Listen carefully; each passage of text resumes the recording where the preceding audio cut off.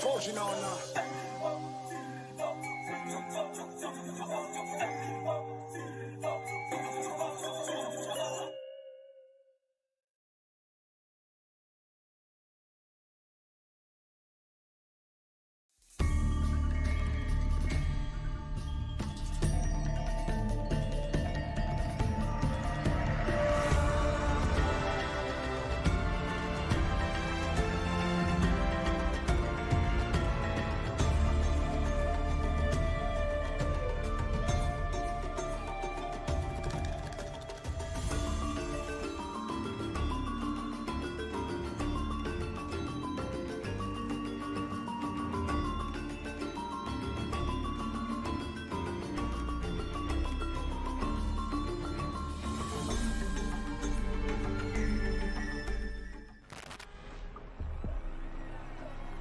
Next stop. It's our time. So showdown.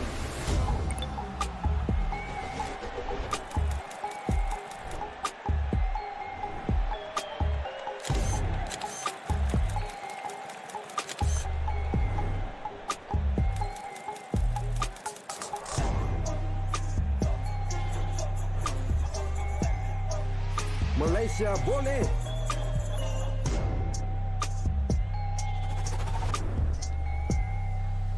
Laban Pilipinas.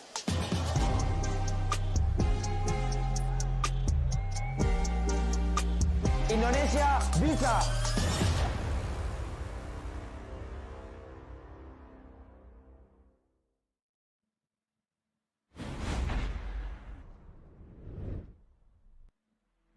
Welcome back to the Honor of Kings Season 4 Invitational Jakarta, Indonesia. We are going to be back with the Tri-National Showdown. So we've just had the Honor of Kings Women's Series semi-finals. AG Global took a 2-0 victory over Code Unknown Zara. But now we're going to get a bit of a pride and fun match here between the Tri-National teams. I am Blam, but now joined with me is your favorite kind of tofu. It's Mr. Ken Dofu.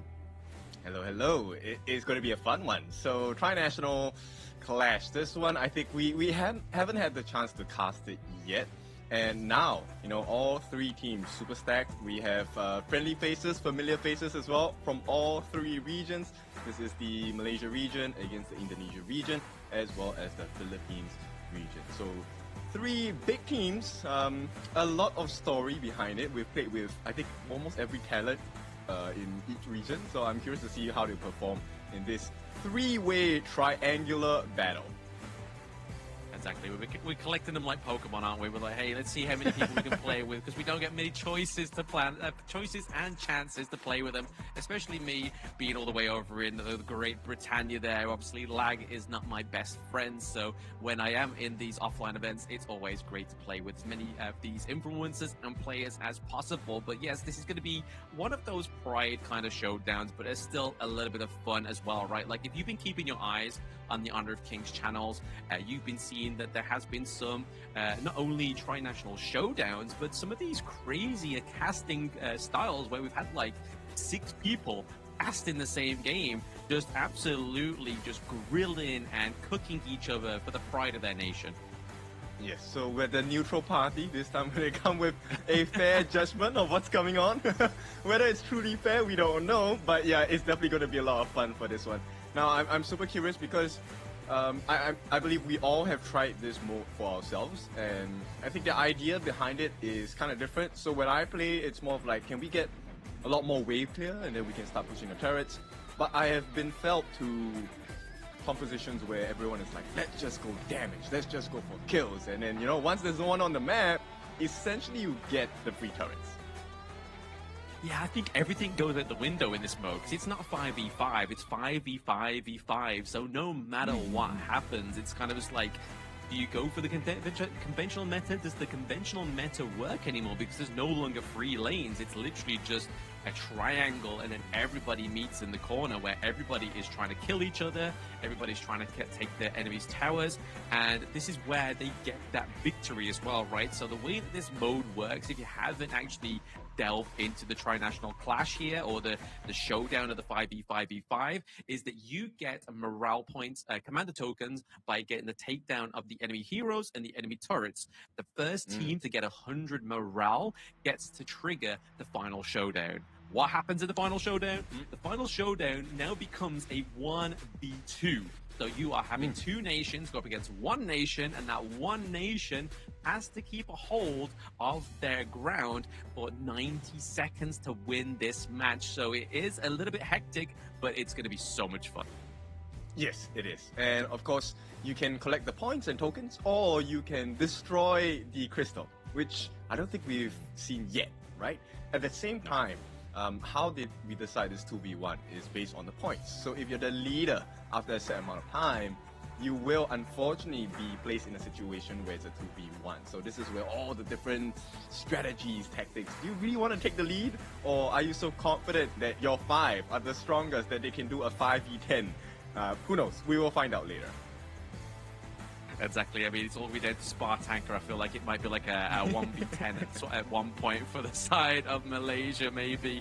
But it's going to be quite fun, obviously, for those that are quite tuned in with not only the Honor of Kings esports, but also the creators that we have here and also influencers. You're going to be seeing some very familiar names on all these teams, especially, obviously, the likes of Noel being the manager of Team Nova before, but also obviously actively streaming on TikTok. Obviously, you have Spar Tanker as well, actively streaming on YouTube. So plenty of influencers, plenty of skill as well within this one. But we're going to go into the player introduction now, ladies and gentlemen, so get you a little bit more familiar with the players.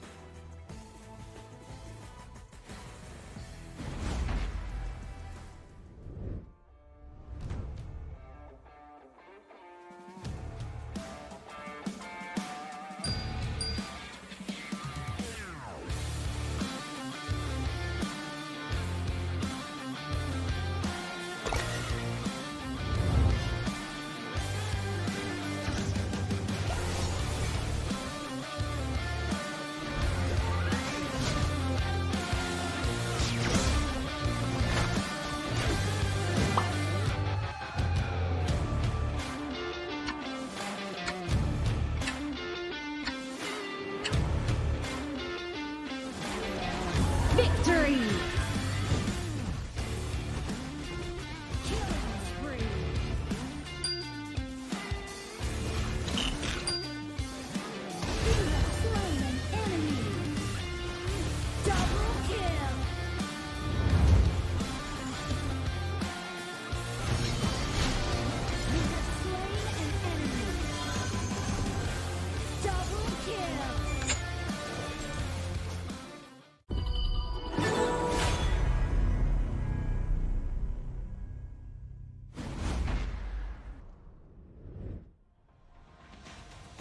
And there, as you can see from that video, is a little bit of a juicy rundown of the rules, right? But here is a static. If you get a little bit too distracted about the colors, the characters, the skins, you destroy the crystal is your first means here, which, like Ken said, is a lot harder than you think.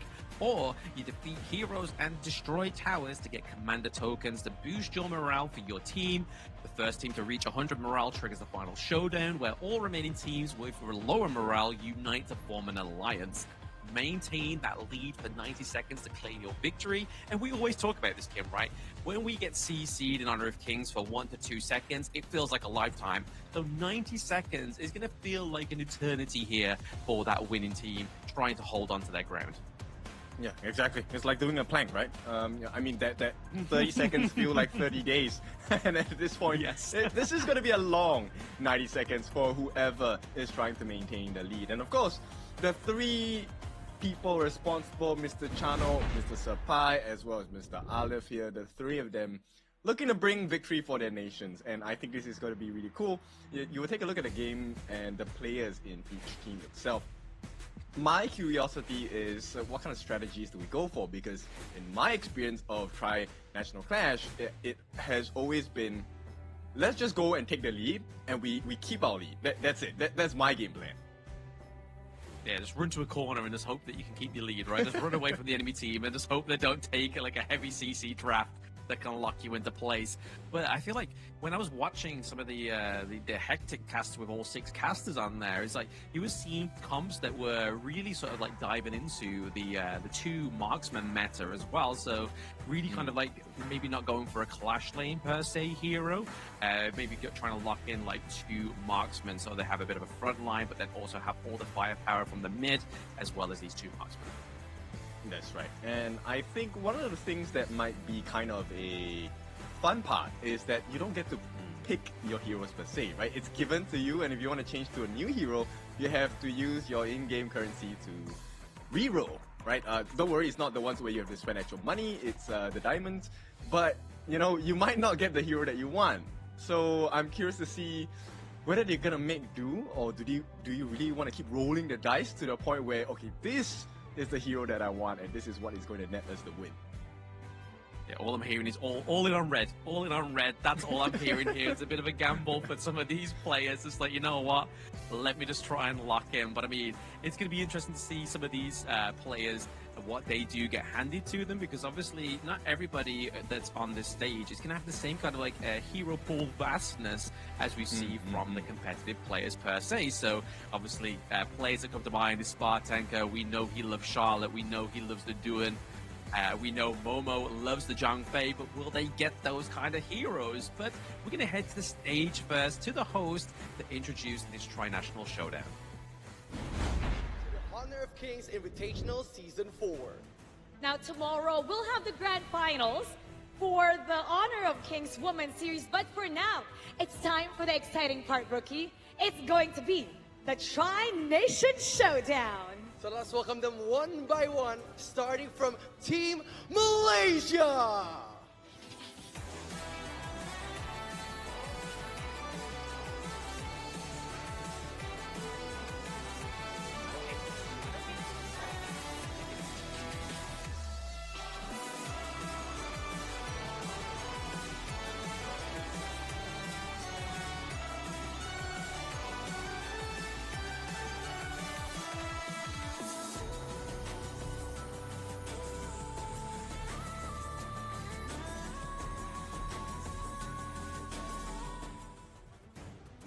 Hello, Team Malaysia! All right, everybody, introduce yourselves. Hello, my name is, nama saya Alif Irfan. Saya adalah team captain untuk Malaysia. Hello guys, apa khabar kepada semua? So I'm Noel representing Malaysia. We are here to prove that Malaysia is the stronger region in HOK Global, no matter pro player or KOL. Hai, nama saya Nick. Jadi kat sini kita orang belum agak nervous. Jadi nervous tapi Malaysia di sini siap membantai semua. Assalamualaikum Indonesia. Nama saya adalah Adam dan saya shoutcaster dari Malaysia. Dan saya di sini untuk mengharumkan nama negara Malaysia. Malaysia boleh. Hello, nama saya Lokman. Saya rasa game ni easy. So, let's go! Let's go, Malaysia! You guys are so great, you know? You continue to impress us all the time in Honor of Kings. So, Alif Irfan, you know, it's safe to say that the other countries, Indonesia and the Philippines, will target you guys because you guys just have a different level of skill. What are you going to do to prevent that from happening? Alright, thank you for the question. Soalan yang menarik. Kami telah menjangkakan tim-tim lain akan memburu kita orang, will hunting us.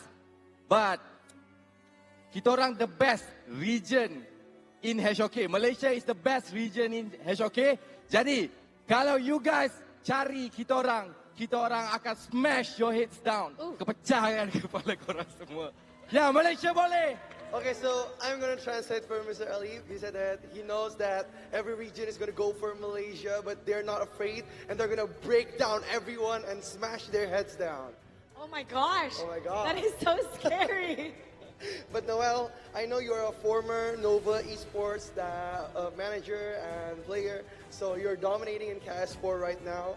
And what do you think should the Philippines and Malaysia expect from you and your team, since the Nova Esports is a very dominating team right now?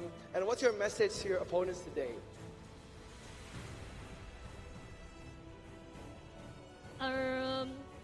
I think Nova Esports will be the champion of Invitational S4, so I'm very confident to it.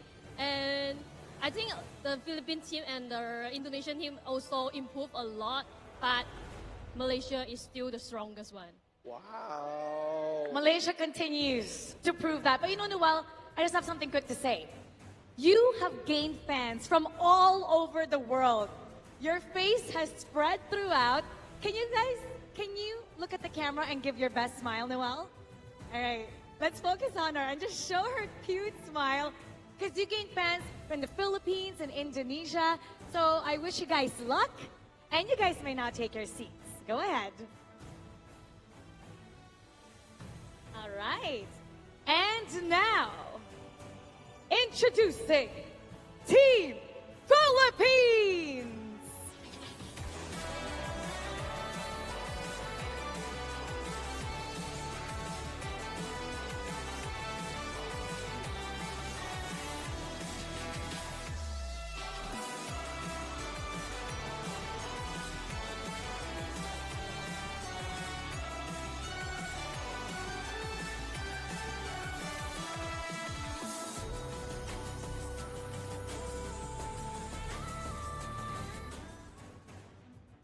Hello, Team Philippines. How are you guys doing?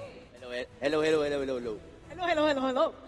Chano, introduce yourselves one by one. I'm Chano Ventura, leader of the team. I'm super strong and handsome. Super strong and handsome. Wait, before we move on to the next one, take off your glasses and show them how handsome you are. Take it off. And then give your best look, okay? Okay. That's Chano for you. Hello, my name is Miko Povia, and to Team Indonesia and Team Malaysia, I just want to say, I wish you all a good luck. You guys need that. Oh. Hi, I'm Casey Bay, social media influencer in Philippines, representing Team Chano, and mas marap pa rin ang pansit canton ng Pinas. The Hello, noodles in guys. the Philippines taste good. That's what she said. Hello guys, I'm Dilar and I just want to say kami nanti bantay dua negara niya. Wow! Dilar, what does that mean, Dilar? Kami siap. What does that mean? Lihat aja nanti. Translate it for us, Dilar. He said that they're gonna beat everyone in their other regions. Wow! Up next?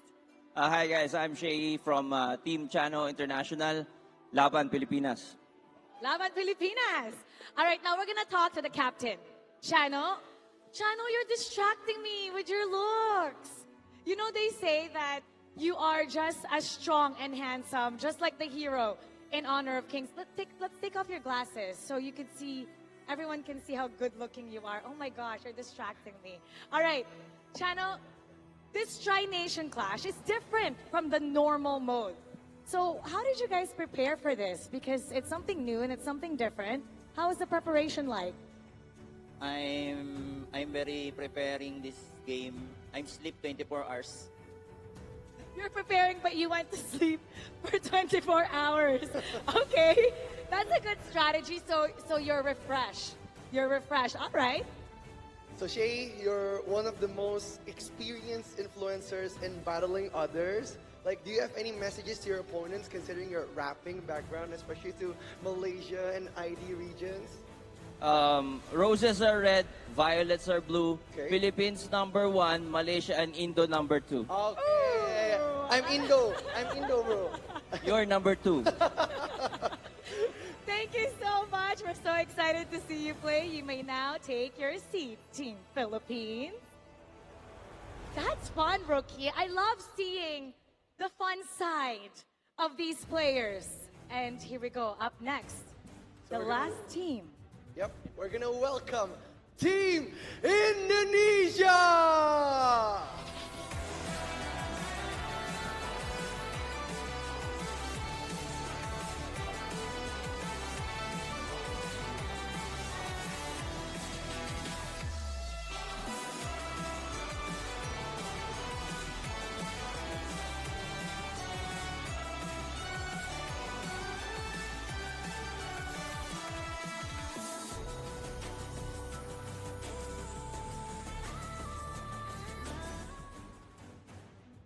Team Indonesia. Let's pass the mic. All right, Team Indonesia, introduce yourselves. Halo semua, aku Pai. Aku kapten dari tim Hokkien. Hello everyone, I'm Pai and I'm from Hokkien. That's the translation. Halo semua, aku Momo-chan. Tapi mau bilang Pai, kita boleh nggak sih bilang nice try duluan ke Malaysia dan Philippines? Boleh. She said that she could say nice try to all the other regions because they're gonna dominate them. Wow. Halo, aku Mika dan aku perwakilan dari Indonesia untuk Three Nation Class. Hello everyone, I'm Mika and I'm from Indonesia and I'm representing Indonesia in Nation Clash. Halo, aku Wankur. Kita siap bantai-bantai dua negara ini ya. Oh, hello, I'm Wankur and I'm ready to beat every nation down today. Wow. Halo, nama aku Abang Rul. Jangan galak-galak ya karena kita bisa lebih galak. Oh, hello, my name is Abang Rul and please don't be scared because we're going to be more scary to you guys. Wow. Now let's talk to the team captain, Sir Pai. It's nice to see you again. I see you everywhere. Every HOK event, all over the world, you're always there. And now you have a chance to bring pride to Indonesia. How does it feel to be representing Indonesia again?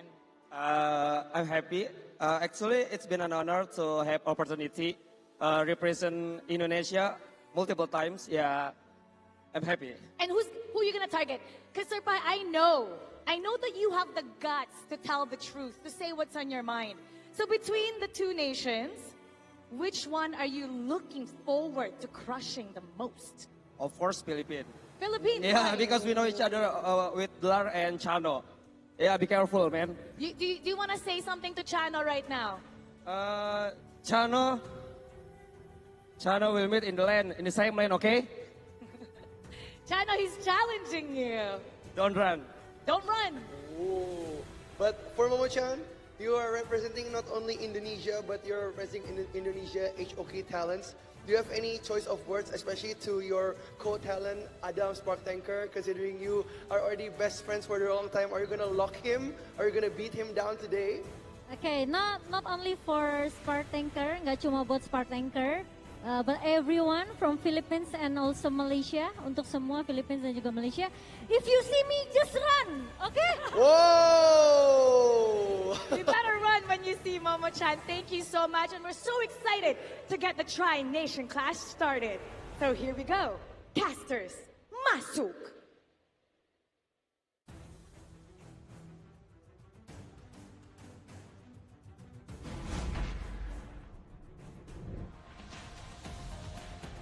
And we are back after seeing all three teams. So let's reintroduce them again. Obviously, their team name for Malaysia is going to be Team Gas, and that is from represented by Noel as Spartanker. We have Ifran as well as Lukman as well as Anik as well, representing Malaysia. Malaysia Boleh with this one.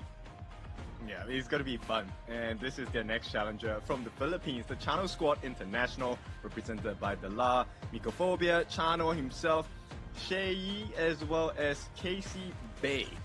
This will be interesting because we've already seen Chano Squad International play before. I think they're pretty good at the game, but are they good at the Tri-National Clash? Yes, Laban Pilipinas, and we're going to have the final nation here, and it's Team How Can. I'm not too sure how they got it with that name, but it is going to be represented by Momo-chan, Wanker, Pei, and we have Abang Rul, and then also Mika Liet as well, representing Indonesia, and obviously they're going to be going for it, so Indonesia bisa. Okay, so you know they obviously have a lot of reasons to want to beat each other. But let's take it from our perspective. Who do you think is the strongest team here? man. I don't know if Malaysia can come through with this one. You know, like this is a completely different kind of format. Like, I mean, we can be like you said in the introduction here, Ken. We can be completely non-biased because we hold no kind of bearing here. Our flags are completely different. Let's just say, obviously, Britain would rule all, but that's me just saying my piece. But honestly, right now, between these teams, I mean, they have some star-studded players, right? I mean, some of these talents do play this game a lot, to maybe not to the level as the pro players. They play Honor of Kings quite a fair bit. So I feel like it's definitely a even Stevens with this matchup.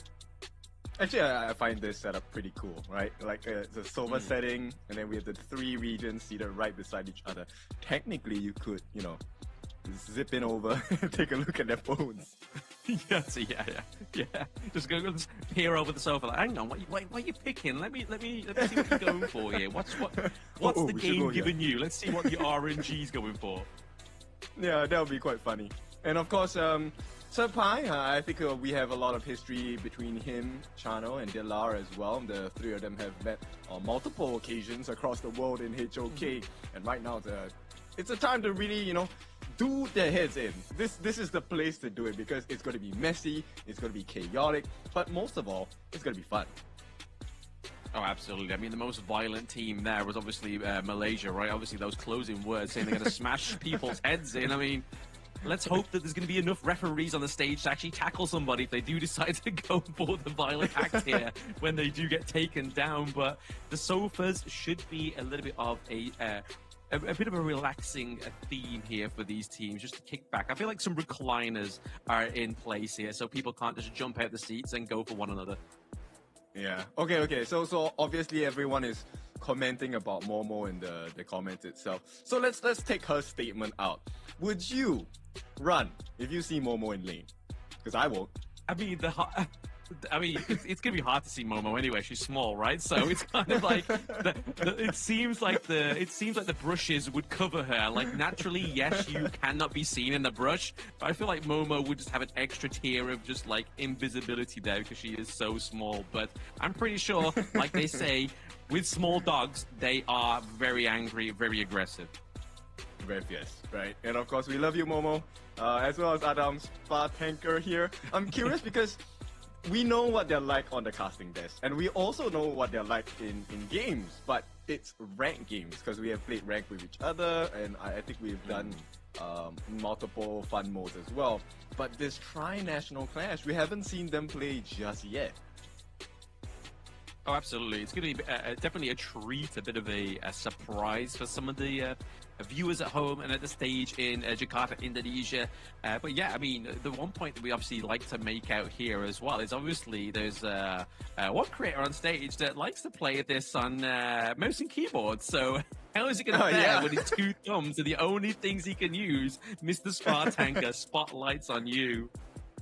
Yeah, well, okay, so for our viewers that haven't really interacted with Adam before, when Adam streams, he streams on his PC, so he actually uses his keyboard and mouse to play most of the time. So I feel like Malaysia now, for this portion, has a little bit of a, I don't know whether it's a weakness or a strength, because who knows, maybe he was hiding and pretending all along, and you know, he's gonna show up on the gorge here. Yeah, it's something that's completely holding him back, not actually like pushing him down.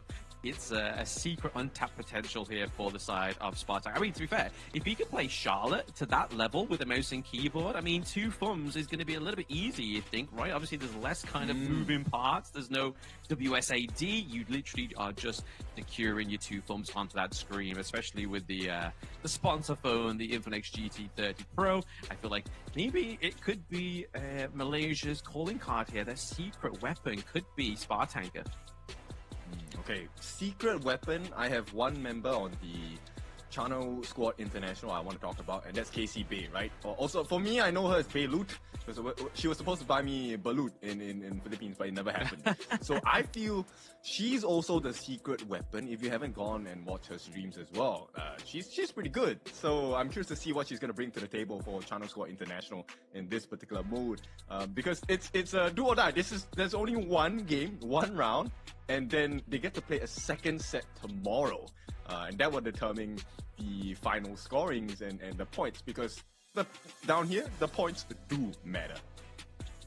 Oh, absolutely. Like we were saying in the introduction, for those joining into the stream right now and having never played the tri-national mode here, it's not all about just getting kills and getting crystals. Obviously, crystal takedown is one way you can win this game mode, but the other way you can do it is by getting some kills, getting the tower takedowns, and getting the commander tokens that do drop onto the gorge. And the first team, the first nation to get the 100 morale do trigger the final showdown, which within that moment, the losing two teams, or the lesser two teams that don't have the 100 morale, become an alliance to try and dethrone the team that has to hold their ground for 90 seconds with that 100 morale. So it's going to be interesting to see who actually procs that final showdown first, and if it will be the only final showdown proc in this match. Yeah, for sure. And I think there's quite a few things that will come into play here, because if you take a look at what's happening, one of the explanations of the rules is that actually if you funnel all the kills into one of your teammates, if that guy gets shut down, you throw out extra tokens, and that gives you more morale. So ideally, you would want to share, the kill score with your teammates so that the shutdown isn't too big. Yeah, you don't want a prize pony, right? You don't want to see somebody at the back line holding on to like 50 tokens, and then it's like, all right, bet, let's all go for this one person. They are going to wish they didn't collect so much, which, for me, to be honest, when I play sort of like other kind of like dungeon crawler kind of games, I am the guy that guns for the loot. So if I was in this game mode, you better bet your sweet penny that I would take all those tokens and just be hiding my best way possible until we get that 100 tokens and trigger the showdown at least. Yeah, you just take the kills, take the tokens, and run back to the crystal. Just run for the tokens. Yeah. Yeah, there's no recall in this game mode, so you can't recall. You have to go back and manually walk, take a slow trudge back to your crystal, and just hide there, hoping that no one comes to take your life. Hey, it's okay. I'm from the UK. We walk every place. So you know what? A walk back to the base is not going to be a task for me here. I feel like it might just be part of my day-to-day.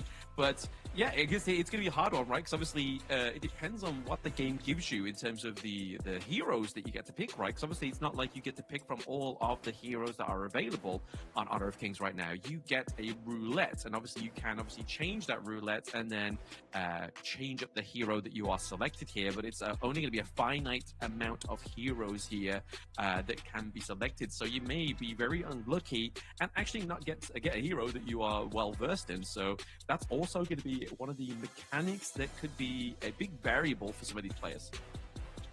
You know what? I hope that all three teams, they just send one representative and we have a three-way fight in the middle of the map. Like we get Casey Bay, we get Noel, and then we get Momo-chan. The three of them just fight at one point. Get the claws out, Let's hear something going on, like a bit of a throwback for Hall making growls on the KIC 2025 desk there. You can have some meows and some angry cat noises from Blam. Very well versed within the cats, but we should be getting onto the Tri-National Clash Showdown very soon. But there you can see, I don't think we've seen that many players on stage before at all. I feel like this is like history in the making here, kid. Yeah, it definitely is, right? And to have Sofas as your, I think Sofas definitely much more comfortable. And although their faces are very serious, I think they're gaming in comfort at this point. Like, I would love to game on the sofa. I game on the sofa all the time. So this will be interesting to see. The only thing I would think that's really awkward when you're sitting on the sofa is if you're not at the end. If you're right smack in the middle, like where do you put your elbows, right? Like how do you support your phone? You've just got to hope that you're sat next in between two very selfless people, right? They're aware that your elbows need a little bit of rest, or you might be just the unfortunate person who sits between people who don't care. There's completely spreading out, like, you know what? It's my space. I took it here. I was here first. It's now my shoulder rest. But I do envy these people, these players sitting on sofas, because recently I've moved and I'm sat on a stool that has no back support. So I'm really jealous here. So whoever loses, you don't get my sympathy here, So there you go. That's my piece. Oh, I know, Blam. I want to add one rule. If you're taken out of the game, for the duration that you're out of the game, you have to sit on the floor. And then, oh wow! People get to occupy your seat. I mean, that might actually cause some medical conditions, right? I mean, people might get piles, so I don't think we should promote that one just yet. We'll have to get that verified with, obviously, the higher-ups, but maybe sit on your hands for 5 seconds or something like that, maybe. You can't touch your phone for the entire time that you're down. Yeah. That'd be so funny. Yeah, you can't give intel, you can't kind of overview, you have to sit on your hands and act like a child that's just been told off here. But as you can see, obviously, all the teams here, they're all mic'd up. It looks like they're starting to get ready onto the screens here as well. I mean, Spartanker's like, hey, there's no Dune, there's no Charlotte, I'm pretty much done for. No, there's no mouse, there's no keyboard. Yeah. How do I sign this to WSAD? No, we're just joking, of course. Oh my goodness, this is quite refreshing. And I think, you know, they're at the point where they're kind of selecting their heroes, right? And everyone's kind of spitting and making sure that, hey, I want the hero that I want. But there is, of course, a time limit based on, like, you know, what heroes you're able to pick. And let's see if they really get their preferred choice, because this is a random pick. You have to spin continually on the dice to get a new hero. It's like the gotcha of game modes, isn't it? It's like, hey, we've got to play gotcha with the heroes that we get. That's pretty crazy, but here we go. Obviously, we're changing screens here, ladies and gentlemen. It looks like we have got the picks already up on the board here. So very interestingly, we have the Milady, the Alessio, the Zia for the side of the Philippines up here as well. I've also seen some Ganemo action on here. So a lot of ranged heroes so far entering this one. But this is going to be the tri-national showdown, ladies and gentlemen, between Malaysia, Indonesia, and the Philippines. So let's get into this one. Let's see who comes in on top and who's going to form an alliance. Yeah, you know what? Just off the bat, I feel like Malaysia's lineup is just pretty good. Jumping in here from the side of... Oh, okay, Momo-chan is actually quite aggressive here with the Lapu Lapu, with the Repat Datu as well. So, my eyes are actually on the Mungya here, right? The loose cannon. I'm curious because with the ultimate, I think you can actually get quite a bit of value across the map. Oh, absolutely. I mean, you're hitting 10 other players, not just 5, right? Like, that's going to be a lot of missiles being placed there from the monkey. Oi, Momo! That's going to be first blood. Momo is going to be taken down. And you know what? I think, nobody is listening to her. They don't want to run away. No, they're doing the opposite. It's clearly opposite day here for the HOK Tri-National Clash here. They're like, you know what? Let's actually not take the advice from Momo. Let's just fight her head on. But being head on is taking these couple blades head on going to be a good thing here for the Philippines.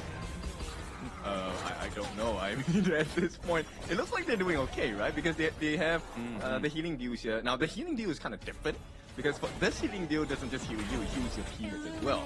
But it only heals after a certain period of time. So you will do well. So you got to kind of rush in. You got to be the bit of a despair for your team. Like, make sure we proc at the right time. Don't be jealous or selfish with it. But that's going to be another takedown there for Malaysia. That's going to be the takedown of the Liam Po onto the side of the Philippines there.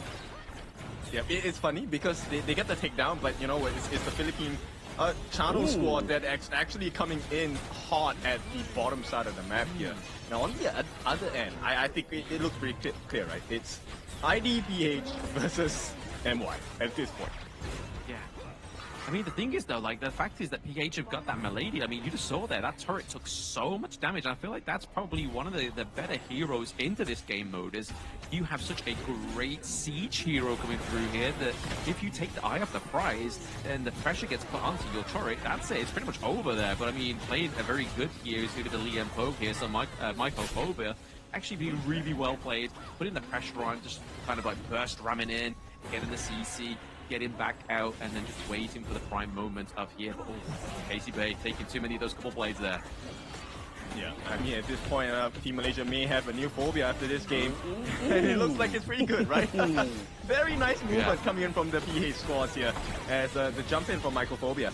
Not gonna hit too much damage. In fact, he takes quite a lot, but thankfully, they have the Milady here, you know, with the Mecha Boss. She's quite a menace, especially in this mood as well. But right now, I think Team Malaysia are actually doing well, holding their own against you know, two different aggressions coming in. Oh yeah, they're fighting on two fronts here as well. But I mean, to be honest, the Philippines aren't too far behind. They're only 2 points behind, whereas Indonesia is currently trailing behind by the top prize around about 4 points so far. So not quite doing too well for themselves here.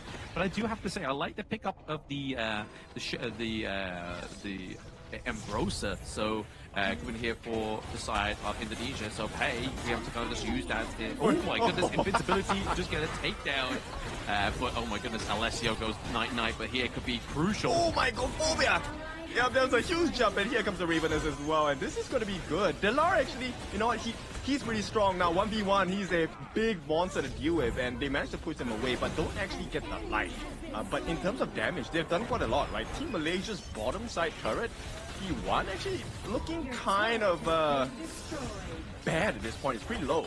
And right now, in terms of points, somehow our dear ID squad, Team How Can, they have managed to tie up with Team Gas here.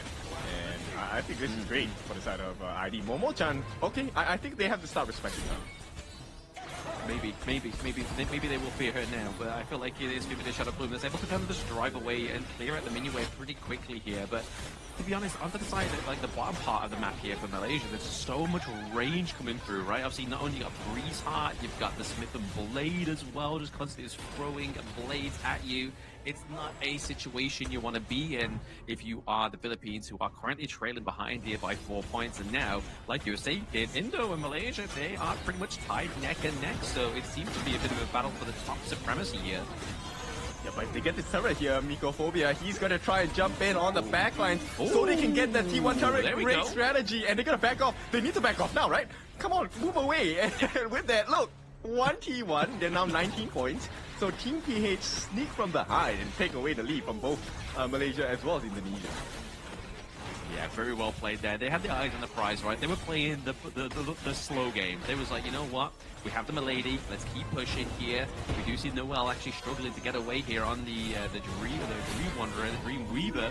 But now it's going to be a takedown onto Malaysia. Okay, that one is for ID here, and it looks pretty good. It's a 2v4. Oh, nice knockup from the side of Team Malaysia, but it's not going to work out too much here. In fact, they have to give away that T1 at the top side as well, and everyone seems to be bullying Team Malaysia. Team Gas, what's going on, man? Is it Malaysia Bully or Malaysia Bully? You know, right? Like, they are getting bullied right now between the two nations. And Indonesia definitely ahead with around about a good 10 points from the Philippines here. They are definitely putting in the work, and there definitely seems to be an already kind of unconfirmed alliance.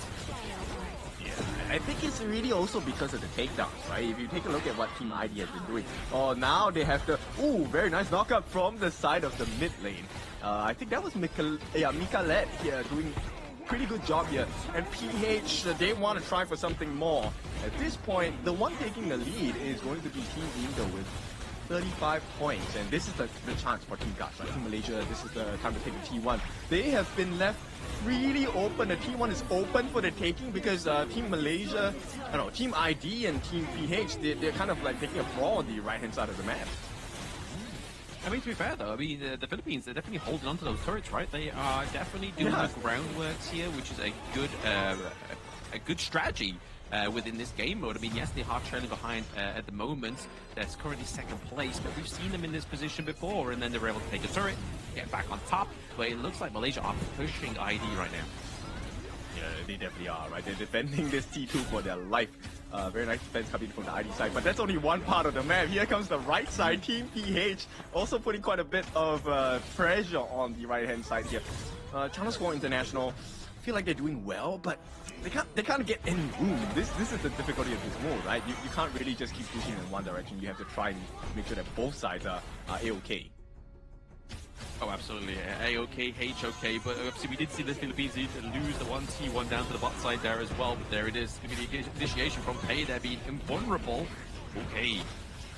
Yeah, they're going to try and push them back here, but I think this is for ID. Momo-chan, she's going to try and push them ahead here, and with that, the flash coming in, can they get the finishing blow? They can! Oh, it's going to be huge! A quadra kill coming in for Team ID.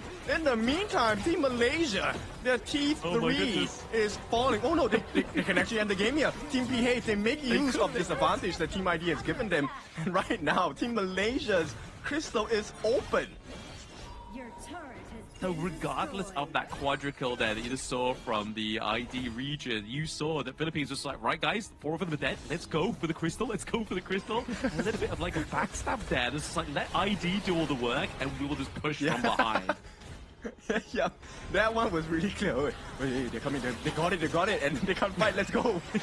And at this point, I mean, okay, even though they took advantage of that, Team Philippines, they don't want to kind of end the game here because they're still trailing on points. If they end the crystal here, Team How Can, which is Team ID, will actually take the win because they're leading by 65. They're leading at 65 points. They're almost double of Malaysia's points.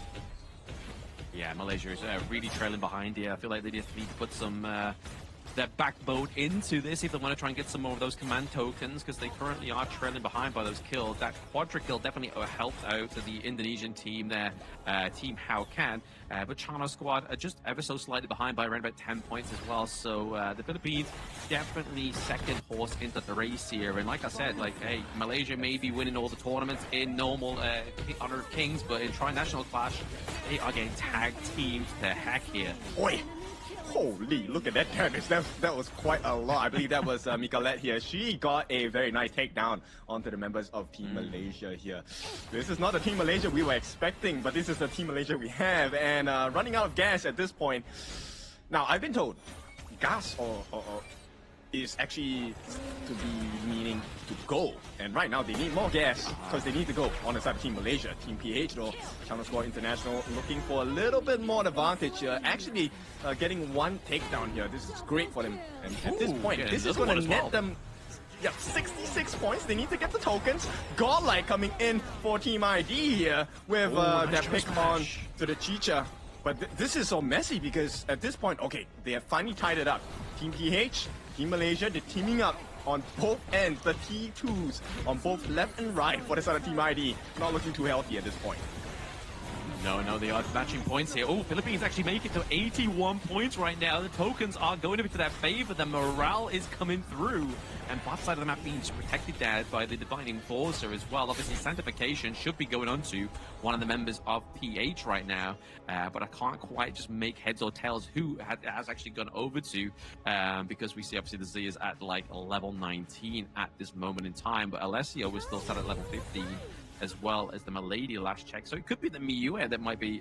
Oh, no, is it the Milady? Yes, I believe it is the Milady that might be leveled up there with the Sanctification, which is obviously just going to be another variable here for the side of the Philippines. Actually, you know what? Team Malaysia and Team Indonesia should stop fighting because China Squad International, 83 points. If they take the crystal now, they win the game. It doesn't even matter. They don't even need to wait for the final countdown. And right now, Malaysia is trying their best to defend. They actually get quite a bit of damage. Ryder Alba's not going to hit the mark.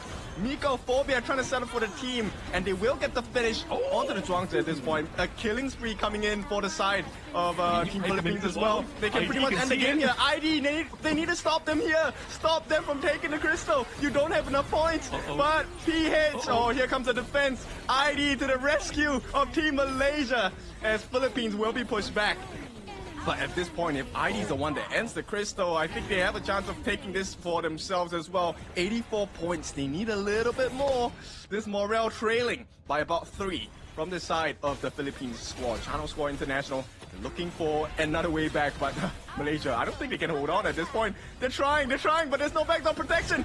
ID's going in. Nicolette gets shut down here. They have to turn tails. They have to run. Momo-chan, oh no. She's the one that has to be left running. And at this point, it's going to be Abang Rule. He's the last one standing. He was the one with the quadra kill earlier in this game itself. But ID, they will not make that push. And Malaysia survives. But PH, once again, they come in hard.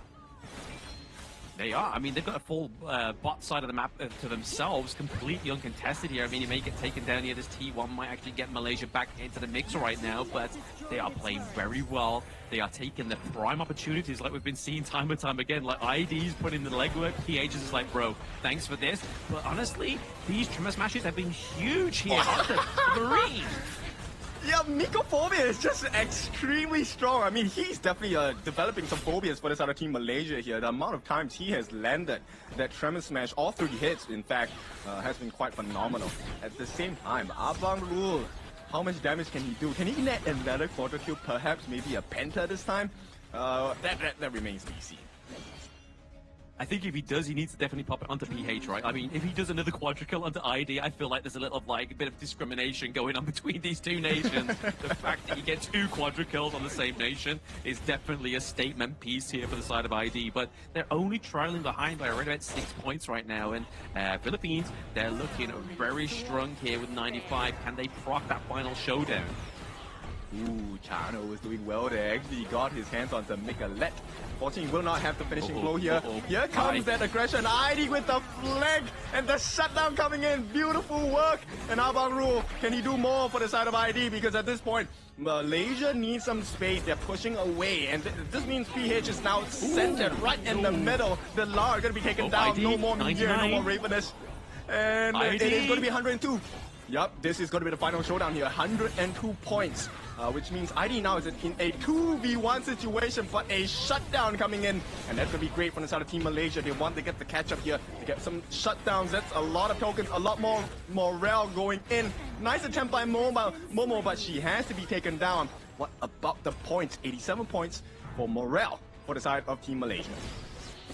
Yeah, so still after all that, you've got Pi and 2 members that stand standing here for the side of ID. They still have about 55 seconds to withstand this pain. But can they? Look at Pi, just hiding. That would be my strat right now. Just hide for another 45 seconds at least, and that's exactly what they're trying to do here. Yeah, Team Malaysia needs to be very careful about Team PH because they can definitely swing this around. Right now, Team 3 is under the threat as both PH and Team Malaysia trying to go in. Team ID, can they really make this defense happen? Minion Wave is still available. There is a little bit of backdoor protection at this point, but it's not going to be there for long. Here comes the next set. And with that, Team ID making a defense so far, it's looking good. But this is a 5v10, and they are not able to stay alive. Pi on the backline, so he's jumping in. Oh, can they do it? They will take the T3. This is a lot of points. Who is now the leader? It's PH. They have turned this around. Oh no, PH, they need to start running. 109 points. Morale, this is great. 3 seconds more, and Team PH, Channel Squad International, will be your winners. Oh wait, not yet. There's still about 90 seconds. They have to hold this. Oh, no. So we had 90 seconds of ID, and then we have 90 seconds of the PH as well. And currently, right now, we do see the IDs ahead by 1 point. So I feel like it's got to be Crystal Takedown for any team that wants to win this. Oh, right as that goes, it is 1 point, and Team ID sneak the win away. What a beautiful game here. That was very fun mode there. It's quite hectic. So if you love fun, if you love hectic, if you just want a little bit of difference here from the norm of Honor of Kings, this is definitely the mode you want to play, the 5v5v5, the tri-national showdown, and it is going to be Indonesia. Momo was correct. If you see her, you should run, but I feel like Pi is definitely the person you should be running from with that quadrukill. Yeah, Pi is one. The other one was Abang Rule, right? Abang Rule was the one with the Chicha. Holy, the Forge Maiden, crazy work. And Team Malaysia, I think this one, yeah, you know what? They can win the pro scene, but you know, in terms of like KOLs and talents, no way. I think ID and PH has shown that they are the stronger regions. What a turnaround in this game. Yeah, Malaysia bullied.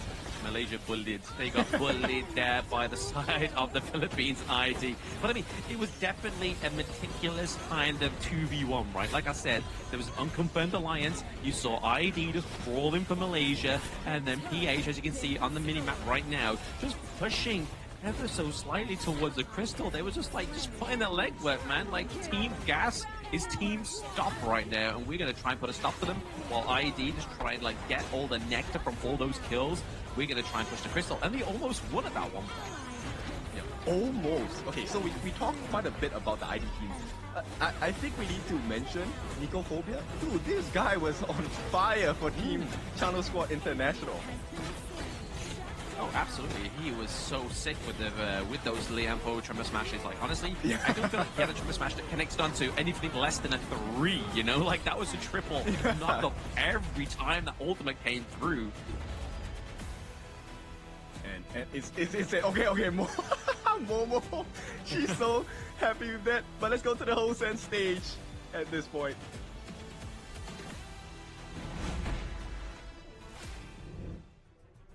And here we are with the winners. Congratulations. congratulations to Team Indonesia.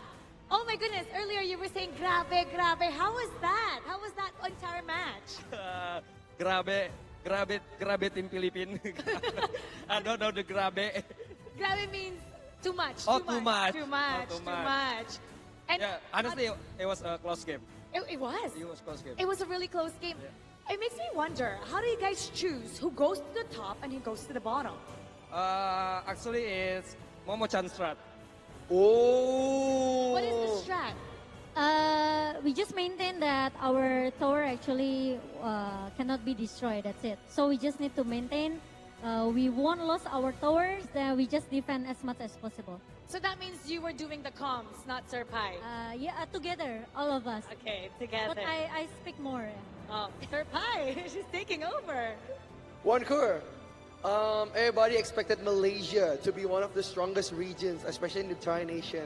Semua expect Malaysia tuh bakal kuat banget. Kira-kira strategi buat ngelawan Malaysia itu seperti apa? What is your strategy to beat Malaysia? Sering-sering komunikasi aja sih. Sama apa ya? Chemistry sih. Kasih paham nggak sih? You need to communicate and get chemistry, and they're gonna show us Indonesia is the strongest in this tournament. Wow. Once again, congratulations. You guys should celebrate. Thank you so much. And now we'll ask Sir Pai and the other team captains to come forward. Sir Pai, stay with us. And now we'll ask the other two teams to please come forward. Hello, hello. All right, but first, let's take a look at the rankings of today's match. Third place goes to Malaysia, Team Gas. Second place, Team Philippines, Chano Squad International. And first place goes to Team Haukan from Indonesia. Let's talk to Team Malaysia. How are you guys planning to bounce back tomorrow? Because everybody was expecting you to dominate.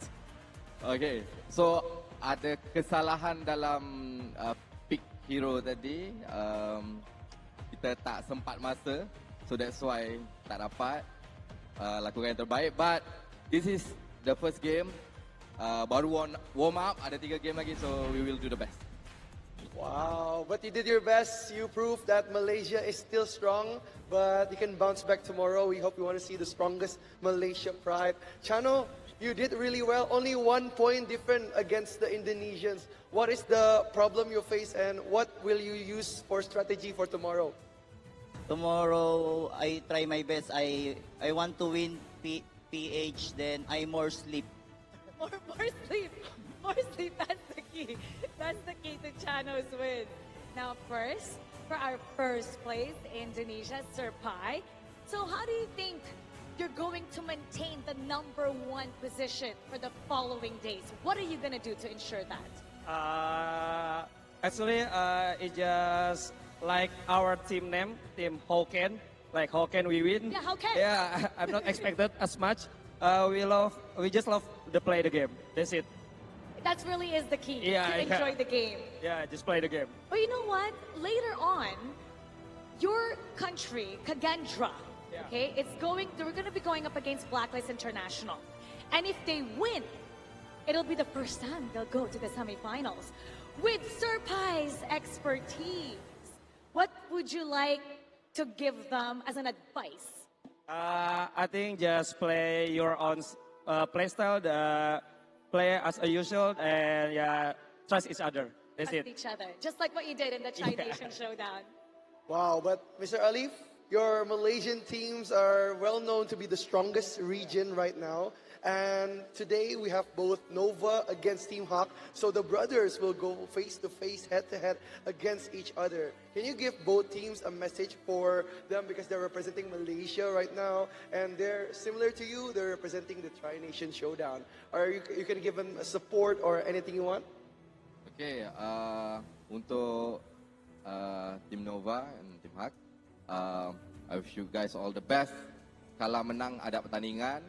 apa pun laku yang terbaik, harumkan nama Malaysia di mata dunia. And you guys, good job and good luck. Okay, he said that you both are representing Malaysia and do your best, make Malaysia proud. Good luck. Oh, definitely. Their teams are making Malaysia proud. And you know what? We're gonna go to Chano because Chano, when you're on stage, when you're around, you have a different vibe. Your vibe is so positive and it just really lifts everyone's spirit. I don't know if it's your vibe or your face, just something about you. So how would you cheer for Blacklist International? Yun, ito lang masasabi ko sa Blacklist, galingan nyo. Patunayan nyo ang Pilipinas ang #1 sa lahat ng larangan. Then, Chami, lahat na tinuro ko sa'yo, alalahanin mo sa utak mo kasi pag natalo ko, yari kayo sa akin. He's telling Team Philippines, Blacklist International, to do their best and to show the world that no matter where they go, Philippines will always be #1. And he's telling Chami to remember what Chano has taught him. Otherwise, you're in trouble from Chano. What is it? What is it that you taught Chami? Give us an inside scoop. What is it exactly that you taught him? Yung mga galawan ko, dapat ganun din yung galawan niya. Yun lang. Your moves should be his moves. Chami. If you were to impersonate that in body language, how would that be? Body language. Show the body language. What kind of moves? Wow! Okay. Thank you once again so much. And we'll see another action-packed Tri-Nation Showdown tomorrow. And everybody watching online, don't go anywhere because up next, it's going to be Best of 7. So stay tuned only here in the Honor of Kings Invitational Season 4. We'll be right back.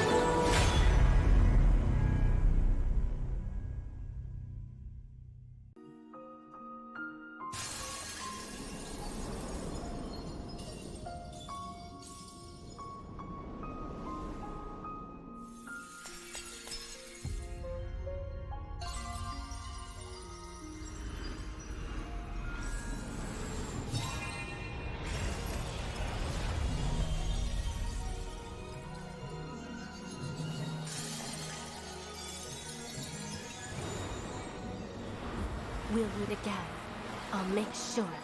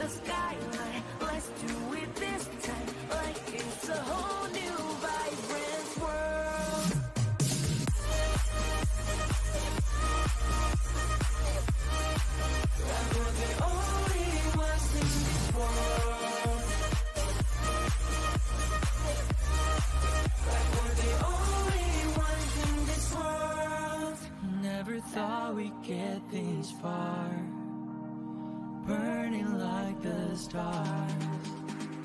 How we get this far, like we're the only ones in this world.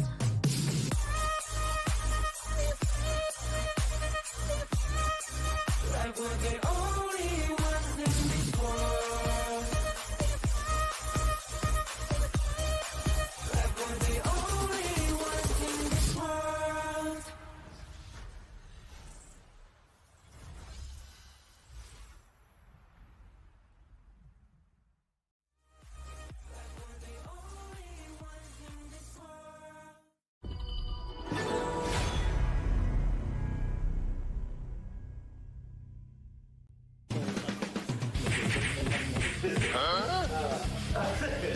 I'll do this. Senko will do this. Hey, this is the hard part, you know? No. 4 minutes left, 4 minutes left. Don't think, just color everything.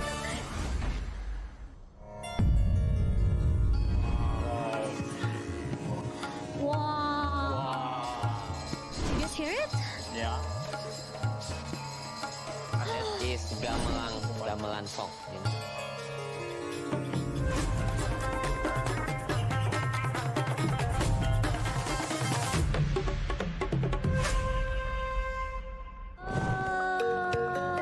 Di Museum Wayang Jakarta. Kita happy banget bisa di sini nih bareng sama Dalang. Boleh mungkin perkenalan diri dulu. Saya Wandoyo. So today you will have a special mission.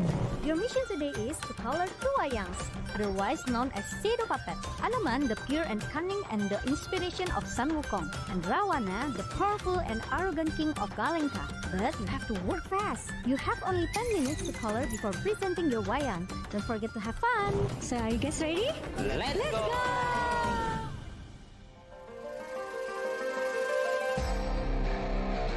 The first step is color the base in white color. I'll do this. Senko will do this. Hey, this is the hard part, you know? No. Pengen banget, kalau bisa pengen banget persis, cuma harusnya sih emang tetap masih beda ya, karena kita nggak bisa sedetail itu, cuma at least kita berusaha yang terbaik lah. Berusaha yang terbaik. Kayak tim sebelah tuh. We want to beat them, although we have not favorable odds. We have a smaller brush, but we also did it already. Our hair and our face, finally, all white. It's not supposed to be all white. Okay, now you can add another color to finish your wayang kulit.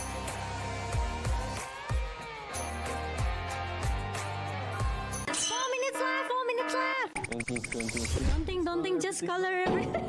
Just color everything what just she said. Speeding up.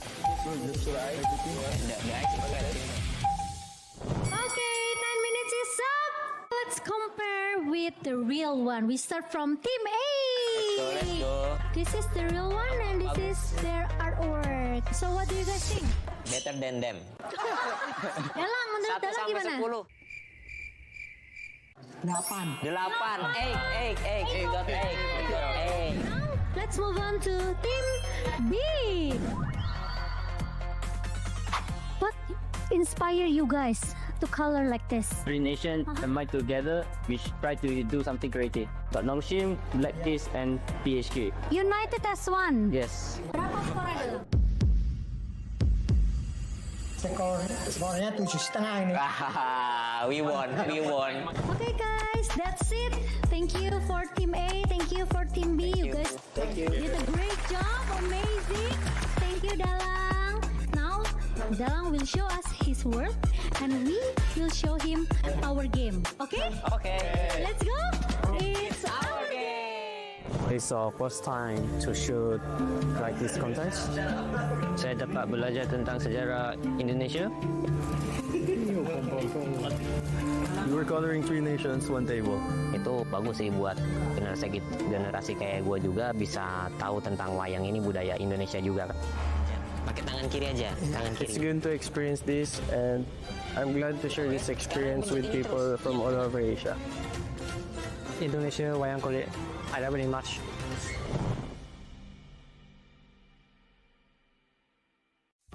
Grandpa, what happened in the monkey story? Anoman. Yes, he made a promise to bring Cinta home. Was he lucky? He got caught, and flames rose. A huge fire.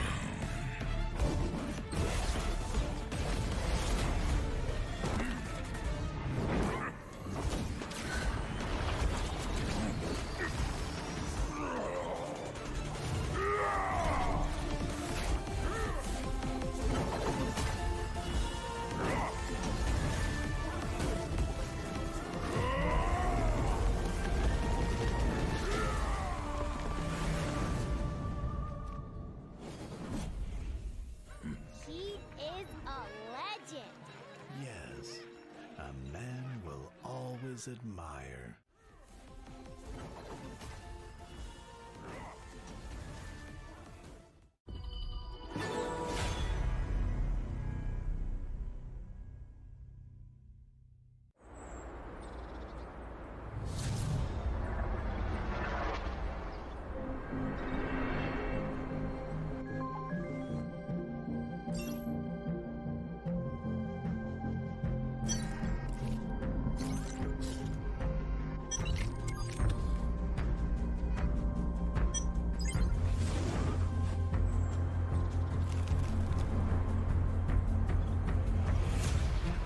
Kami di sini berjuang untuk mempertahankan marah negara dari tahun lepas.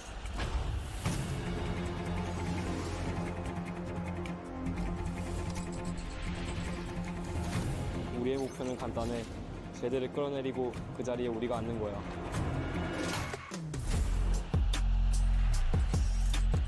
Kapag naaganti na kami, patutunayan namin na kami ang pinakamagaling.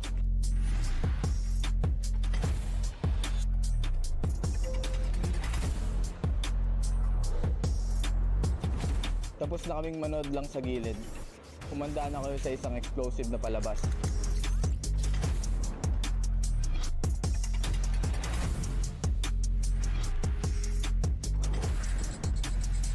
Inilah peluang pertama untuk kita, peluang untuk pertunjukan kepada dunia kemampuan Malaysia.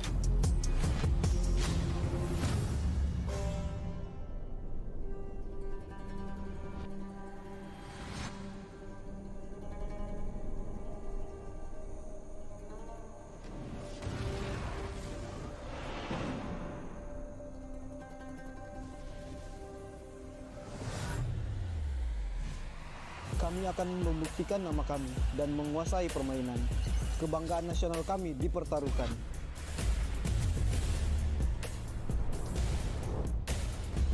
Kami kembali lebih kuat dari sebelumnya. Indonesia punya banyak tim, tapi kita bisa bersatu. Coba ragu sama kami kalau berani.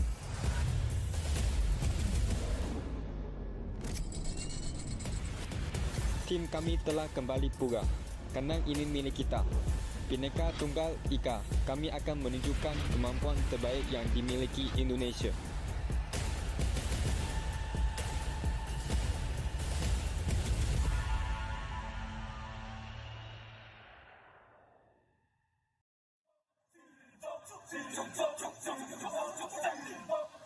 Kings Invitational Series, let's go! Bertahun-tahun ku ditempa, harap yang karang murka, enemy di setiap langkah, Ganten datang mencoba, panggil ku one man army, satu orang 1000 nyali, Del spirit dalam nadi, sini maju ku ladeni. Langkah sudah jauh, mereka pikirku mau mundur dan buang sau. Kehormatan yang utama, di puncakku pertama, berdiri hantam balik semua yang halangi arah. Pikir-pikir lagi kalau kau mau halangi, genderang perang sebab bunyi sini hadapi. Old school tank mentally, dia takkan berhenti, bukan instan imitasi. Coba kau lihat sapu cara bermain, agak lain dengan strategi yang saya desain. Aku lemah mastermind di balik kekacauan. Satu punchline sapu, ku mundur semua lawan.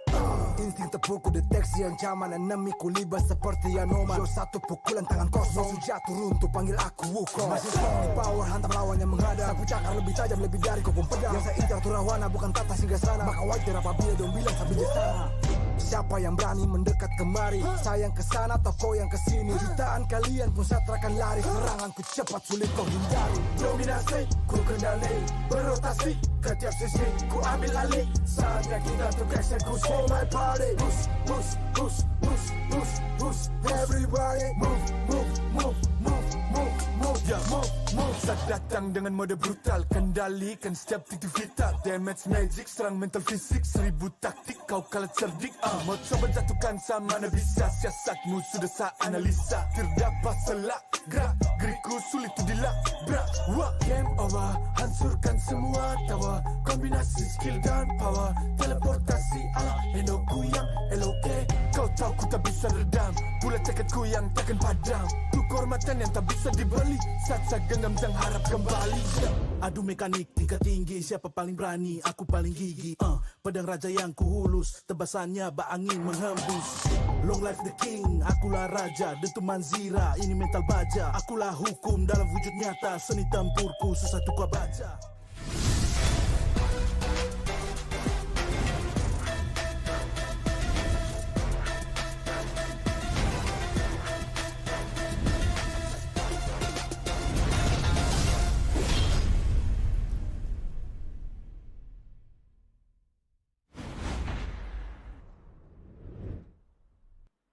Welcome back into our Honor of Kings Invitationals Season 4. It's your favorite kind of tofu, Kin Tofu. And with me, we have done another swap. It's going to be Holler. How are we doing today? I'm good. I'm glad to be back. And of course, this one is going to be an exciting one. I know Nova Esports specifically chose Team Hawk. It's going to be a little bit personal in the MKL region to kind of be like, hey, we're actually the biggest dog here. It is. It's also kind of like, I would guess, a learning lesson, right? A kind of like a tuition kind of thing. Like, hey, you know, after this, it's going to be MKL, it's going to be Pro League. So, you know, Big Brother Nova here is going to show you the ropes around how to perform in the Pro Leagues. And of course, there is a fee to be paid, and that's going to be potential first position for the side of Nova if they continue the spectacular run that they have done in thus far in KIS4. I mean, they've been great here, but let's talk a little bit about the prize pool. Of course, all of these 8 teams at the KIS4 are vying for the 100,000 USD. The champion will be going home with 35,000, second with 17,000, third and fourth with 14,000, and of course, 5th through 8th, you are getting 5,000. So even if you're eliminated today, you're coming home with some sort of cash. Of course, those lessons that you've learned by playing against some of the quote-unquote better teams will probably be worth more than just 5,000 USD, I would think. For sure. I mean, at this point, it's kind of to get your engines running, right? As we kickstart what I would consider the first lap of 2026 HOK here, because the year is going to be filled with a lot of action. It's going to be filled with a lot of performances as well. So we're starting off with KIS4, and these are your brackets at the current moment. Today we'll be running through 2 best of 7s, first of which is going to be Team Nova against Team Hawk. After which, we will have Kagendra going up against the Blacklist. This one is for the history books because time and time again, since 2024, it has been the IKL versus PKL. Which region has grown better in this year? Yes, And that's actually the funniest part about this. The fact that, I mean, Blacklist International as well as Boom Esports haven't had the greatest of times at the KIS, but these are, of course, going to be the first two matches of the day. Nova versus THQ, Team Hawk, that is, both representing Malaysia. The second series will be going up against Kagendro, who has just soared in the KIS4. They will be going up against Blacklist International. And the funniest part about all of this is the fact that Blacklist and Boom Esports were the tops, and they chose all of the other teams in their groups. But in the end, they were not selected even at all. They ended up just kind of being defaulted to the second place ones. Well, Kin, walk me through the star value rankings here. All right, so we will also have another thing happening during this KIS4, and that's what we're talking about, player star value rankings. Number one still stands atop Chemi1 from Blacklist with over 1 billion in terms of net worth, followed closely by our Kagendra boys here, Zan as well as Senko, who are nearing 1 billion as well. How to get this star value rankings is by making certain achievements in the game. So you can see Chemi1 has had a lot of impact, but the results definitely need to be a little bit better. For them to get the better rewards. Of course, with that being said, you can also get rewards. All you have to do is to help your team reach the peak and claim amazing prizes. You can earn by making sure you vote for a singular team. Also, make sure you key in the codes that will be shown in during the game later. Yeah, there's a lot of opportunities to be getting free stuff, right? The codes happen almost, every single game. There's a lot of different opportunities for doing that. But also, I mean, the star value point. Chami1 was actually number one. You talked about the fact that he's over 1 billion.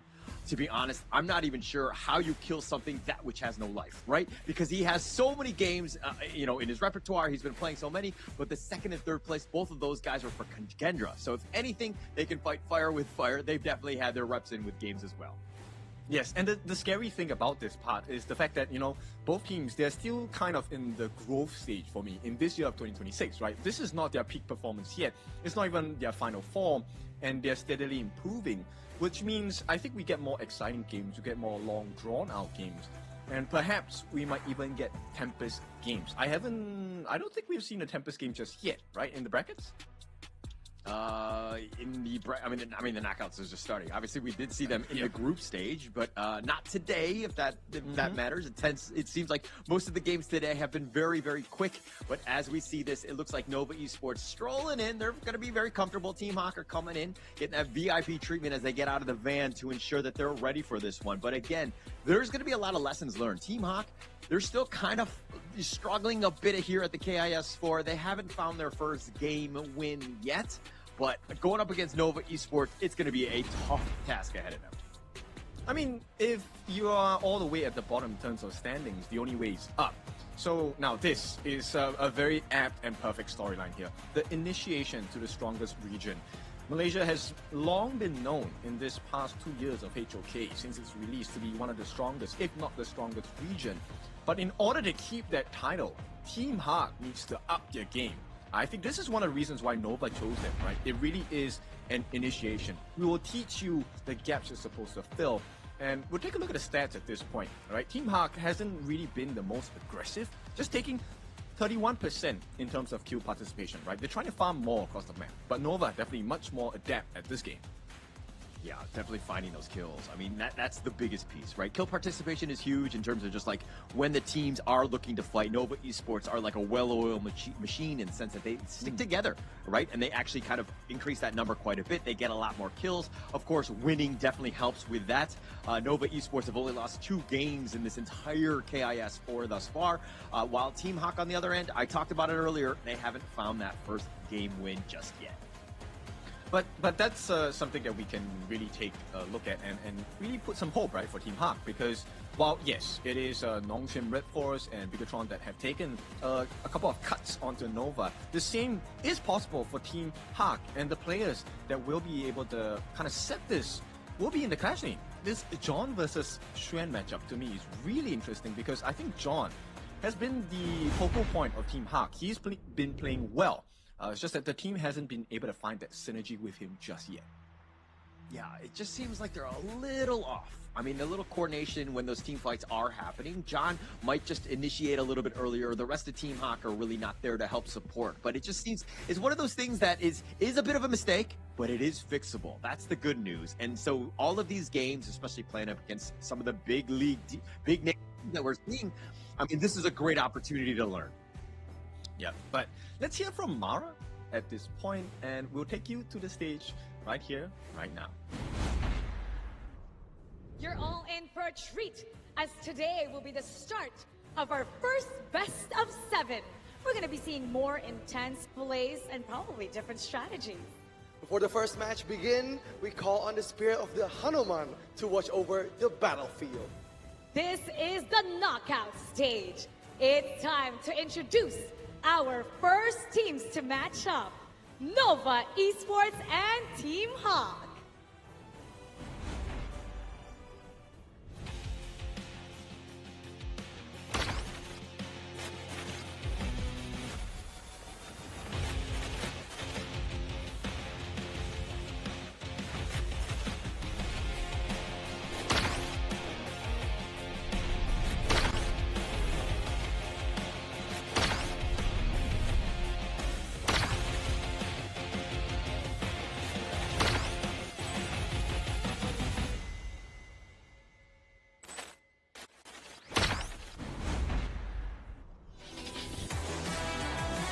Their light is inevitable, their power uncontainable. Behold, the mighty bird of Nova Esports!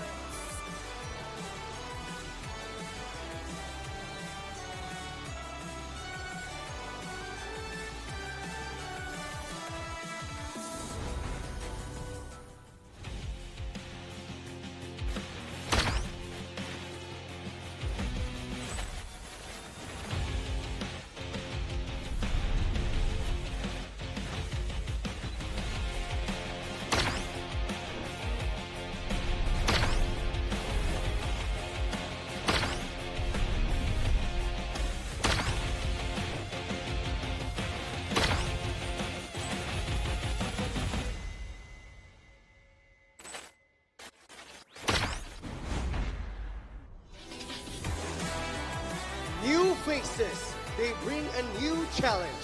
You are wrong to count them out just yet. Prepare for Team Hawk!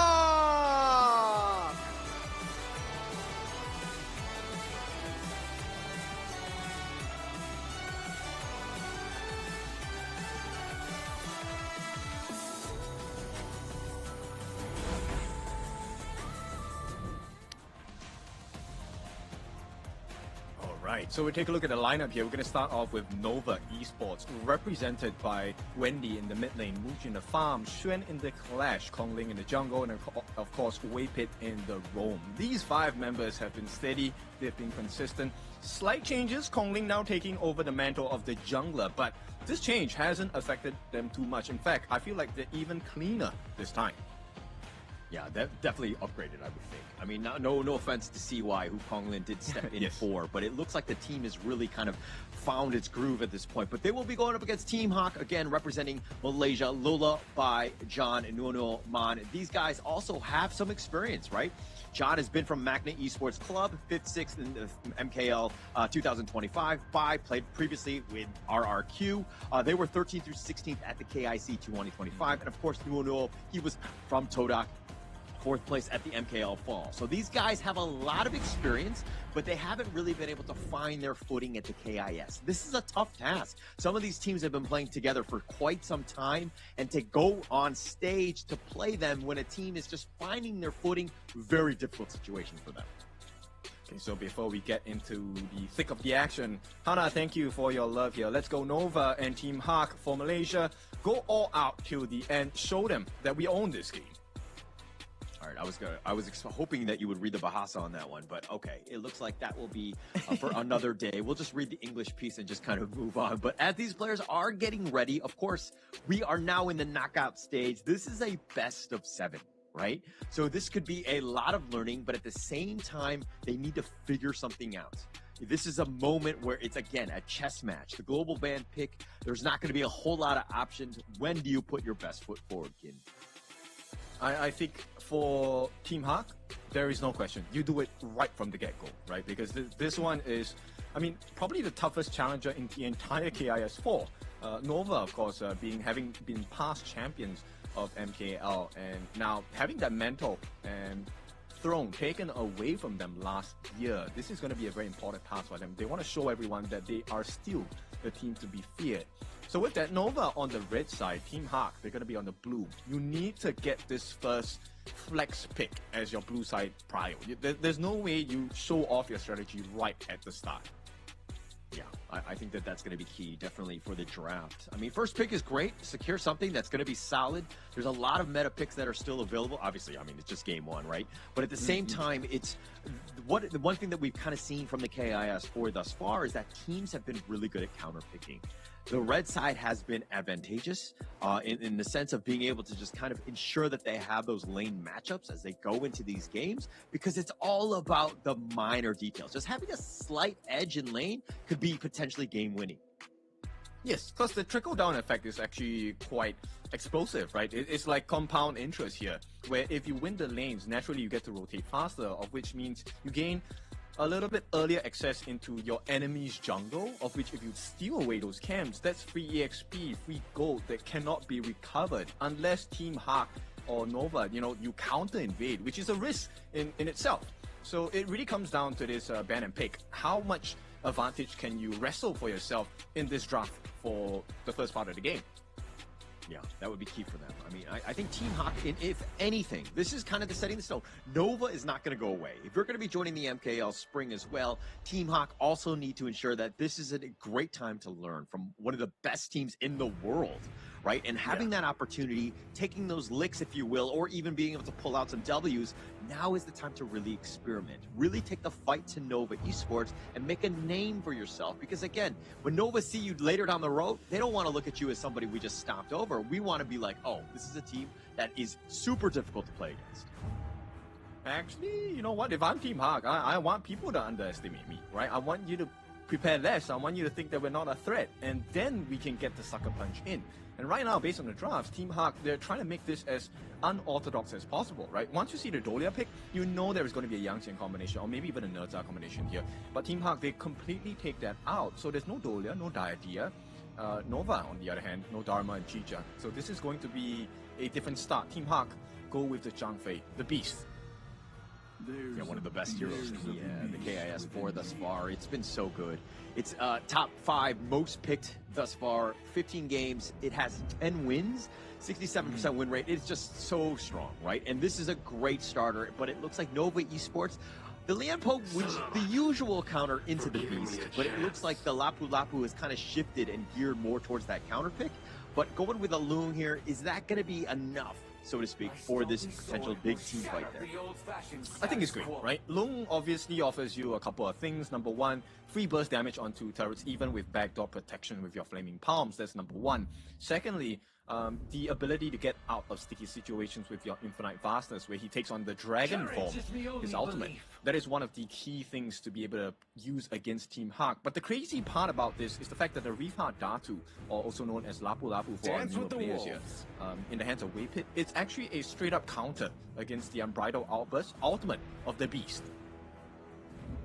Yeah, it definitely counters it. It does a great job here, but it looks like the Chano, this is going to be a known pick for a counter in the sense of like it deals well with Loom. I mean, it's, you know, it has some range, it has some mobility, it adds quite a bit. But the Loom, this has been the hero of the group stage here at the KIS. Number 1 picked. It actually is only, I mean, with 17 games, it's lost 10 times. So it has a 41% win rate. It hasn't done very well, but it seems like teams have really leveled up and figured out just how to counter this Loom hero. Yeah, because end of the day, Lung is not exactly the biggest AoE wave clear hero, right? He's a single target burst. Auto attacks, yes, you get one more hit onto another target itself. But that's where, you know, this Chano matchup is pretty much in favor for Team Hawk, right? Because with the Souls of the Wolves, when you drop those traps, the Lupine traps down, you summon the Wolves in. So it never becomes easy for Lung. You have to kind of aim your auto attacks onto your appropriate targets, which takes away attention as a player. Yeah, it's just a little bit more of the micro game play, right? Making things a little bit more difficult for the enemy team to really snipe you out. So those wolves can be a problem, as you rightly addressed here. But going into this one, look, they have a lot of damage. The pack leader, the Chano, is going to be fine from Team Hawk. They have the Byron as well as the Beast to kind of just have that like initiation, counter initiation, stun lock galore. Great. But Team Hawk, I think that they need a little bit more, just a way to kind of deal with the Ogren here. Is the Agudo, which has been banned out. What other pick are you looking to go for Team Hawk here? Actually, I think based on the bans of Team Hawk, they're looking for another tank here, which is not a Luna, but Luna will be the answer here. Because, you know, when you ban the Lupu, the Unrivaled Warrior, you're expecting that, hey, you don't want a true damage to cut down the waves, right? And I think the idea behind this is Luna as the Moonblade, she's able to get her extra armor when she lands her skills as well. So they're hoping that there is no counter in the form of we ignore the armor values, we just go straight for your HP. So I think it's a good idea to ban out the Lupu here. But execution, this lineup from Team Hawk is pretty mechanically difficult to execute. I mean, when you're looking at the Luna in particular, the Moonblade, definitely, right? But you have some potential targets. If you're able to get that control on the Lady Jean as well as the Loom, those are going to be very juicy targets. But getting to that one, plus the Ganon Mo, dealing with the potential poking and prodding with that path of passing that the Ogren will be bringing, and kind of just floating in and out of the fight, it's kind of like, can he hit his daggers? Can the Luna jump into the back line? There's a lot of questions going in, but while this lineup is a little bit difficult in terms of like mechanically playing it as a team, but is this draft good enough to take down Novas here?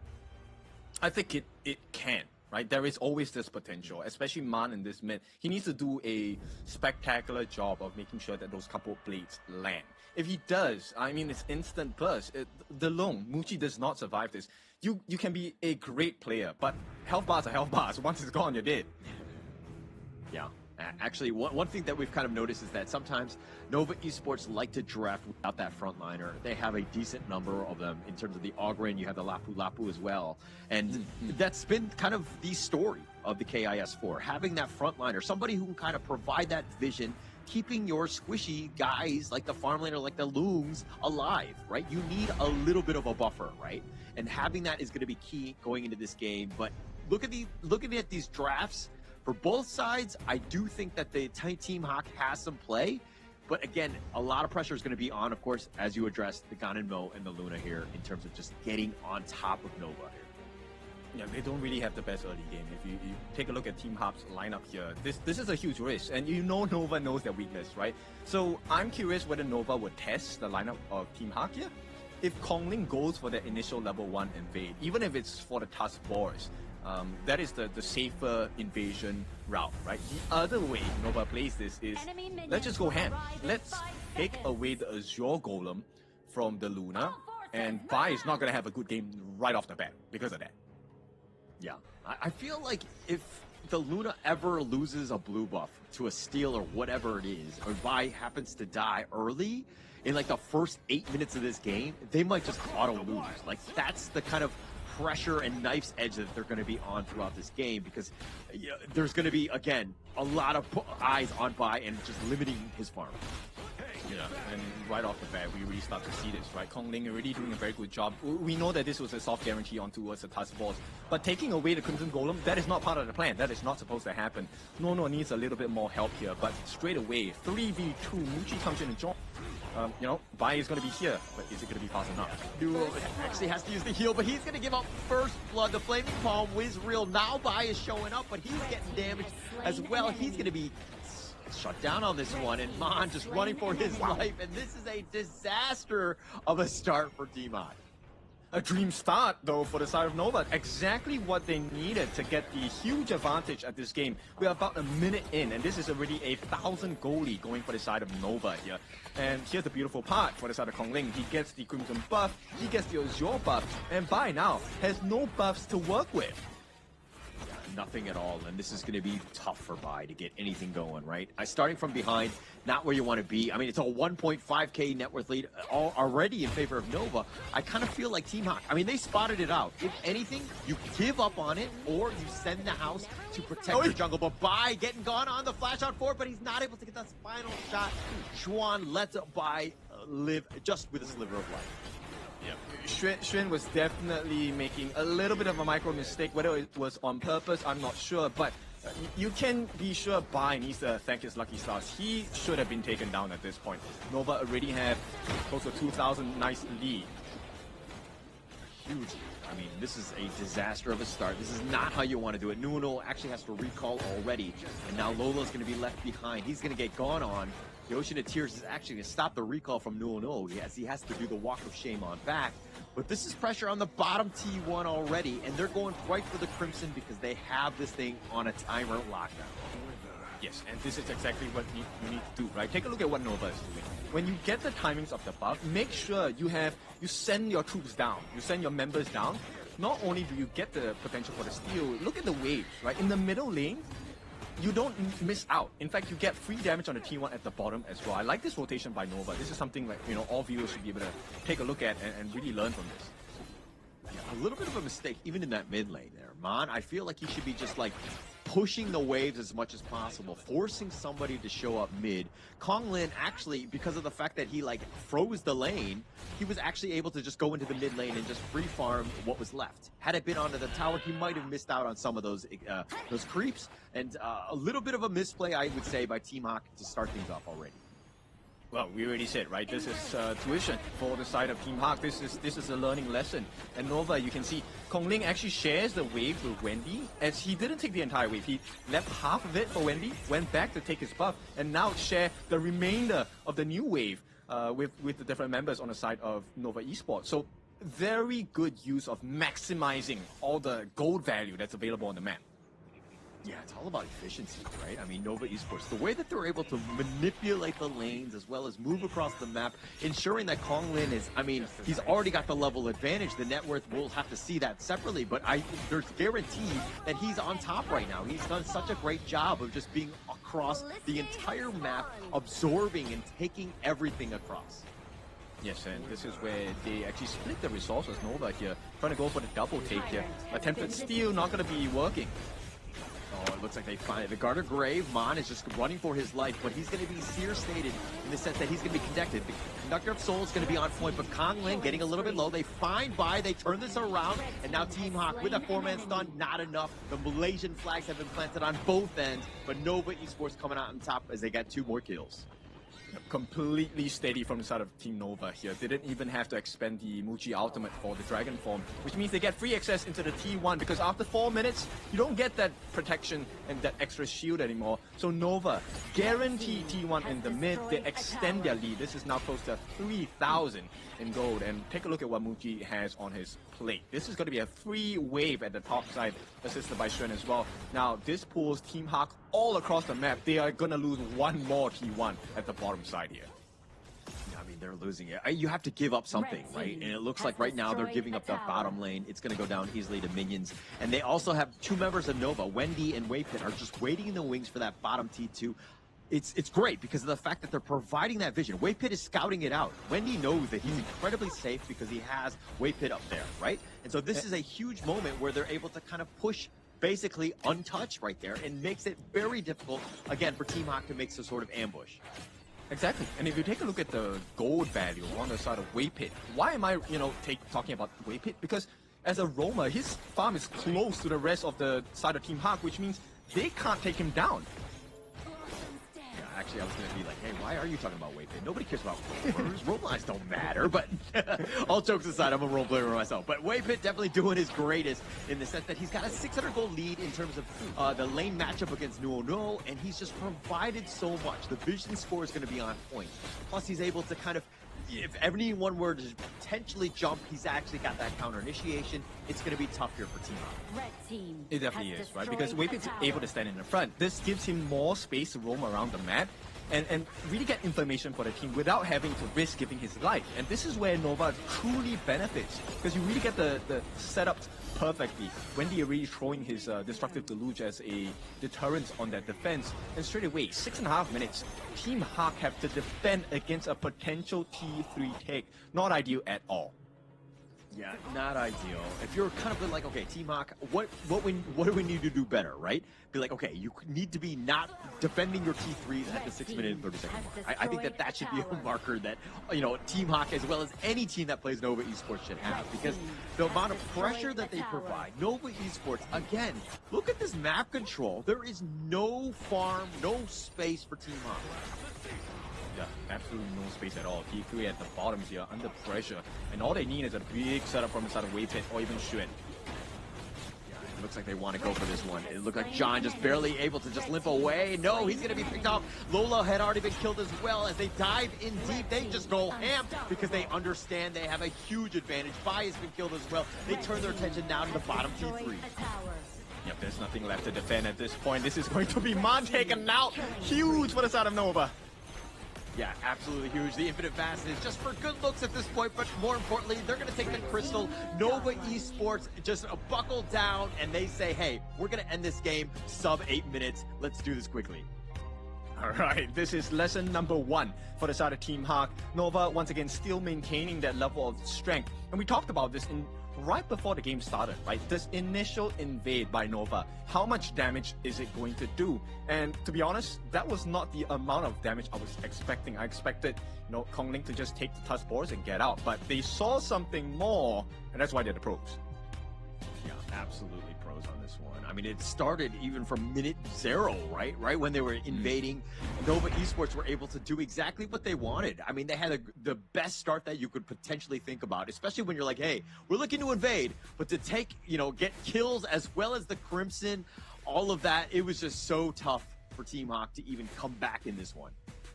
And that's crazy, right? Because normally when we talk about, oh, you're losing a Crimson, it's bad at the start of the game, but then they lost the Azure as well, and you have a Moonblade, there's a Luna. You need that mana regeneration, you need the CDR, cooldown reduction. And yeah, I don't think this is his fault per se, they just had no options. Everyone was shut down from the start of the game. Okay, if it's not Bai's fault, whose fault would you think it was? I would think it's... I think it's your fault, because... Okay, you know me too well. Yes, it probably was my fault in the end, somehow. But, I mean, I think that this is a great game for Nova Esports. This is exactly what they wanted, right? They understood that they can be very confident and be able to just completely dominate, as you see.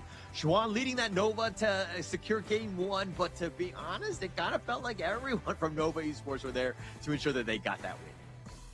I think it's important, right? Nova is showing you exactly how you take an advantage. Not just hold it, but how to build upon it, right? Because normally we take a look at a case where, okay, you get that Crimson buff. What's next? The ideal movement is, okay, the next time it comes up after 80 seconds, I'm going to take it again. But Nova did one up that kind of play. They said, okay, I'm going to take the Crimson, but I'm going to add on more. I'm going to take T1, so I'm going to take your Azure buff as well. And this shows you how to snowball that growth. And look, Kongling, 6-0-3, everyone knew that he was that major win condition as well. I mean, the KDA don't lie, right? At this point, I just feel like he's greedy and not sharing the kills, but Konglin was just literally running it down, staying alive, had the most net worth in the entire game, and just made a very quick game of this because he was able to farm and he was just efficient across the map. And this is exactly what they're looking for, Nova that is, in terms of that jungler, of being able to just be self-sufficient, but at the same time take advantage of all of the little advantages that we're giving you across the map. Right, so let's take a look at the stats here. Well, this is why I like, Nova's mid lane, Wendy. Wendy is always very silent and quiet, especially when, the other members are taking the lead. But Wendy always gets those setups. The amount of damage he dealt, 45,000 here. One of the main reasons was because he was consistently throwing his ultimates down as a deterrent against the multiple members of Team Hawk. And they couldn't get the initiation that they wanted. To be honest, Team Hawk's lineup, they can turn this game around, but it requires Nuo, John, and Man to pull off the trio combination to, maximize the damage from Man, and that never presented itself because of Wendy. Yeah, no real chance. I mean, it was like the poking and prodding, that you see from the Lady Jean. He was constantly up in front, just, always there. The maximum range and it's like understanding the reach of your attacks. He was always at the maximum, and he was never really under pressure. So he was able to do that, and which is hard to do, especially against the Gan and Mo, who can outrange you. But he was not able to hit, the marks in terms of net worth and have that damage to really return that firepower back. That's the crazy part, right? As a Lady Chen, as a Cascada, you're kind of like, okay, my range isn't as far as the Smith and Blade, but you know what? I'm going to have my other team members create that distraction. And Xuan is this guy that I'm talking about. Martial Genius. We were talking about that last fight between Team Hawk and Nova, right? They just needed a initiation coming from either Xuan or their Waypit Lapu Lapu, and both of them did it anyway. Yeah, they were able to just take control, right? I mean, it just looked like, I mean, all of these little lane matchups that we're seeing here, all in favor of Nova Esports, especially in a game that went, you know, again, under 8 minutes. It's going to skew quite a bit, but these are things where when you go back to the locker room and kind of discuss things in terms of what we could do better, I mean, you have to start with the lane, right? You cannot be losing that one. I think that there was a huge critical mistake early where Nuo was sticking around and just trying to outfight them when he was outnumbered, and Bai was nowhere to be found. It's like one of those things where, okay, if we're getting invaded, we need to have the team here to defend, right? We have the numbers advantage. We should be able to do this, or we give up on it completely and look to invade their jungle. Fully agree. I think this is one of the core lessons we have seen the professionals teach us in all of the different gameplays, right?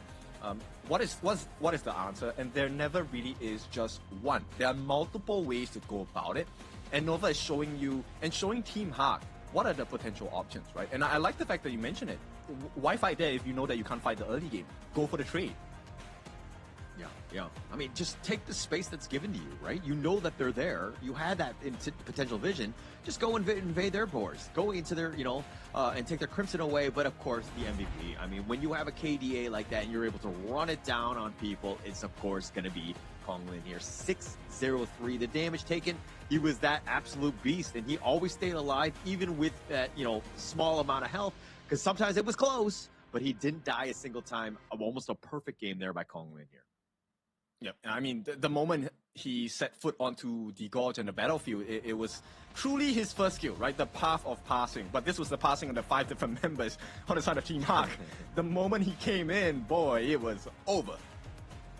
Yeah, it's definitely over, right? I mean, wherever Konglin went, everyone else from Team Hawk were like, okay, we just can't fight. We just can't be here, right? We're definitely not behind, or we're definitely not able to kind of compete. We're not on the same level as this guy in terms of farm. We have zero chance. So again, got to use that space. We got to find things out, and you'll see most of that in the highlights here. Yeah, not even first minute, you get potential, first blood, and this was fed into Muchi, by the way. Meanwhile, while Konglin actually saved his smite, he didn't use it for the touch force, actually used it for the Crimson Golem here. And once they got that started, it was all about, okay, can we bake them in? Does Team Hawk, you know, oblige? Do they take out invitation to come and fight? And Team Hawk did, which was, you know, not the correct information and choice, hindsight bias, of course.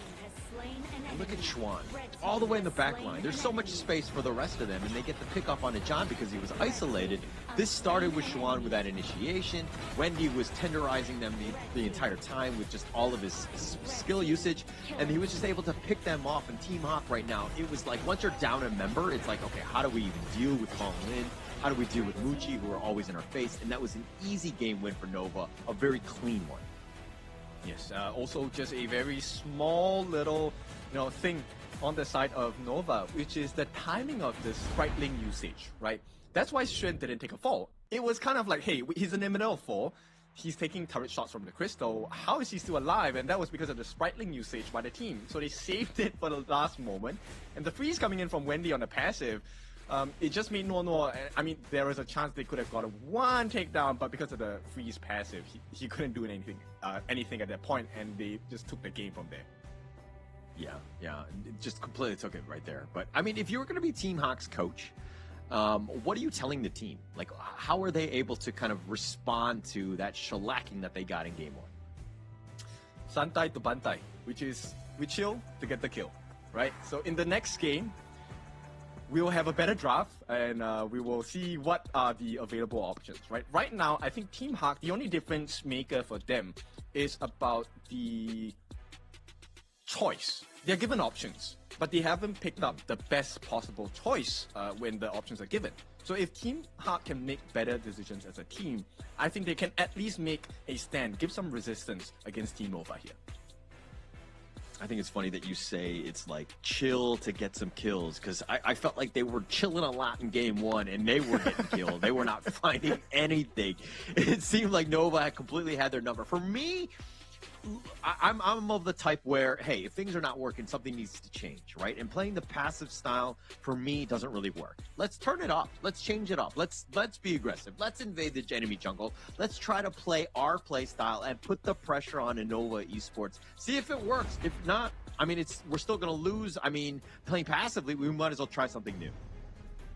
Okay, while the point of passiveness is there, I think Team Hawk needs to draft an earlier lineup, right? Give Bai the pay. Bai has been fantastic with the pay. His growth has been insane, right? They need that early game lead. If you know that you can't defend against Nova Esports, and you're taking a very risky mid to late game composition, especially with the Luna, why not just go for the counter invades or just go straight up for the level 1 team fights?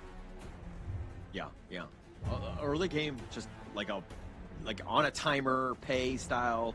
Let's just go early, pay by rent, and just invade, right? And just try to just put the pressure onto see which one. Maybe Xuan, maybe Konglin. We gotta find ways to limit those two guys as much as possible because the space that they provide just let Muchi get going, and then he's able to close out games. So, like Team Hawk right now really need to change things up, especially in Game 2, or else we're gonna have a bit of a short series. It is, and right now I like this ban from Team Hawk, right? You don't give away the Dolia Yangchen combination to the side of Nova Esports. Team Hawk, they like to start strong here, and they will take that Parasola for themselves. Beautiful work. So, this is something that was brought up by Sagi, right? In the sense that the Parasola, while it was previously the #1 pick in farm lane, it adds quite a bit of damage, you have mobility, you have everything, but it just seems like most of the teams right now have been able to shift away from it because they're able to counter it. Zhao is one of those targets that has just been on the rise. The Honey Breeze just does so much. They have ways to kind of lock him down, right? So going into this one, it seems like picking the Parasola is a very risky play, especially early. If you don't have the cover, I fully agree with that. And I like this response by Team Hawk, right? So they're trying to take away the attention from Lola in this early pick. Mighty Conqueror is a great pick, the Fatih coming in. Because it can be flexed, it can go into the clash, it can go into the jungle as well. The favor of this is the ultimate. So ideally what this Mighty Conqueror will be looking to do is to eat one of the CCs coming from Nova, which hopefully comes from the Bond Weaver, the idea, right? Once she jumps in, he uses ultimate, cleanses himself, and just run into the lineup of Nova Esports. At least that's what I hope they will. Yeah, and it's also like another damage dealer, which kind of adds into this one. But now that you have the Refart Datu, you have that frontliner, you have a tanky guy, Nuno should be fine on that.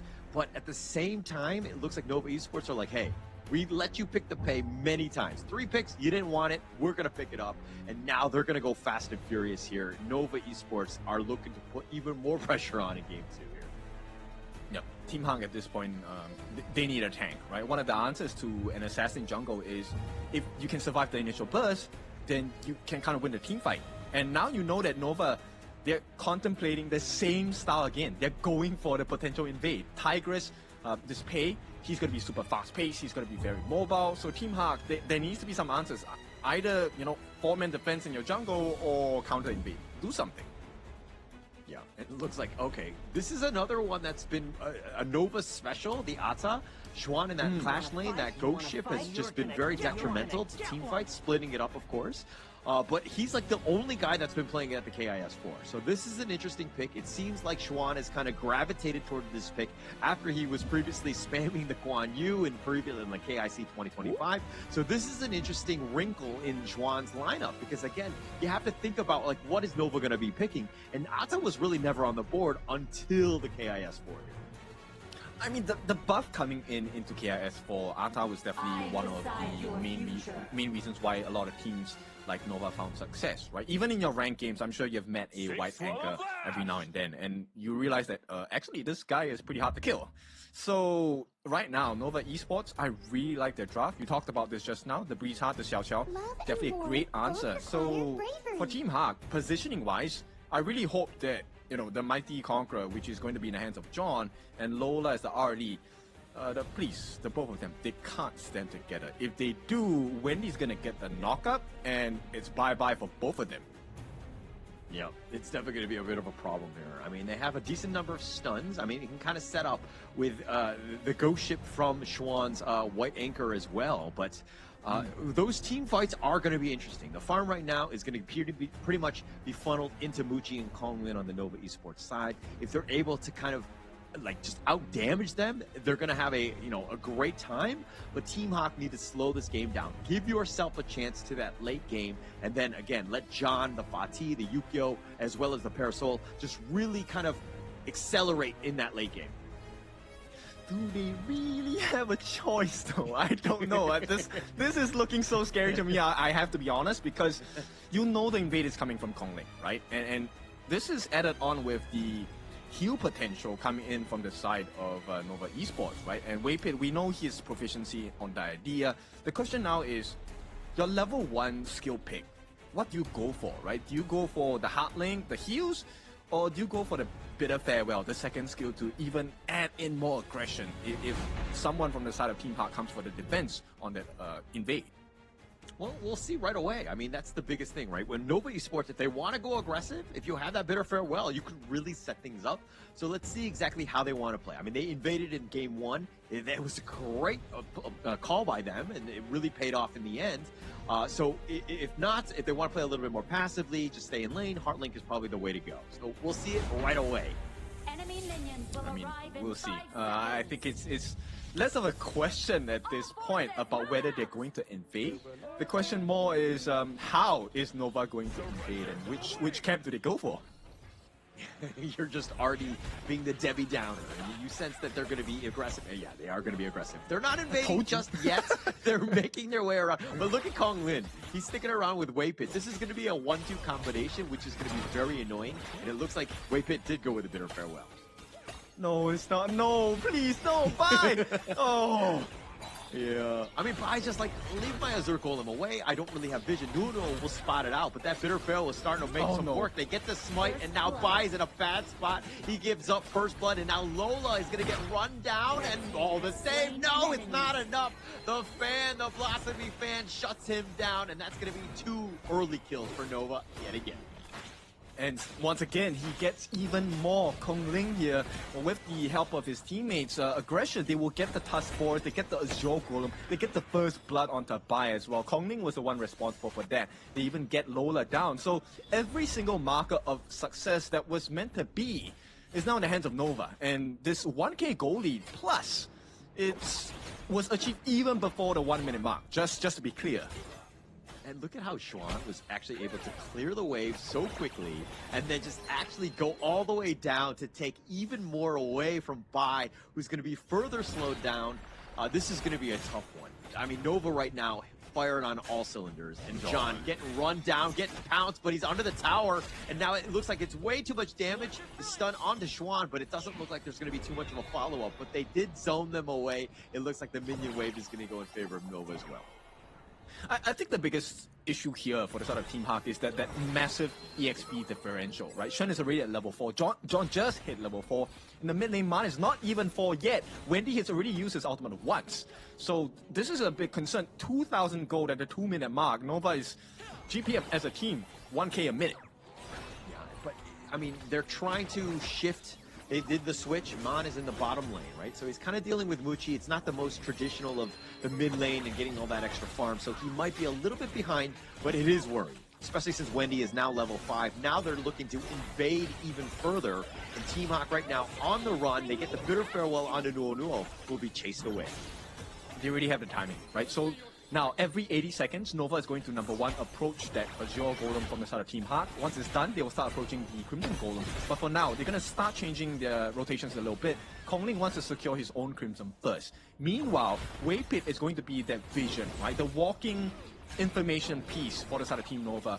And once they know about the timing, they will start to decide, okay, what is this choice available to us here, right? After the next 80 seconds of this Crimson take, what is the next play for Nova? Yeah, and it looks like, you know, they were scouting it out. They were doing the walking around the block, scoping it out for the potential steal on that Crimson Golem. But Team Hawk were like worried. And Bai's like, hey guys, I need support. They actually fortified the area around him just to ensure that he's getting some of those buffs because they need to let Bai really fly in this game. Yes, but that is, growth for one singular player on the side of Team Hawk, and that's a huge concern now. So Nova, they've been making sure that everyone on the map gets gold, gets EXP as well. They have a healthy lead, and here we go. Yeah, looks like they find John. I mean, the shields are going to be on point. He will survive, but that's going to be very close. Now Lola, here come the reinforcements. The nice two-man stun. Wendy's in a bad spot. Waypit is looking to just run away at this point, but Xuan looking to turn. Who knows about half-life. The fan is going to do a little bit of damage. The Bitter Farewell just slowing them down. Team Hawk, though, have been zoned away, but they weren't able to make them pay for invading the enemy jungle. They can't. In fact, there's a freebie for Muji at the bottom as well. Here we go, Lola. And that's actually the craziest part, is that they're doing this with only 4 members from Nova, right? All of that space, free space for Muji to take that bottom T1, easily taking that down. In addition, they're going to take the Azure Golem anyways, so this is another rough game for Team Hawk. Yep, I mean, with 4,000 gold ahead, there is a very big difficulty for them to number one, take a team fight. Number two, to, secure their own objectives in the jungle, and now at this point it's all about getting the damage in.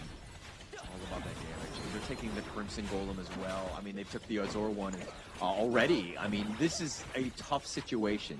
It looks like they're growing the lead by 1k every single minute. That's how fast and furious Nova are playing, and they're going to pick up the Tyrants as well. Again, Team Hawk right now on the defensive, but they're reeling at this point. Yeah, Bai and John, they can't deal with Xuan as well. Xuan is level 7. And here's the scary thing about Xuan.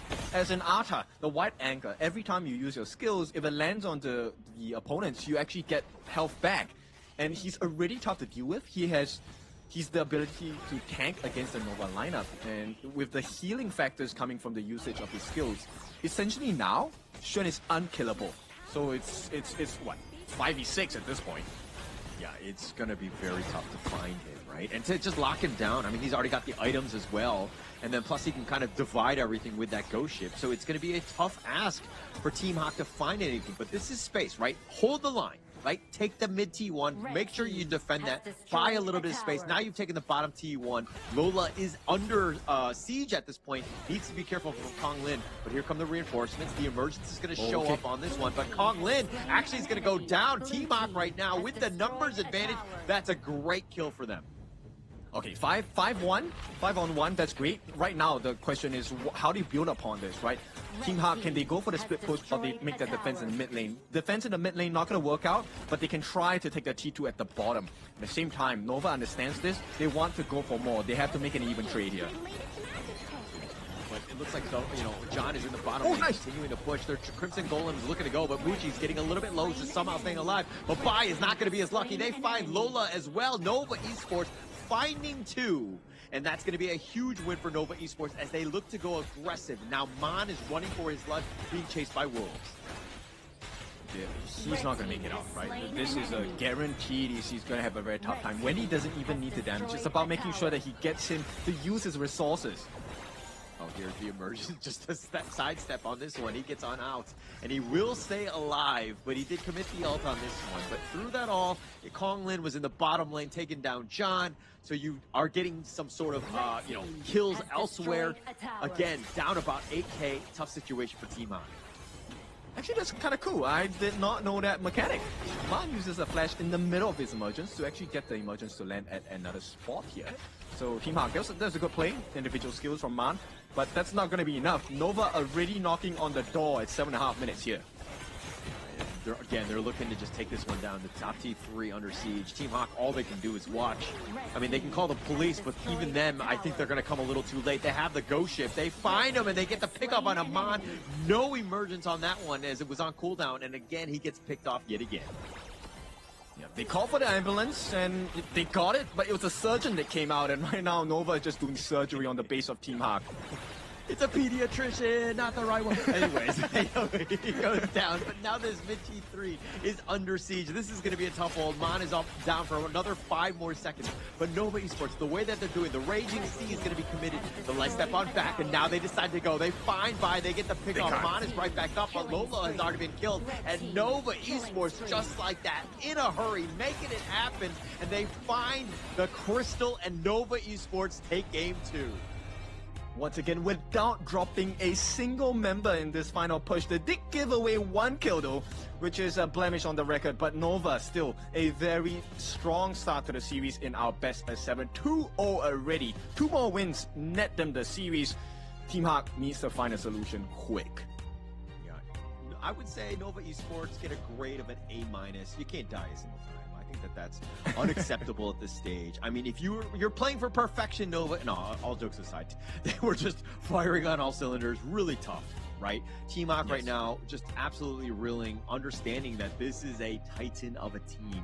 This is such a scary lineup. I don't know what Team Hawk can do at this point.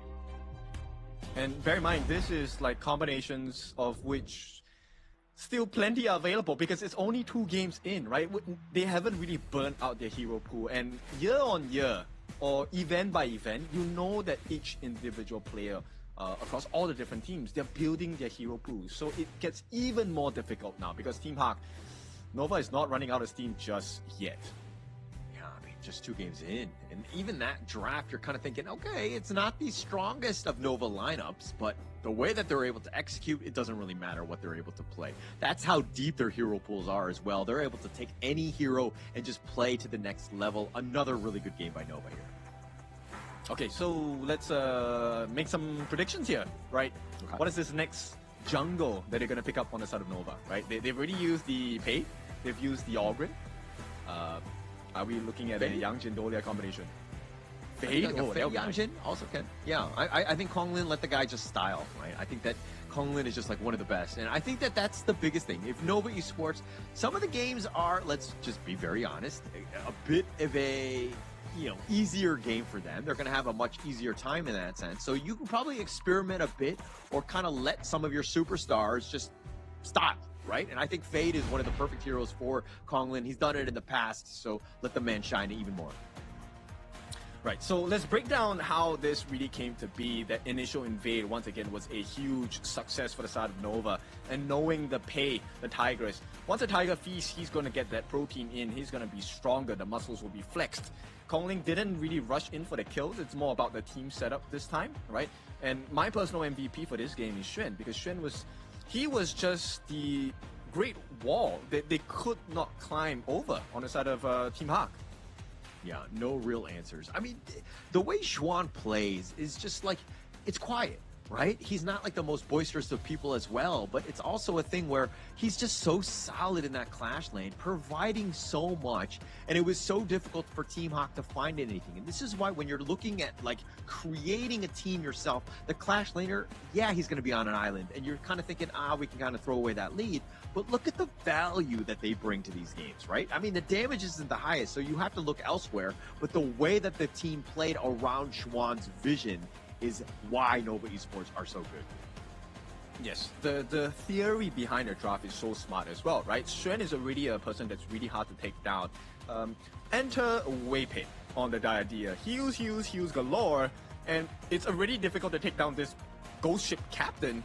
And now you have to deal with him having heals as well. That's insane, right? Team Hawk, they were trying to go for this very aggressive damage-based lineup, but they didn't have the items to do it. They didn't have the EXP to do it as well. And once again, very steady performance by Nova as they really cut down Team Hawk in game number 2. Yeah, you're complimenting Weipei on the heals and everything, but where was the heal on Konglin when he died? Huh? Where was he on that one? So, well, hopefully we'll see that one in the highlights to see, because again, he didn't make the save on that one, so that's going to be a blemish onto Weipei. He needs to ensure that he's always near Konglin. But in this game, this gold graph, everything in favor of them. I mean, this took 8 minutes and 17 seconds. That's another quick game by Nova Esports. But again, they're just looking too strong here. Okay, I have an answer. It's because you need to keep your jungler humble, right? You can't give him success all the time. This is a parenting lesson, right? If you win too many times, you're kind of like, hey, I'm very good. So this is a humbling experience. Weipei, we know him. He needs to teach his new jungler to keep on pace. Is this what you do with your rank, your team? Your jungler, you don't compliment him, you don't support him, because you know that if he starts getting good, it gets into his head. He has that ego, and then he might leave you guys as a team, right? No, stay here. But with that being said, beautiful game once again by Nova. And the stats do really tell you, right? This one, I think, once again, he was left, funnily enough, him stranded on an island because nobody else could really help on the side of Team Hawk. And it takes a bit of time. The composition on the side of Team Hawk needs a lot of gold. You have a Nua, you have a Fatih, you have a Arlie. These are all mid to late game heroes. They need early game heroes to be able to contest against Nova, especially when you know that Nova has a very strong tendency to invade, knowing that you don't have the defense here. Yeah, and it looks like Team Hawk right now, I mean, their drafts, I mean, to your point, kind of late game centric. They need to kind of shift gears a bit and just go early, right? Set the tone, do something so that you're putting Nova on the back foot, because I think they're playing a little bit too scared, and they're trying to play a standard game, which Nova Esports just absolutely dominated. Yeah, you can't best a team that knows the usual routes. You need to throw those sucker punches, surprise hits, right? The surprise uppercuts. So Team Hawk, I think they need to rework the way that they're drafting. Stop thinking of it, inside the box. Think outside of the box. Yeah, like bringing a gun to a knife fight, right? Like just change things up. Like give yourself such a huge. Okay, I'm not saying that at all. I think that's a terrible idea. But the MVP of this one will be Wendy. The setups were real from the Breeze Heart, right? 3-0-4. The damage taken, I mean, minimal in that sense, but he was doing quite a bit with 45,000, and he was setting things up for the rest of the teams, which just really knocked them down. Just really well played by Wendy. Yes, and we'll take a look at the highlights here as we look at that initial invade coming in. Bai did try to get that first Azure Golem for the efforts this time, but did not work out. This was also thanks to Wendy, who was helping to get the setups onto the team. And once they have the numbers advantage in terms of not just EXP, but buffs and gold as well, this is where Nova really started to shine. And there were a couple of moments where, you know what, Team Hawk actually did make some very nice plays. They got that 5-on-1 onto Kong Ling. That's why he was taken down, by the way. Nothing to do with Waypit. And the other thing was the fact that they actually made a decent defense in the mid T2, but unfortunately they couldn't buy more time because this mid to late game composition was not apparent. The growth was not there. Look, from what I've seen, Kong Lin by himself, 1 versus 5, you're going to see him die, right? I think we just saw that as well in these highlights. But with Waypit there, it's a 2v5, and that changes everything. I have full faith in Nova Esports to do much better than what they did here. How dare they let Kong Lin die? I like it. I like the fact that you put that situation there that it's not going to happen, and nobody can prove you wrong. So exactly. All right, well played.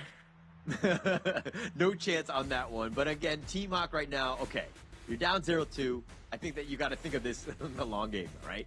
We got to find a game. This is a must-win game, game 3. You cannot be down 0-3 where you're at a match point. Elimination game at that point. So again, this is one where we were talking about it earlier. We got to pick something fast and furious and do it quickly. Okay, so let's put our minds to test here. Let's take over Amox's position for a little bit. Coach Holler and Coach Kin, what are we thinking about? What's this early game jungle that we want Team Hawk to have? I think that, like the pay by rate, I think that you just need to draft that early. I think that just set the tone, and then try to protect the pay as much as possible. Look for enemy invades. You've been playing too passively. You've been sticking around. But yeah, I think that you need to play different. Got to be aggressive. Okay, Coach Holler, there's no more Byron. They used it in game 1. No, I was Amu there. I totally forgot his Amu. I would not have forgotten that as Holler. Duh. I was in his mind, and he forgot. So, but yeah, okay. Without Byron, I mean, look, I think that you want to just kind of get pay going. Maybe, I'm trying to think who else. Like maybe. Okay. Let me help you out. Let's put Ambrosa in the clash lane for John, right? Let's play the sustain game. So Ambrosa in the clash for John. And then maybe we give a Liu Bang, dominant ruler, for No as well, right? So you can double down on the heals. Okay. But I just feel like that's like you're setting it up for like this wombo combo with heals and stuff, and then you're just like, oh, venomous staff, and like we can just counter, or we can just, you know what I mean? Like not overcommit, understanding that the Liu Bang's got that battle for command. Like you have ways around it. I just feel like if you have just more fast, furious guys that are constantly invading and just being super aggressive from level 1, you're going to have a better time because it doesn't really matter about heroes as much. It's about dictating pace. Obviously, if they lose a team fight, they might just crumble, but at least you're trying something new in this game 3. That's true. I think at this point, right, with your back's against the wall, especially for Team Hawk, I think it's the best time to really try a composition which in theory makes sense, right? I really think they need to go for super sustain, right? And if you are going to go for an assassin jungler, you need to have more tanks on your team, right? I think the game number 2 pick, especially for the side of Team Hawk, it works in theory, right? In the late game, you are unstoppable. You have an Ahri that's jumping all over the place. You have the Fatih who's able to do the same as well. And then you have the Nuwa, the long-range snipes, setups by the stuns on the side of Bai on this Swift Strike. And Lapu Lapu knockout with the ultimate as well on the Rifat Datu. But you need to reach that point. So right now, Team Hawk's game should be about, can we get the engine started first? You need the key in the ignition. You know what? I hate it. And it kills me to say it, but you're right. I know what I do agree with you. Please don't quote me on this because I rarely say that about what you say. But I think that in this case you are correct. They need to change that up, right? I think that that's going to be the biggest thing. But of course, Riznuel, give it a little bit of support right there. You know, it's about the Malaysian teams here, and you know, again, with this best of 7, the fact that the loser goes home. You know, an MKL team sending another MKL team home is a little unfortunate, and it's definitely going to be saddening for them. I think at this point, it's a valuable experience, right? Who comes into their first ever international tournament and win everything? Now, I know what this is going to set up in the future of potentially MKL, but for now, we talk about the present. And, you know, expecting Team Hawk to come in and with guns blazing, winning every series, I think that there's a very strong goal. And right now, I think for Team Hawk, just learn as much as you can, right? Nova is one of the best out there. In order to be the best, you have to play with the best and learn from the best. Well, Team Hawk, guns blazing is a bit extreme. I don't think that was really going to happen. But right now, it looks like they've got water guns as they're blazing throughout. Because, again, it seems like it's a little weak on that sense. They haven't found their first game win. And that's got to be tough, right? Already losing 9 games already in quick fashion. And then going into Nova here and then potentially getting swept. That is a feels bad, man. And we talk about the learnings and things. But that's got to be rough. So they don't want to be in that situation. And why? Again, there's even more pressure for this team to really win out in Game 3. So Nova Esports here, they take out what I would feel is a great start to the game itself. An organ in the hands of Bai would be lovely as well. But that's not going to be possible. Lung as well taken out. Team Hawk respond with the Luna and the Zhang Fei ban. But now Nova Esports, they get their hands on the first Forge Maiden here, which is really scary, and Team Hawk ignore the Yangjian. They go for the Evernight Aspiration with the Dolia. Do you agree? Ooh, interesting. I mean, it has a lot. Okay, look, Mon has to get that farm because if you moonscape somebody, mirage them, and then you're really under-leveled, net worth, you're going to have a tough time. You're just going to get destroyed. You're literally isolating yourself to die. So you have to stay alive. And Nova Esports understand that, hey, even if they took us out, even if they isolate one of us, can they really take us on one-on-one? You have the Lian Po here, the Earthshaker, very tanky, will probably survive, as well as the Trilite, who can duel very well, right? So these are nice counter picks by Nova Esports. I don't know if Mon can really get the farm to be that dangerous Haya, though. I can see that. But I think maybe Team Hawk is trying to go as simple as possible, one step at a time, which is Haya as the Evernight Aspiration, very strong level 1 wave clear. So let's just win the lane first, and then we start thinking about that. Team Hawk's final pick in the first half of the ban pick phase is the Wild Rider, the Agudo. I think that's a great answer against Trilite and the Earthshaker as well, right? Tank Shredder for sure. So that's a good start. I just want to see what else can they use to add on to the value of what they have in this first half of the picks they've already secured for themselves for Team Hawk.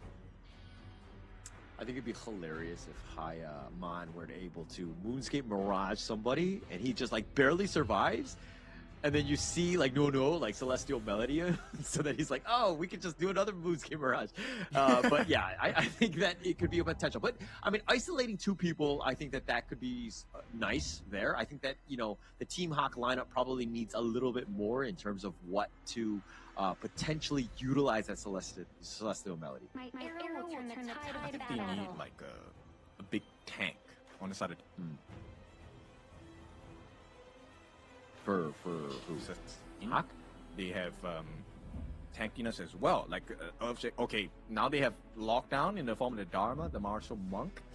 So and Hano as well. Okay, you know what, Nova Esports, thank you so much. This is a very tough lineup to beat.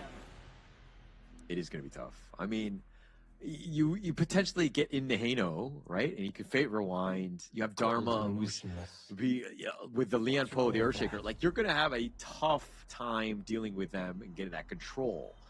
So Team Rock right now, this is I mean, they have the Agudo. I think that you need a little bit. Okay. What? Really? No way. They're just hovering. No way. What? They actually lock it in. Diao Chan, Lotus Dancer. Okay, I get it. Like, there is a potential of long drawn fights, but if Nova Esports gets that initiation that they're looking for, you have no fight. Like, where's this burst? You need burst damage to deal with Nova Esports. Okay, so I think they took our advice to try new things to heart. And they're trying Diao Chan, the Lotus Dancer. Okay, this is going to be an interesting one. I don't think it's been picked in the KIS thus far. No. But this Debut. is... Yeah, this is the debut for sure. Interesting pick. I mean, I don't know what else to say. It seems like they're kind of squishy, which kind of worries me. Okay, so I believe it should be an Intimidate Lotus Dancer Diao Chan for the side of John. But this particular lineup, it can work, right? Because John, if he manages to get the attention of the various members on the side of Nova, buy time long enough, then Bai really can shine in the team fights, as well as Man. But the thing now, we don't go to step number 5. Let's talk about step number 1. Can you win your lanes? Yeah. Can you win your lanes? Can you actually just not get crumble in like the first 5-6 minutes of this game? This is like, if we're talking about like first lane matchups. First minute. I mean, if they decide to invade, like, they're going to really struggle. And Nova Esports have shown time and time again that they're willing to be aggressive, especially early.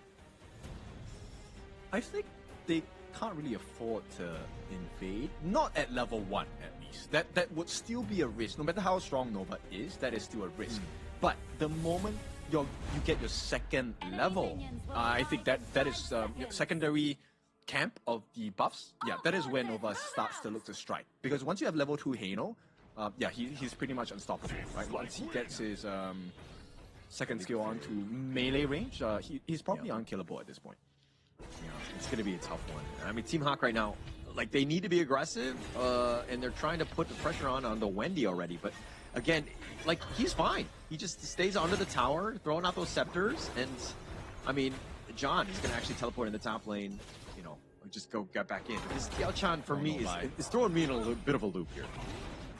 It is, but bye. Oh no!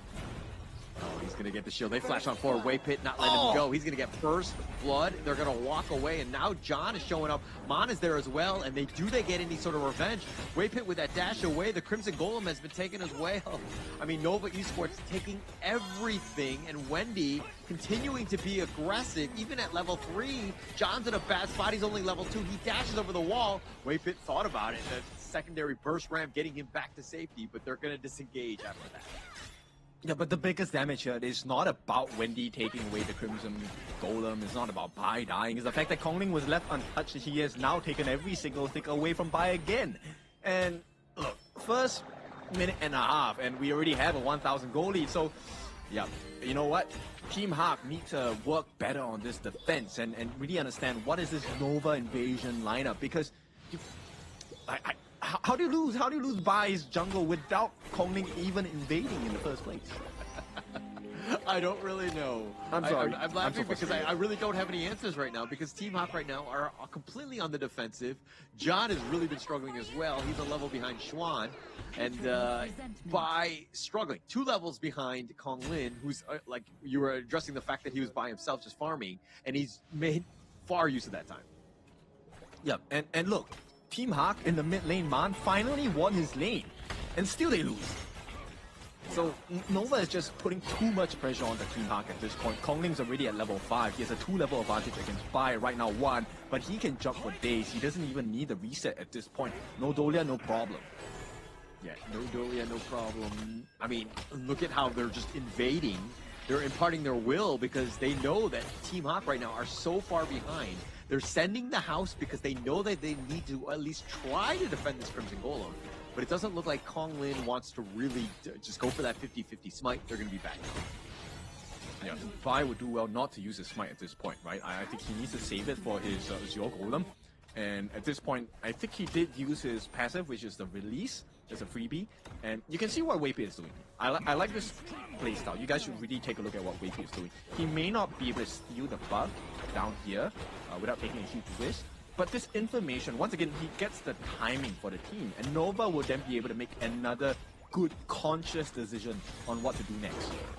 Yeah, and not only is it about the timing and that vision, but now Team Hawk are feeling a little uncomfortable. They have to send 4 people just to ensure that Bai secures it. Because you know that if it was just like one-on-one, Wei Pei would at least try for it with that burst ram and getting him in and out. So it's another situation where you're tracking them into a certain area while that creates space for the rest of the squad elsewhere to just farm. I think a little is an understatement at this point. Yeah, this is so difficult. I mean, I've had difficult games, but bam, I've never had this kind of difficulty before. Yeah, but when they're difficult at the end of the game, you just report your teammates, right? At least you have that. And this one, it's a little bit tougher, right? Because you're like, oh yeah, I just reported you in game, but you're like, you're friends with them and you're just constantly queuing with them. But now it looks like the Tyrant is up in about 4 minutes at the 4-minute mark here. But this is looking, I mean, Team Hawk are looking to start this off, but Kong Lin just making his way around. Doesn't look like they really want to defend. Maybe they'll give this up. Wendy still with them scepters on the side. Kong Lin looking for that flank. Here comes Furball. Tries to go on to Wendy, who's actually taking a decent amount, but that bait rewind, he gets on back. He gets back to full. The Tyrant is going to be taken by Bai. That's going to be a great win. But John getting picked up on the top side of that one, near the river that is in the mid lane. He's going to be picked off though, and Mon gets killed as well. Alright, that was a decent effort coming in from the side of Team Hawk here. Man actually getting Wei Pei out in order to reduce one of the number of tanks available on the side of Nova. Unfortunately for them, they lose that team fight. Oh no! Bai will be taken down. Truth Mantra by Xuan to make sure they secure that. It's now a 2,000 goalie, which is kind of surprising, right? Nova is not overly pressing at this point. I mean, Bai just wants to be left alone, right? He wants to be that solitary farmer where he's just by himself, just sipping some coffee, just taking his time. But Nova Esports have been aggressive, constantly invading, hounding, contesting, making things very difficult. And Team Hawk right now have not been settled into this series. They have not. They've been placed in a very uncomfortable position at this point, right? Where the question is, it's not even about team fights, it's about what kind of resources do we have. And Wendy is just poking them down. Every scepter of fate hurts even more and more. Yeah, like how are you supposed to fight when the team is out, like, you know, growing you in the sense of like 1K per minute? You know, you're so far behind to take any sort of fights, and now you're getting even further behind. It is a tough situation for Team Hawk, and it looks like they're going to go with Heaven and Earth. John had been killed in the top lane as a solo by Xuan, so they're doing everything and winning all of the lanes and putting even more pressure on Team Hawk to do something.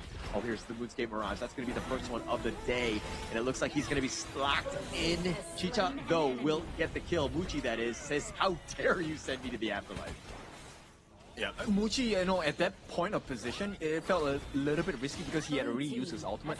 But then that is where the level advantage comes in and the gold advantage comes in, right? So Muchi definitely was able to sustain a little bit longer, get the lifesteal. And with that huge range of snipe, he got the kill on the man. And right now, T3 is under pressure. Team Hawk, they're going to try their best. Yeah, try to do their best, but the Fate Rewind zips it on back. You're like, okay, focus on me. Wendy's like the perfect tank. He shrugs off everything, because if you're looking at the roster of Team Hawk, they don't really have a lot of burst. Lola is not online in terms of that damage just yet, so they don't really have enough. So Wendy can play even more aggressive, being that frontliner, and again, just staying alive, which is going to be a tough situation for Team Hawk to deal with. Yeah, Lola needs 6 more levels and about, what, 8,000 more gold at least to be able to make a stand against Nova at this point. But that's just one. Yeah, 8,000 is definitely the number here to hit 12K. Here we go, one-on-one, John. Okay, John barely surviving on that one. That teleport, that was super close, and I think that he's going to be happy with that, but again, not really much. They haven't taken a tower, so there's really not a lot of space even to teleport. And now Waypit just forcing it down on Nuo, who's just like happily taking this. Yeah, right now there's too much tankiness on the side of Nova, right? Who realistically are you able to take down? The question to that is no. Yeah, really. I'm not sure how you're supposed to take them down. I mean, they're so far behind as well, so that Nova Esports, they're tankier, they're doing more damage, and they're just slow sieging you. They have, you know, this Kong Lin, and he just hounds on forward. They have an Earthfall. They find Nuo, not able to get enough to do the damage to kill him, and Nuo will survive, but they turn their attention on this bottom T3, easily taking that out with all of the space that was provided. And so smart, right? You take a look at that movement by Nova. It's actually to push them back. It's not to get the kills. It's to push them back so that nobody clears the wave of minions coming in, so they get access to backdoor protection being taken down. And there's a free T3 at the bottom. Team Hawk, though, they need more. Yeah, they definitely need more. Oh, nice Trevor smash! Waypit setting it up. Juan waves the flag. He stays alive. Bai is not going to be as lucky. John is into the fountain. He gets that, but it looks like they're going to take the crystal. And Nova, just like that, will take game number 3. Beautiful setup to end the game, and this really was spectacular because it shows you how controlled Nova are in this series itself. Right now, they're going to be at series point 3-0 with plenty more options for the draft to explore still. Yeah, it doesn't look like they're really diving deep. I mean, they have so many different options, and this is why when you're playing on the international stage and you have the moments and the experience of a best of 7, it's going to make you better in the end, because you are constantly going to be tested and you have to dive really deep into that hero pool, and having it just being able to continue on and to know that the draft is going to be key, but you've been there before. This is a well-versed veteran squad that is incredibly scary for any other team right now at the KIS4. Yes, and while this definitely is a painful lesson, I think this is a much valued lesson for the side of Team Hawk, right? Now you have to really consider, okay, the draft-wise, what do we start with? We know that the weaknesses of Team Hawk is this initial invasion. They don't have the answer to that yet. Mostly because I think it's just based on the ban picks. They don't really have the heroes that equipped to deal with a level 1 invade.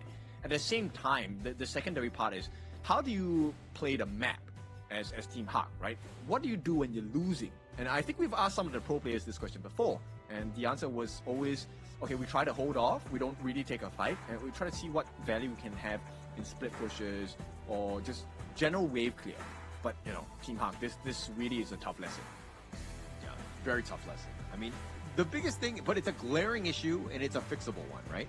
I think that they're going to go back into it and they're going to be like, hey, actually our early game is absolute not good. I was going to use other words, but let's just say, just go with that in that sense. I don't want to be too harsh on that team, because like they need to shore those up, right? They need to figure something out. At least give them a 50-50. Give themselves a chance, because right now, again, they're so far behind in the early game where the mid and late is non-existent for this team. Yeah, they need to figure something else out, because if you give a try like over to the side of Nova, and they did this without the Dolia combination, by the way, so this is something that's really scary. Nova right now, the question for them is, my view of them in this is they're playing very standard drafts. I'm curious if they want to try something new in this potential last game in the series and explore what other kind of strategies they can pull against the other teams. Because right now, Team Hawk, you know their position. Backs against the wall. This game, Kong Ling once again taking 3 kills, the most out of the team, because of the insane lead every other lane has. I just had so many different like all the lanes they went in their favor. Early game, beginning, just the way that they were able to kind of move across the map and make things very uncomfortable for Team Hawk. Again, just very little answers, very little ways to get back in. And I mean, when you only have a single kill, this is kind of what happens, right? Where you're not able to find the right pickoffs because of the positioning that is far superior by Nova Esports, and they were able to just kind of dictate the pace of this game. And we were talking about how Wendy was that frontliner just with that vision and those fate rewinds to keep him alive. He was 0-0-1. That's very pedestrian, but the damage that he dealt, those scepters were completely on point this game. Yeah, because they were forced to be together, right? That's the biggest issue that Team Hawk had, which is one of the things you want to do when you're behind is let's play the numbers advantage, right? 1v3, 1v4, that will be ideal for us. But when you're playing against a Hano, a Fate Turner here, that is actually to his strength, because the more targets he gets with his scepters, the more heals he gets, the more damage he gets as well. Yeah, and that's what you want to do consistently. I mean, him and then the rest of them were just kind of the support that they were providing, even with weight pits like Tremor Smashes, and he had a highlight reel one. But let's talk a little bit about this Diao Chan Lotus Dancer. I mean, we were kind of talking about it for the draft. We had some question marks, and this is kind of why it didn't really have too much of an impact. But I mean, did we learn anything from this Diao Chan Clash Lane pick? All right, so one of the ways that a Diao Chan actually shines as a Lotus dancer, right, is the fact that once there's no more CC, she's able to really provide value. Because in long extended fights where she's not under crowd control, Lotus dancer really does shine. You can get a lot of damage and lifesteal from this pick. But the issue is, for the side of Nova, they understand this. They're very professional in their sense. They've been veteran players for a long time. And Xuan saved his truth mantra for John specifically. And adding on with the difficulty of the difference in the level of farm as well as experience, yeah, John just couldn't last. Yeah, no chance. I mean, just too squishy, right? I think that the rest of the lineup, I mean, just the really no real way to team fight. I mean, every single like lane matchup that we're seeing, the Hano versus the Haya, like this is like, I think the Hano does just fine, right? It's not too much to worry about from Haya, and every single pick was just kind of in favor of Nova Esports. So it really, again, it just sets your team up for success when you always have that slight edge in all of the different lanes. Exactly. And this lineup, I think maybe at the start of the game, Lola does have an advantage against Muchi. But when your team plays well in the other lanes, that trickle-down effect is so scary because it's never going to be a 1v1 anymore. You're going to have Weiwei coming in. You're going to have Xuan coming in, you're going to have your jungler Kong Ling coming in. So once again, it becomes an unfair advantage for the side of Nova.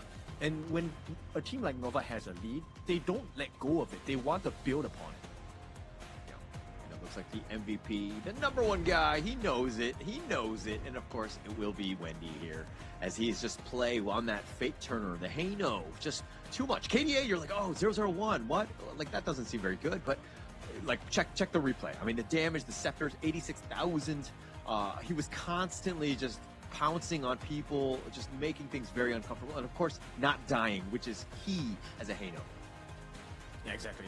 This also means that he's pulling attention away, right? That's one of the reasons why we had that, picture perfect Tremor Smash from the side of Weiwei as well, because everyone was trying to focus on Wendy, everyone was trying to focus on Xuan, and when that attention is taken away from, the important members on the side of Nova, this is where you really get the beautiful setups they're looking for. I mean, this highlight reel is going to be rough if you're a Team Hawk fan, because the way that, look at how they're just able to push them away. John had already been killed. This is a numbers advantage already. They just clean up scraps, right? Who's left? We'll just take them down. And the prioritization from Nova Esports and their ability to just move around the map and always get the numbers advantage. Take advantage of the fact that Team Hawk are not always together on the same page as a team. Look at that picture perfect 3-man knockup from the side of Weiwei. Doesn't mind giving his life at this point because they were going to end the game anyway. And with that, Nova manages to seal the deal, at least for the second half of this best of 7 here, as they lead the series 3-0. One more does it. One more. That's it. I mean, they're chipping a chair for Team Hawk right now, just trying to stay alive in the KIS4. Unfortunately for them, if they lose this, they're going to be out. But again, a bit of a mountain to climb. Nova Esports, they're definitely the favorites. I mean, let's give Team Hawk a little bit of credit in that sense, where this was going to be an uphill battle no matter what. but getting into this opportunity, you were talking about this positively about them. If they're able to take these losses and learn from them and to take those lessons into MKL as they move forward. But right now, if they want to have a chance at the KIS4, they need to learn very, very quickly. I think quickly is definitely one of the challenges, right? The second part is also about the draft and bans and picks in this particular format. Now, in KIS4, we also practice the global ban pick format, meaning if you use a hero once, you will not have access into it for the rest of the series. But maybe if they unlock the ultimate battle, that would be great. For now, let's take a break. We'll see you when we're back.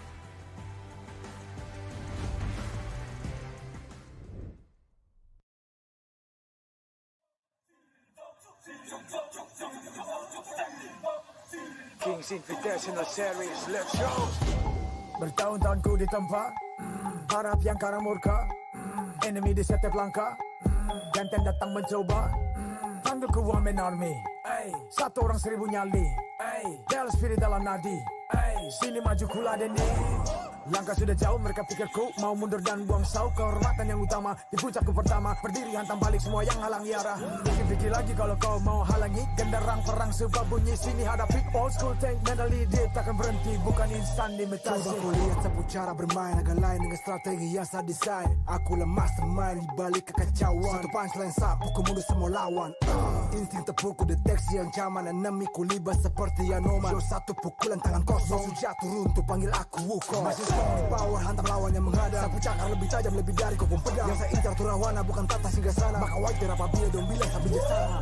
Siapa yang berani mendekat kemari? Saya yang kesana atau kau yang kesini? Jutaan kalian pun saya terakan lari. Seranganku cepat sulit kau hindari. Dominasi kulus, tebasannya bak angin menghembus. Long life the king, akulah raja. Detu manzira, ini mental baja. Akulah hukum dalam wujud nyata. Seni tempurku susah tukar baca. Y'all better run, I've already won. Nowhere to run, your time is done. Tidak bisa kau atasi, berat untuk kau hadapi, Kalau pedangku menari, kau balik kanan dan lari,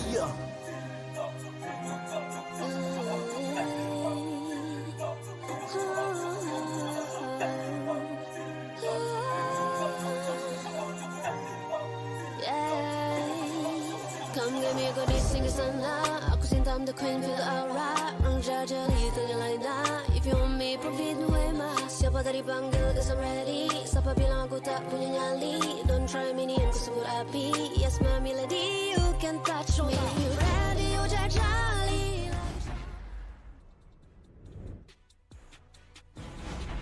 Welcome back. It is time to go into the potential last game of this series here. Game number 4 between Nova Esports and Team Hawk. These have been your global bans and picks in the first 3 games. Right now, what is available for Nova? I mean, they still have quite a bit. I mean, it's just 3 games and they've just kind of dominated throughout. They have like the world is their oyster in the sense that they have so many different options, different directions and what they want to go. I think if anything, right now is a good time to experiment a bit, right? Just you can play something a little bit that you're kind of just testing out to see if it really plays out because you have a little bit of room for error. I mean, not to say that Team Hawk really want to be going up against that, but I think that this is a must-win, obviously, for them, or it's elimination. They need to kind of go back strong, but with Nova just playing a little bit, potentially in this draft, a little bit soft, it might give them a chance. All right, so thank you for your love, Saya Hafiz. Malaysia definitely are able to dominate HOK because Nova Malaysia is there. So let's see if that's going to be, the case. Everyone is very supportive of Nova. Definitely one of the strongest, if not the strongest contender in Honor of Kings Invitationals Season 4 thus far. Yeah, and I think the biggest thing about Nova right now is that they're looking to be a very confident squad.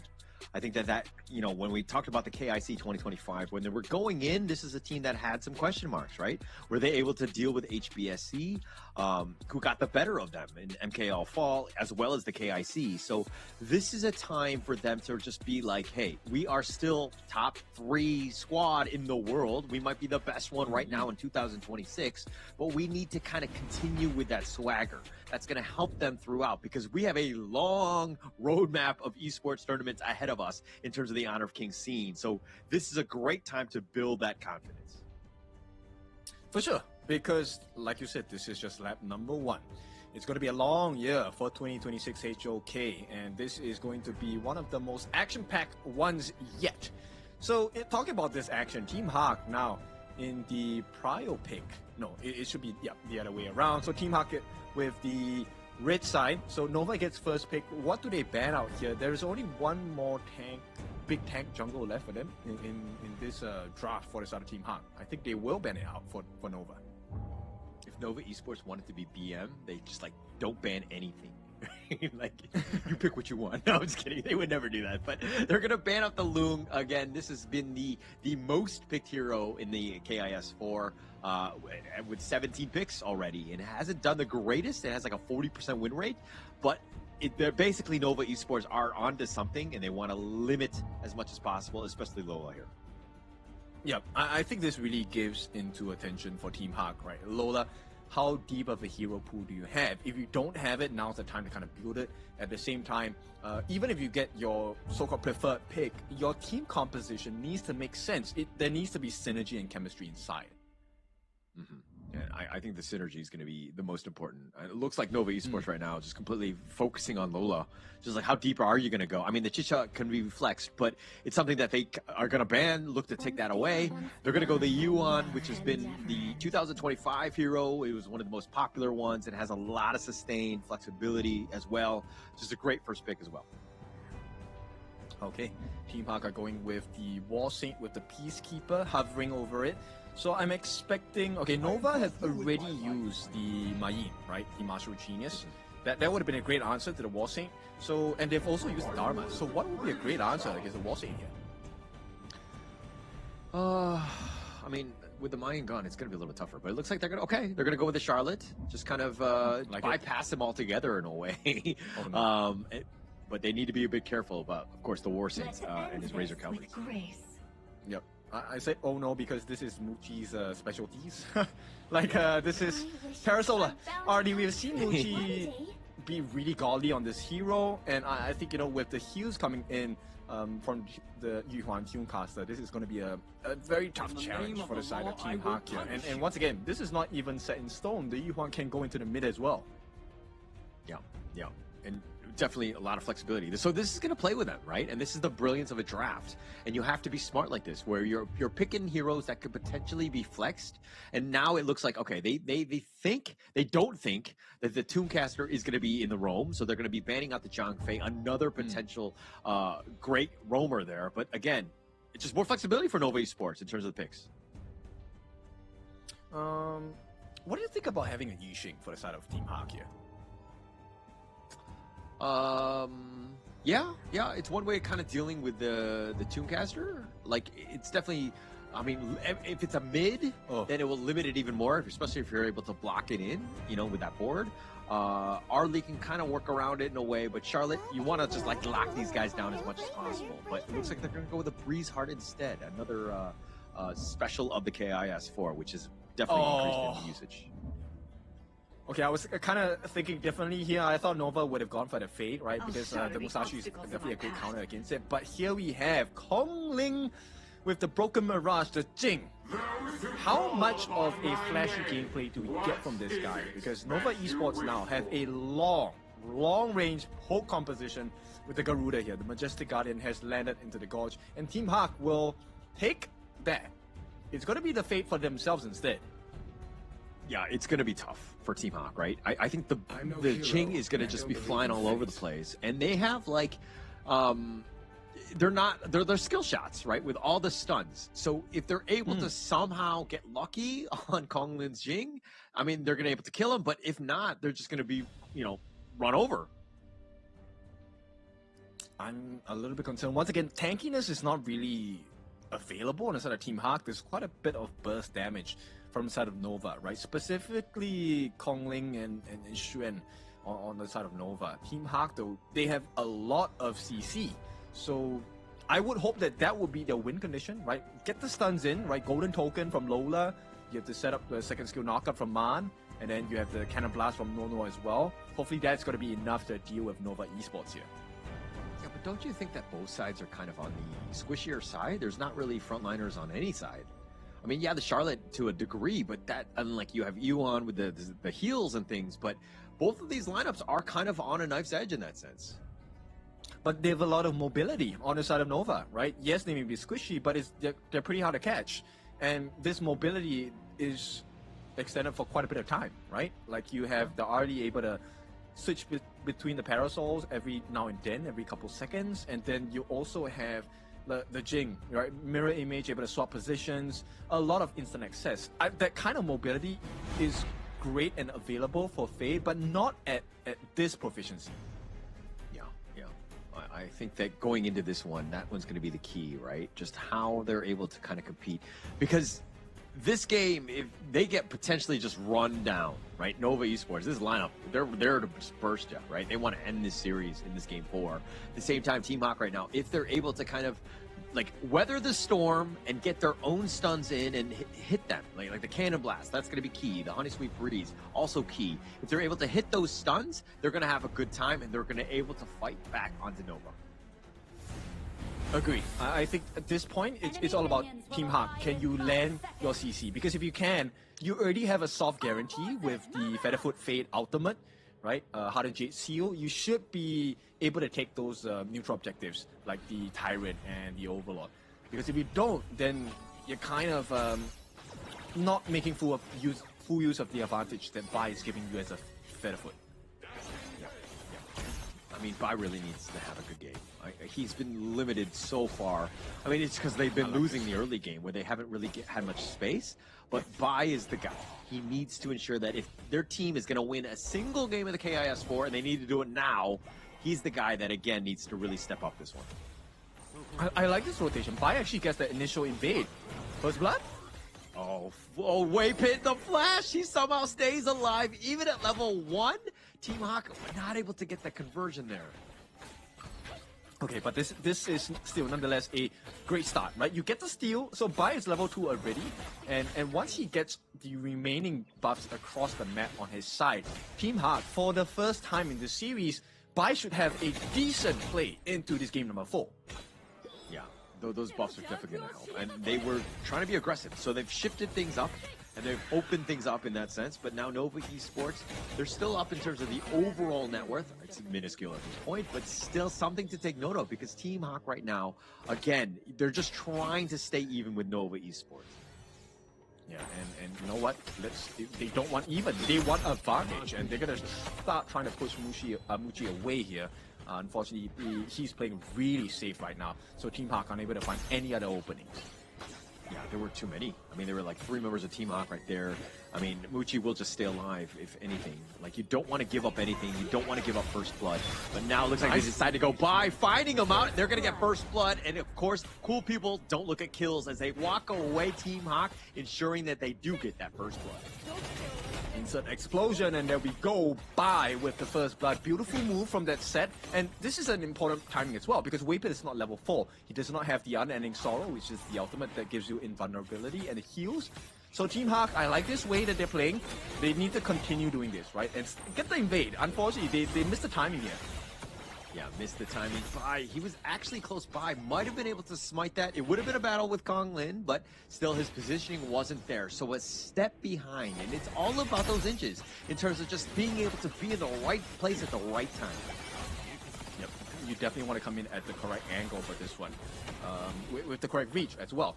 So at this point, Team Hawk, they have a very, very slight lead, but Nova has managed to wrestle them because they're taking away camps from Team Hawk. Team Hawk needs to find value elsewhere. If you can't get the kills, make sure your camps are protected. Oh no, take that one. But it looks like Nova Esports, 3 members, John with the heroic charge, pushing at least Wendy away, but he's going to go the long way around. He's going to get up on his horse. He's going to be chased, dodges the mini stun, and this is good space. I mean, he might die, which is a bit of a problem, and he's going to look to dive deep on this one. It looks like Waypit ensures that at least he stays by, but it doesn't actually go to a player. Yes, and this is value created in a way, but he has to trade with the T1 damage on the top. So this is unfortunate for the sort of Team Hawk. So what they're looking for now is to really get some damage in onto the T1 at the bottom, which unfortunately is not going to be too much. So Team Hawk, they're still keeping up, but they're slowly losing control of the Gorge here. but it's a much better game, let's be very honest, than the first 3 ones. This is a good bounce-back game. This is kind of what we wanted to see Team Hawk do earlier, right? But the fact that they're kind of keeping on pace, it's like less than a K, which it speaks volumes compared to the last ones, if we're comparing in that sense. But John now just needs to stay alive, but this is going to open things up for the Tyrant here. Oh, it goes in. Okay. Man. Oh, he gets bursted. Just the damage is just unreal from Nova. They make him pay. No. Just one last shot. Oh, he has his shields. He stays alive. Oh, but it doesn't look like Nova is going to be as lucky. He goes down, and now the Tyrant is going to go the way of Nova. Yep, the win condition completely shut down from the side of Nova. There is no Hardened Jade Seal here. Maybe Xuan has to give his life for that difference maker. But John, he can't even catch up. Unfortunately, Flash going to be committed by Xuan. And once again, Nova are winning everything across the map. Those little things really matter. Really matters right there. I mean, the Flash was committed, and now with the Wings of Judgment just zoning, they're not able to go in, and it looks like Bai not able to take that away. It gets stolen under them as Wendy gets the steal. Yeah, with the last feather, by the way, this one hurts. I mean, feathers are meant to be soft, but this one cut deep for the side of Team Hawk here. Yeah, definitely. It was definitely a painful one. Just being able to just steal that one with that last one. And Muchi spotting it out. John, though, he's going to get going on. And they chase after the Mirror Domain more for zoning and dealing with the minions. He's going to take some tower shots. He needs to be a bit on the careful side. But in the end, it looks like John will help clean up that top wave. Yeah. And this is where you start to see the gold advantage being played perfectly by. He's gone. No, he's totally gone. Completely focused. He was going the wrong way as well, and Team Hawk were there, but they're not able to support when you're running the wrong way, and here comes the Wings of Judgment. Oh, the feathers are on, and it's doing a decent amount, at least on the Mon, but they don't have the minions to continue on with the push. Yeah, but that's the thing, right? Like, look at the way they're playing this. They're distributing their resources. It's never a 4-man, 5-man fight. They're putting 2 members on each lane, pushing and making sure they're getting the turrets. Maximum value achieved. They don't even lose too much health, or they don't even lose their lives here. It's a very small kill game. But Nova is showing you exactly what you need to do with an advantage. Yeah, and it looks like John looks to go for the Razor Cavalry, dodged out by the Unending Sorrow. Xuan has been killed, so that's a huge win for Team Hawk right now, but now they need to run out. They need to be careful, and they do have the control. They find Nuo. Wendy with that damage is enough, and they'll happily trade the Clash laner. No, they won't. They will just take the trade against Nuo here. I mean, this is what you need to have, right? Which is something that Nova shows us time and time again every game. It doesn't matter whether you lose a member or not. You just need to find the appropriate trades, right? At this point, it felt like this game has been going on for a while, but we're not even at the 10-minute mark. We're still quite far away, 3 minutes in fact. Have we seen a single game go over the 9-minute mark? I don't think we have. I mean, that's just how good Nova Esports here is. It looks like they run down. Oh, John gets picked off. Konglin with just enough, but he trades his life around. Thank you, Tower. And they ensure that at least he gets the trade. Okay, that was decent, but they need more. Yeah, they want to go for more. Nice little box. He's under the tower as well, so that was really well played by Nuo. They make it in pay, and they find at least Xuan as well, and now they're going to continue. Ball not able to find Muchi. Oh, he does. Oh, but Ball's looking to turn this around. Muchi with the damage. Oh, but the Overlord gets in on the action, and he somehow survives. Nuo is very low as well, and Muchi will limp away as well. It's meant to be a neutral objective, but somehow it turned against Bai in that particular moment. And I mean, the Shadow, the Overlord actually helping Nova here maintain a decent lead. It's 4,000 in favor to the side of Nova. But the biggest thing here is not about the goal lead, it's about the Gorge. Team Hawk, they have lost every single T2 except for the one in the mid. And right now, Nova can get that flag anytime they want. Anytime they want. But this is a much better game. I know that Team Hawk is still losing, but they're actually finding kills, right? This is one where they're, again, backs on the wall, elimination game, go all out, right? You have nothing to lose at this point, so you might as well try. And they're playing better because of it. But again, just Nova are just so good, and this is why they have that lead. I think the difference maker here is if they can find Muchi, right? If Bai is able to get Muchi down, this team fight turns really well. Yeah, it looks like they're deciding to go the Mirror Domain. Mon, though, getting so low and somehow alive.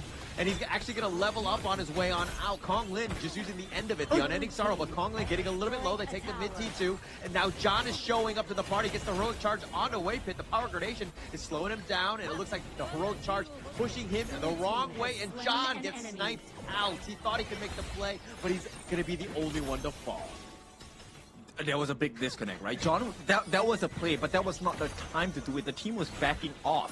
And right now, Nova, because of that mistake, they will be able to push into the T3s in the mid. And those are the kind of mistakes that we've seen from Team Hawk, right? Nuno is sometimes a little bit out of position when he's trying to go. Everybody has already been backing off, and John on this one tried to do that same type. And it seems like Team Hawk right now, not on the same page. And this has been a struggle and a constant weakness that has shown up in KIS4.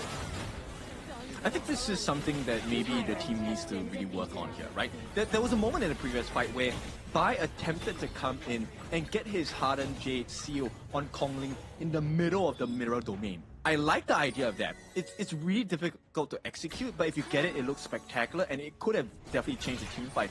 But I don't think this is the time to take that kind of risk. Yeah, now is definitely not the time. I mean, there's just so much. They're down about 5.2, but it looks like the Jade Seal is going to be used to ensure that they get the buff. The box have been used just to zone, but now they're on the run. The Wings of Judgment not able to hit, but they find Mon instead. The flash away by Lola, just trying to stay alive, but John has been killed, and they will look to dive, and here comes Kong Lin, not scared. He takes down John. He's going to be under the tower, taking some tower shots, but Kong Lin somehow surviving, and Nova with all 5 members looking to end this game and this series. Yep, this is the final gas here. No defense coming in. No defense at all, and it looks like Nova Esports, just like that, they'll take the Crystal, they'll take Game 4, they'll take the series, and they will say goodbye to Team Hawk. Yep, that was a valiant effort from the side of Team Hawk here. This spells the end of their journey in Honor of Kings Invitationals Season 4. Unfortunate for them, but we will get to see them some more down the road in 2026 HOK. For now, let's celebrate Team Nova Esports as they have shown us a masterclass of multiple drafts, multiple win conditions, and the ever-changing ability to adapt to the circumstances. This is what makes a champion team. Yeah, it's all about that execution from Nova Esports. I mean, they got to be ecstatic and just very confident and proud of how they played, because Team Hawk right now, it looked like they didn't have any sort of answers. They were constantly on the defensive, and why Nova Esports are the top dogs at the KIS4 and the scariest team and clearly the favorites. Oh yeah, definitely the favorites for this one. I think all of the votes, most of them were geared towards Team Nova, even in the predictions itself. Now, if you haven't done your predictions, now's the time to do so as well. But it has to be for the second series of the day, because we're done with this one. And with a 4-0 clean sweep, Nova advances into the next round of our knockout stages for day number 2. So let's welcome you back into day number 1 once again. They have continued their winning streak. No blemishes, I would say, overall for Nova. Yeah, no blemishes whatsoever. I mean, they died once. So I think that one time that they died, yeah, I think that like Kong Lin that one time, that's unacceptable. No, but I mean, a flawless game, flawless series. That's exactly how you want to play this one out. And why they chose Team Hawk, right? They wanted to send them home. They thought that Team Hawk were the weakest ones, and they went into that one. But now they move on into the semifinals. They're going to be guaranteed top 4. Really well played by them, and that's kind of how you want to do it. Nova Esports, just too strong in the end.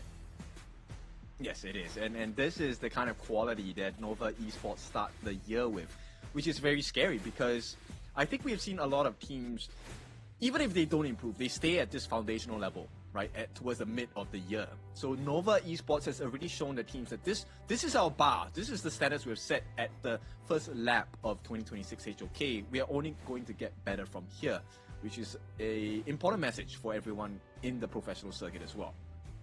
And that bar right now is pretty low, right? Let's be honest, for Nova Esports, right? They're just basically tempting anybody. Come to our level. Let's see. Because we have 10 others in the back pocket. We're ready to go. And Nova Esports, you're just seeing, whenever a team kind of contests anything, they tend to come out much stronger in the end. So this is a scary lineup that's only the sky is the ceiling for them. I mean, it's kind of like life, right? You have to stand up for yourself. So at this point, this is where I'm really curious. I'm very sure the other professional teams all across the globe, they're putting in the notes. They're kind of like, okay, look at that rotation, look at the timing of that. This is the kind of draft we want to try. And the biggest thing for me is, look, Nova look very strong, but that doesn't mean there are no gaps. That doesn't mean they have no weakness. These drafts are beatable, right? But I'm curious who is going to be the first one to do it, if it even happens in KIS4. Yeah, and we're going to have to find out. I think that there's really, when you're watching that game, and you were talking about timings and all that, they're all positive, right? They were chosen by Nova Esports. They were dictating everything in the game. I mean, they hardly died, and they barely made any mistakes because of it. So you're kind of thinking, it's like, okay, where are they weak?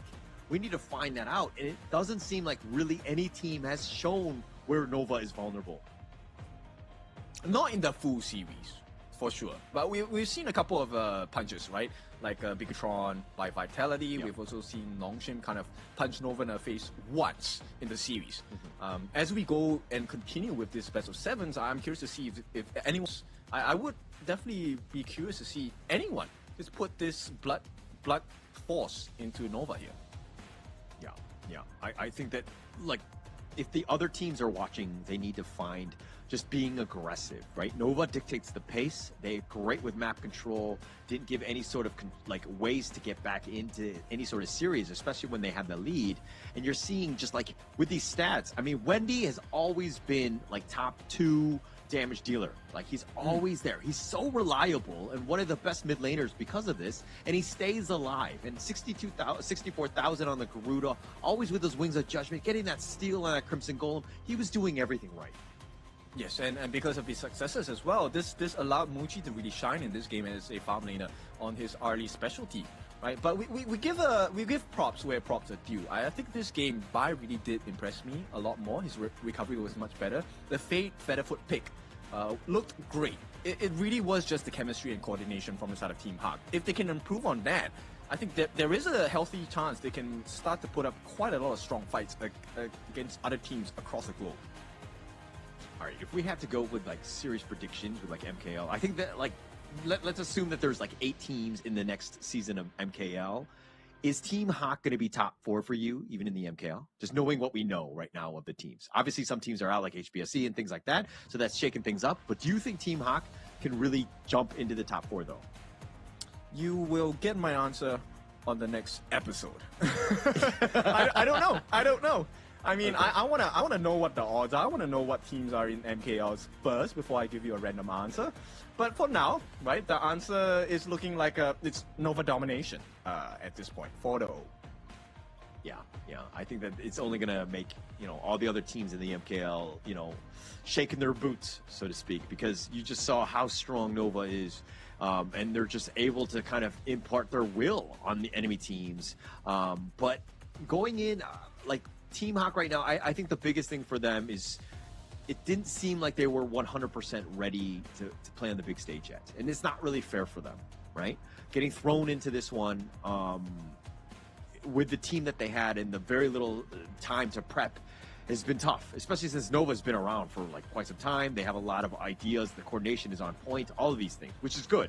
But Team Hawk, this is something where they need to go back to the drawing board. They need a little bit more time to simmer, I would say. Yeah, for sure. And once again, to be able to learn from Nova Esports in this particular experience itself is definitely very good. I think if Team Hawk manages to get all the clips here, do the proper reviews of not just the bands and picks, but also about the execution of the draft, just find out what the gaps are. Nova Esports do have gaps, right? We've seen that even for last year in other events, in international events, they can be beaten, right? And they can be beaten flawlessly as well. But this guy is the one that was truly flawless today. The MVP, Muchi, first time on the board in this series. MVP with the Parasola, the RD, 3-0-7. Just really well played by Muchi. I mean, he was able to just kind of out-style on them. And this is why Arlie is still strong, even though it might not be the top of the top in terms of the meta of a farm laner. But he's able to do his damage. He's able to stay alive. And we'll see a lot of that in the highlights here. Yeah, this one was what really gave me a lot of hope for the side of Team Hawk here, right? By getting that first blood, very nice coordination. But once again, because of the space that both Wendy and Waypit are able to generate for Muji, he is always left unattended to. And when you leave Muji alone, that's where he deals the most amount of pressure against you. Like, if you're looking at some of these fights where Team Hawk was able to fight back, I mean, he gets the jump in, but the rest of the squad was there. There are moments where John went in by himself, and the rest of the team was just like already retreating. So, like this is one where it was a little bit ongoing. Oh no, they did well on this one. But there was a moment where John tried to go in, wasn't able to go in, and that was when the overlord. Oh, this is the play, right? Where he tries to go in, everyone else from Team Hawk was just running, and so Nova was just running him down. Yeah, so much better decision making from the side of Nova. And this is where it really shows you, right? The better team wins.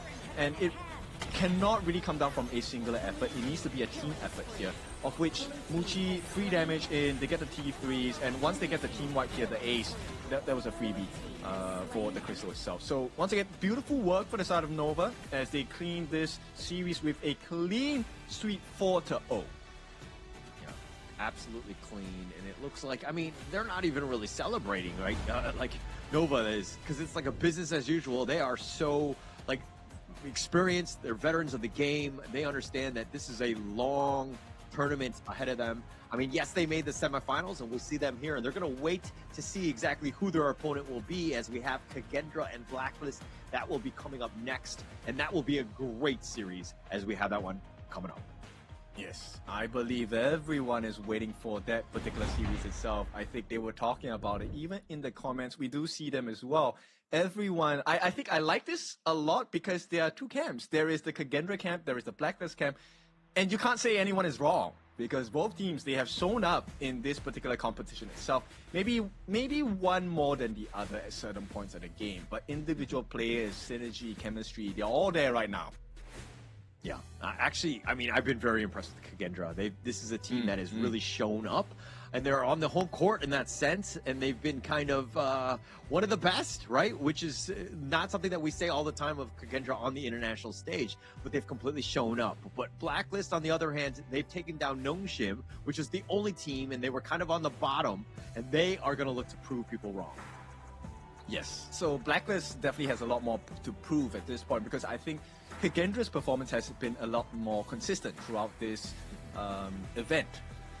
Okay, maybe not as consistent. They did lose me a couple of prediction points, but you know what? I wish the best for both teams because right now we need to let them prepare as we take to the stage. Mara and Rookie, please take the stage. Nova proves that they are the biggest threat this KIS4. Congratulations, Waypit. Congratulations, Sean. Now, that was so phenomenal. You want to know why? You finished the game so fast.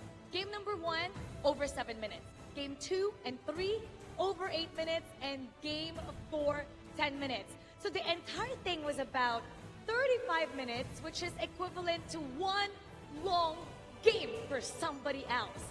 It looks like you know your opponent, Team Hawk, so well. What did you guys do to prepare? Because so flawless. Wait a minute. We watched their game and we know their weakness, and we all know how to play. So you know how to counter based on the weakness that you've studied. So effective. Yes, and Swan, with Team Hawk's elimination, your brothers from Malaysia, what advice do you have for them, for the Malaysian brothers, to further improve their skills in the next tournament? Jangan putus asa. See you in MKL Spring. Okay, he said, don't give up. They'll see them in MKL Spring. Oh, that's nice. There's always another chance for everybody. Now, up next, it's going to be Kagendra versus Blacklist International. Whoever wins that will face you in the semifinals. Who do you think it is? Blacklist. Blacklist, why? Because I'm Blacklist's biggest fan. Oh, you're Blacklist's biggest fan? Wow, okay. Since you're the biggest fan of Blacklist, which player, pick one player who you think will really perform well out of all of them? Chaz. Chaz. I know you love them, but take a look at the camera right there. In case you face them, what would you like to say to Chaz? What would you like to say to him? We will beat you again. Good luck. You will beat them again. Good luck. In this tournament, it doesn't matter who you love. You have to take them down to get to the top.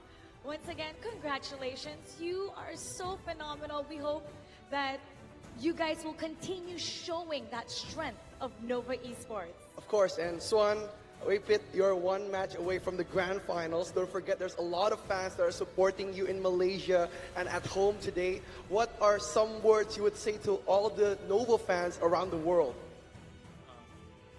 Percaya pada kami, Nova boleh. Wow, trust them because Nova can, and they will take the first spot. I believe in them, so don't go anywhere because tomorrow and after this, we still have more to come. We have Kagrendra's matchup against Blacklist, so see you after the break.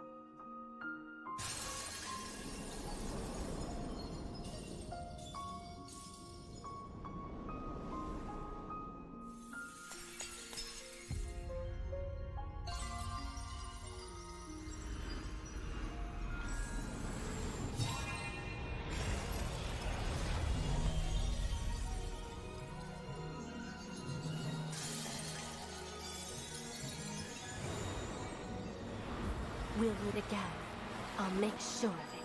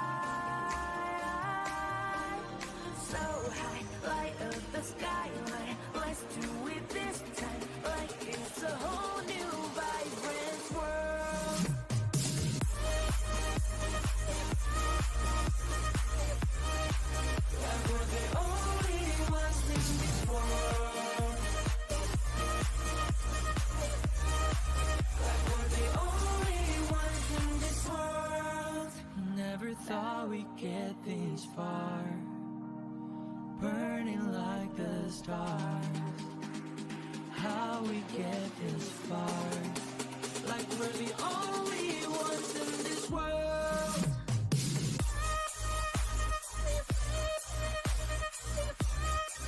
Like we're the only ones in this world. Like we're the only ones in this world.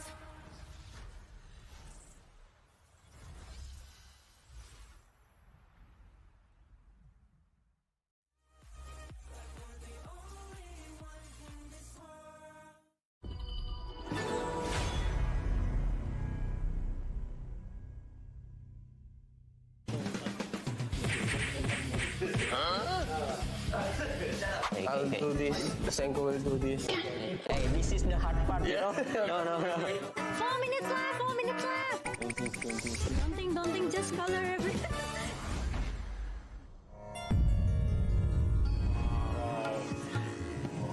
Wow.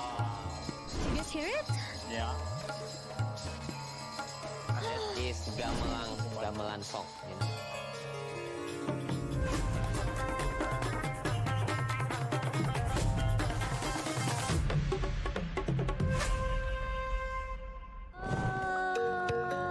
Di Museum Wayang Jakarta. Kita happy banget bisa di sini nih bareng sama Dalang. Boleh mungkin perkenalan diri dulu. Saya Wandoyo. So today you will have a special mission. Your mission today is to color two wayangs, otherwise known as shadow puppet. Anoman, the pure and cunning and the inspiration of Sun Wukong, and Rawana, the powerful and arrogant king of Galengka. But you have to work fast. You have only 10 minutes to color before presenting your wayang. Don't forget to have fun. So are you guys ready? Let's go!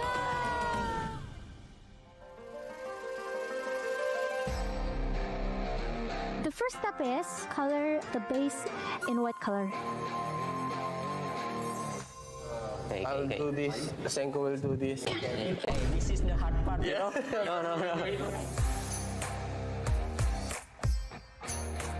Pengen banget kalau bisa pengen banget persis, cuma harusnya sih emang tetap masih beda ya, karena kita nggak bisa sedetail itu, cuma at least kita berusaha yang terbaik lah. Berusaha yang terbaik. Gak kayak tim sebelah tuh. We want to beat them, although we have not favorable odds. We have a smaller brush, but we also do it already. Our hair and our face, finally, all white. It's not supposed to be all white. Okay, now you can add another color to finish your wayang kulit.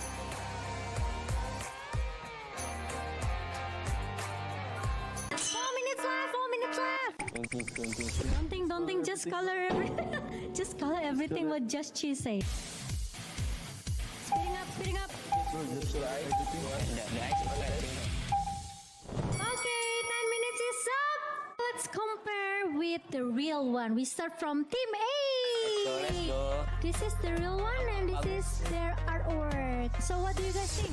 Better than them. Dalang, menurut Dalang gimana? 8. 8. You got 8. Let's move on to Team B. What inspire you guys to color like this? Three nations combined together, we try to do something creative. But Nongshim, Black Kiss, and PHK. United as one. Yes. Berapa skornya dulu? Skornya 7,5 ini. We won. Okay guys, that's it. Thank you for Team A. Thank you for Team B. You guys did a great job. Amazing. Thank you, Dalang. Now, Dalang will show us his work and we will show him our game. Okay? Okay. Let's go. It's our game. It's our first time to shoot like this contest. Saya dapat belajar tentang sejarah Indonesia. We were coloring three nations, one table. Itu bagus sih buat generasi kayak gue juga bisa tahu tentang wayang ini, budaya Indonesia juga. Pakai tangan kiri aja, tangan kiri. It's good to experience this, and I'm glad to share this experience with people from all over Asia. Indonesia wayang kulit, I love it very much.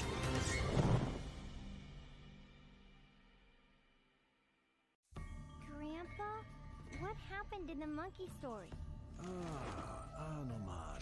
Yes, he made a promise to bring Cinta home. Was he lucky? He got caught, and flames rose. A huge fire.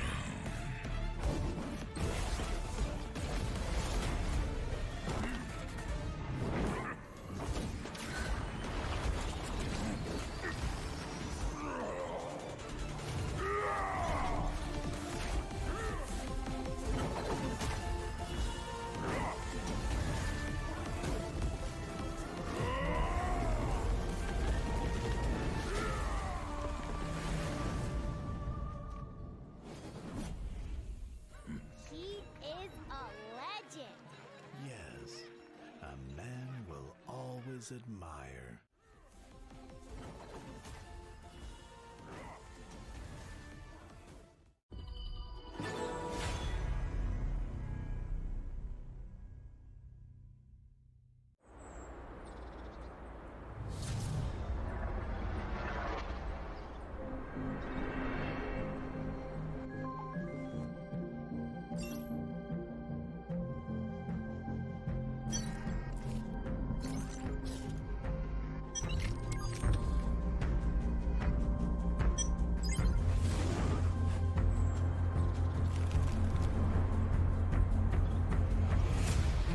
Kami di sini berjuang untuk mempertahankan mara negara dari tahun lepas.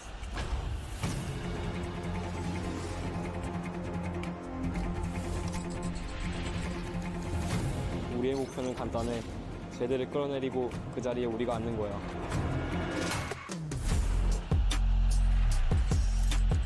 Kapag naaganti na kami, patutunayan namin na kami ang pinakamagaling.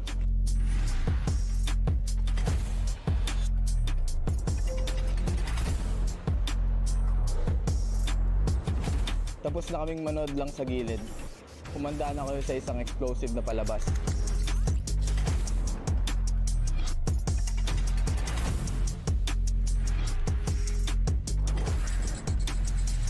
Inilah peluang pertama untuk kita, peluang untuk pertunjukan kepada dunia kemampuan Malaysia.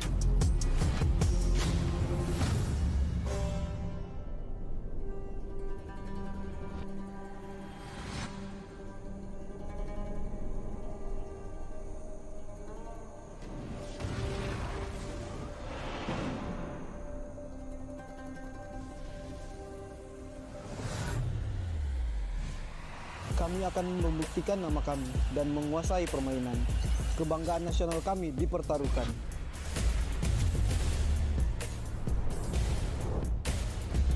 Kami kembali, lebih kuat dari sebelumnya. Indonesia punya banyak tim, tapi kita bisa bersatu. Coba ragu sama kami kalau berani.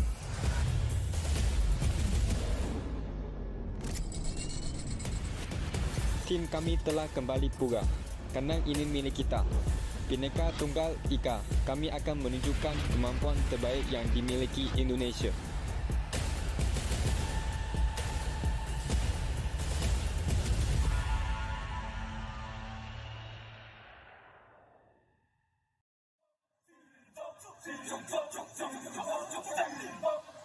Kings Invitational Series, let's go! Bertahun-tahun ku ditempa, harap yang karang murka, enemy di setiap langkah, jantan datang mencoba, panggil ku Women Army, satu orang 1000 nyali, bel spirit dalam nadi, sini maju ku ladeni. Langkah sudah jauh, mereka pikirku mau mundur dan buang sau. Kehormatan yang utama di puncakku pertama, berdiri hantam balik semua yang halangi arah. Pikir-pikir lagi kalau kau mau halangi, genderang perang sebab bunyi sini hadapi. Old school tank mentally dia takkan berhenti, bukan instan imitasi. Coba ku lihat sapu cara bermain agak lain dengan strategi yang saya desain. Aku lemas mastermind di balik kekacauan. Satu punchline sapu ku mundur semua lawan. Insting tepuku deteksi ancaman, enemy ku libat seperti Anoman. Show satu pukulan tangan kosong, jatuh runtuh panggil aku Wukong. Power hantam lawan yang menghadap, sapu cakar lebih tajam lebih dari kopong pedang. Yang saya incar tuh rawana bukan tata singgah sana, maka wajar apabila dong bilang sampai di sana. Siapa yang berani mendekat kemari? Saya yang kesana atau kau yang kesini? Jutaan kalian pun satrakan lari. Seranganku cepat sulit kau hindari. Dominasi, ku kendali.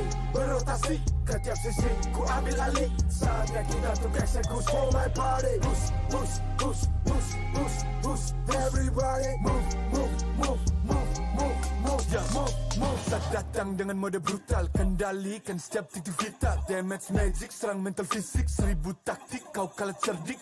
Mau coba jatuhkan sama mana bisa. Siasatmu sudah saya analisa. Terdapat selak, gerak geriku sulit tu dilabrak. Wah, game over, hancurkan semua tawa. Kombinasi skill dan power. Teleportasi ala Enoku yang LOK.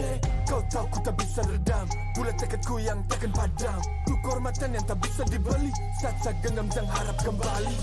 Adu mekanik tingkat tinggi. Siapa paling berani? Aku paling gigi. Pedang raja yang ku hulus. Tebasannya bak angin menghembus. Long life the king. Akulah raja. Dentuman zira. Ini mental baja. Akulah hukum dalam wujud nyata. Seni tempurku susah tu kau baca. Y'all better run. I've already won. Nowhere to run. Your time is done. Tidak bisa kau atasi. Berat untuk kau hadapi. Kalau pedangku menari. Kau balik kanan dan lari.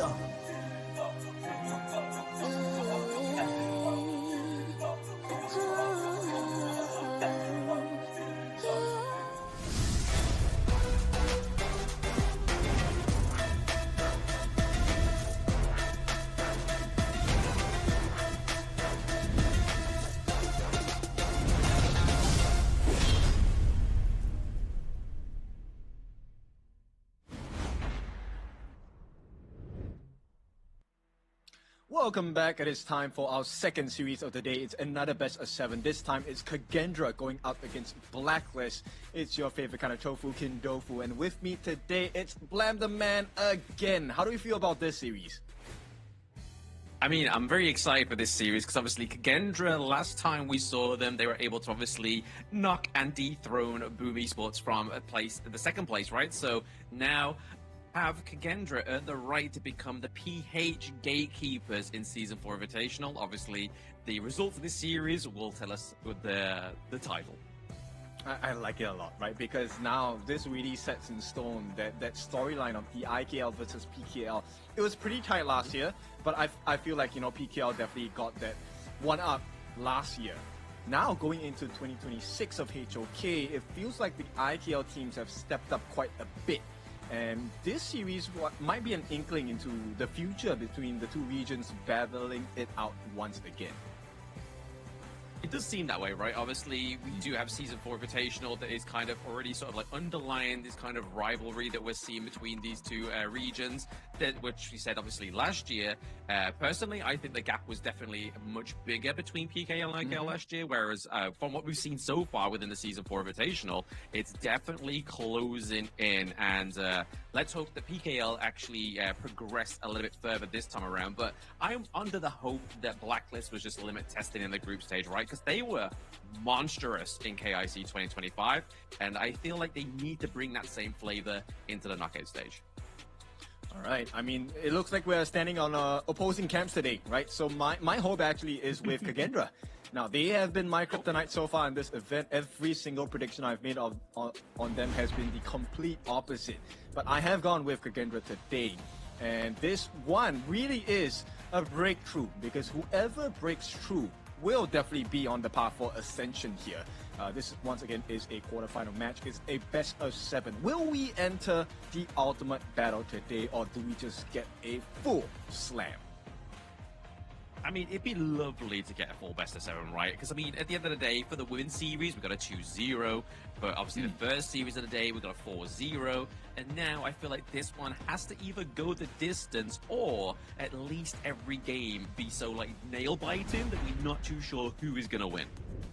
That's true. Look, I really love the asset that we were shown on screen just now, because the battle is really between the 4 players over here. But we'll talk about the team head-to-head first. So far, kill participation has been a little bit higher for the side of Kagendra. And average kills, they're pretty much tied up. Average gold as well, close by, but Blacklist edges out in this one.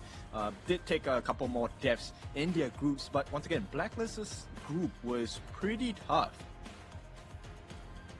Oh, very tough. I mean, they chose the opponents though, right? So it's like, no sympathy for me. Like, no sympathy for me that they obviously only got second place there, but it's kind of just like, okay, Blacklist, yes, obviously they did have a tougher group, but they were the reason why they had the tougher group. I mean, it all works out in the end, because obviously they're now facing Kagendra, and they probably feel like that maybe now that they're actually falling into their knockout stage performance, they may actually see a much better head-to-head going into the next few days. But right now, if we're looking at Beige Shirt going against Just Chi, is definitely looking to favor Beige Shirt at this moment, because Kagendra, yes, we can obviously say they have an easy group, quotations, because obviously it's a very loose term, but definitely having a solid performance into the Season 4 Invitational, bar day number 1, I have to say. Okay, I think this is where it's kind of like they're on opposing or opposite sides, right? Fei Shi didn't have the greatest start to the competition itself. Slowly, he's been improving. On the other hand, Joshi, we know him as a very strong player, but every single team has been able to shut him down quite a bit. And so hopefully we get to see this kind of matchup 1v1 and really who is the better team. But before we go into that, of course, we need to take a look at the stage as we bring them to the event itself. So Mara and Rookie will be your hosts for this event. Let's take a look at them. Guys and girls, please bring us forward.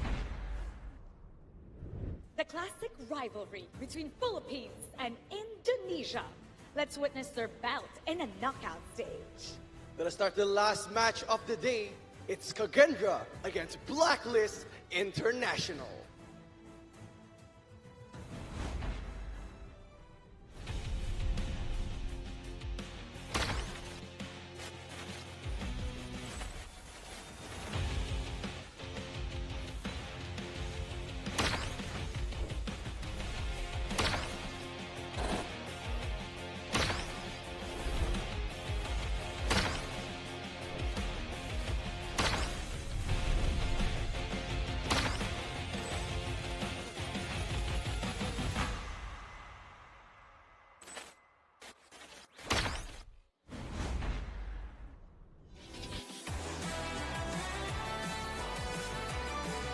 The El Manuk soaring high, try to reach new heights with flag as wings to carry the national pride.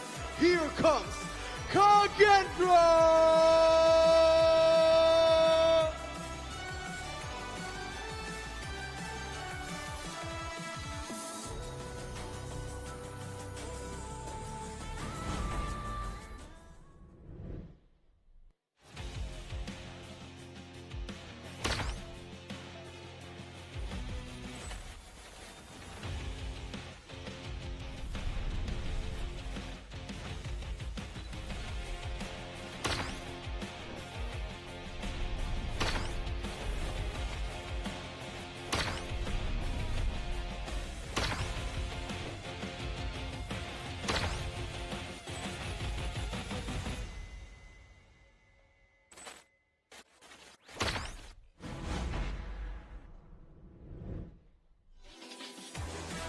Strongest of PKL. The agents have always been respected and feared. They rise once more for the title. Here is Blacklist International!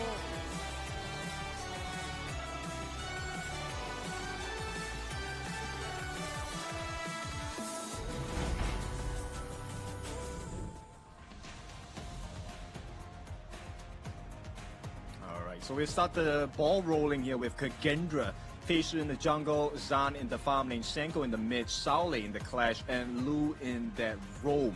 Now these 5 members, they have been steadily improving throughout the entirety of KIS4. But the challenge is going to be huge here because we're talking about Blacklist International here, Blam.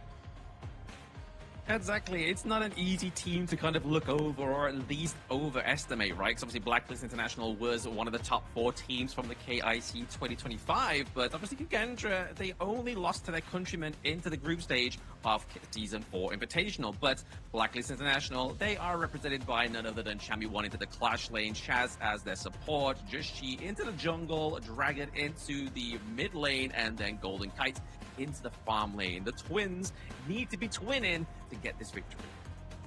Yeah, so let's explore this little 1v1s in their roles, because I feel like this is actually one of the most apt teams to really explore this, right? Fei against Jashi, we've already seen the breakdown in that. But the most interesting lineup that I want to explore in this game, and we'll get to see for sure, is the Clash lane. Chami 1 against Sauli. Sauli has been phenomenal. He's been a gem so far. But Chami 1 is known as one of the best, if not the best, Clash laners in the globe. Let's see, Mr. or Miss Go Lai?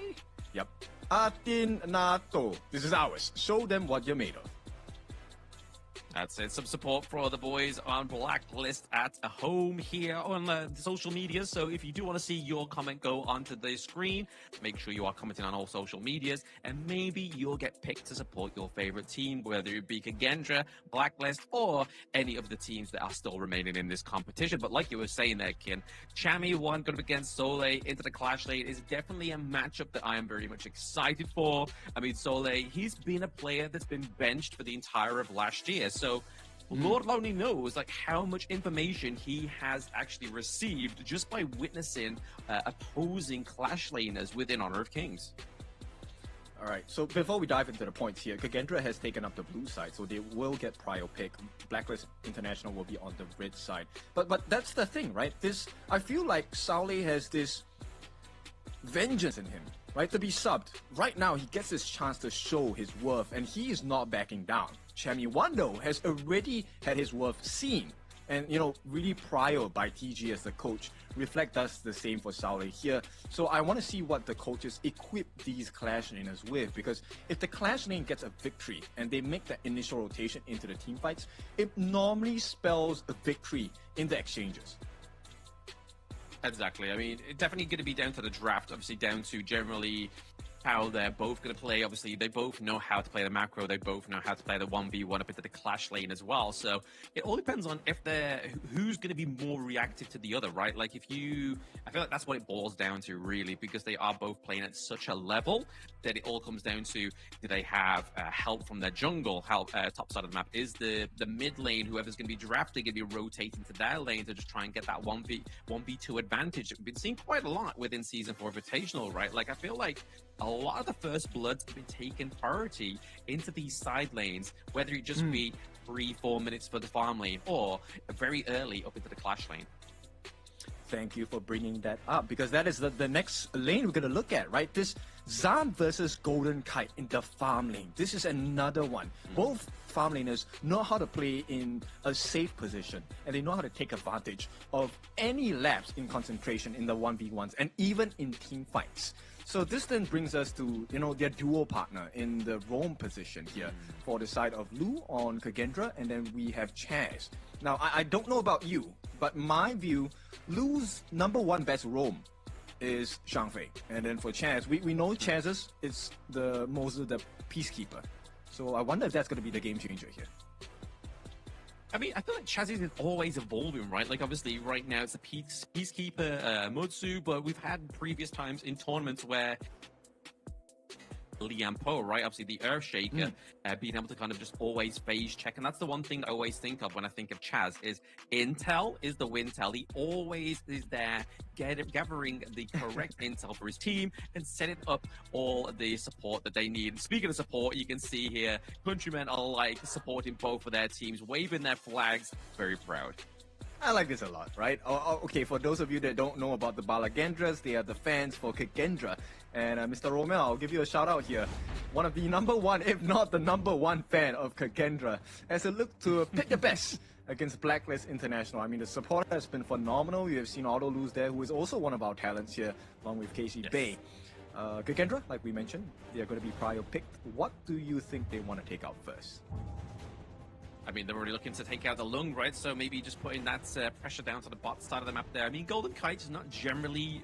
When I think of Golden Kite, I don't think Lung. I think of Chano. So whether they're going to go for Chano for themselves, for Kagendra in game #1, but the Chicha being banned out here is pretty much kind of like written in the stars, right? Because if you don't ban it out in the first phase, and you're a blue side, you're generally going to pick that because of just the flexibility of that hero.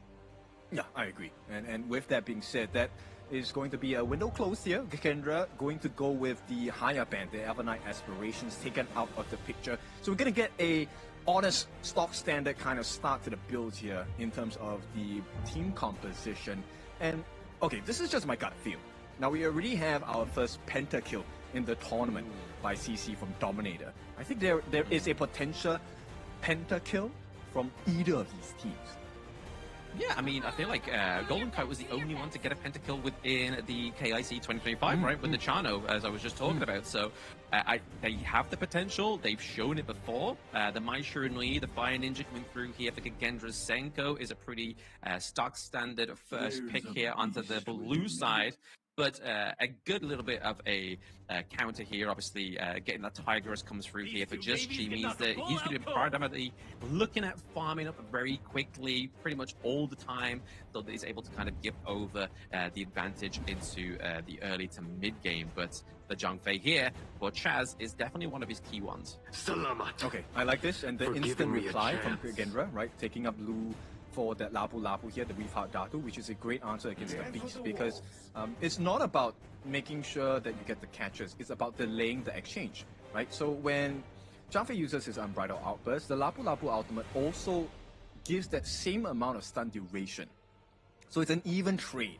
Now Blacklist, they want to wrestle that advantage, and Dharma is definitely one of those big answers. Very nice combination as well, Unbridled Outburst into the Truth Mantra, and then Blacklist just cleans house.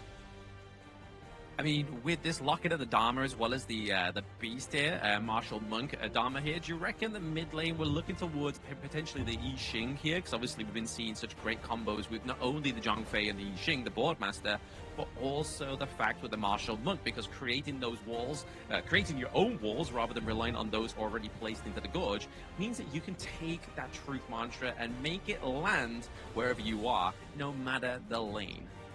I like it. I like the idea. I mean, we've seen it so many times.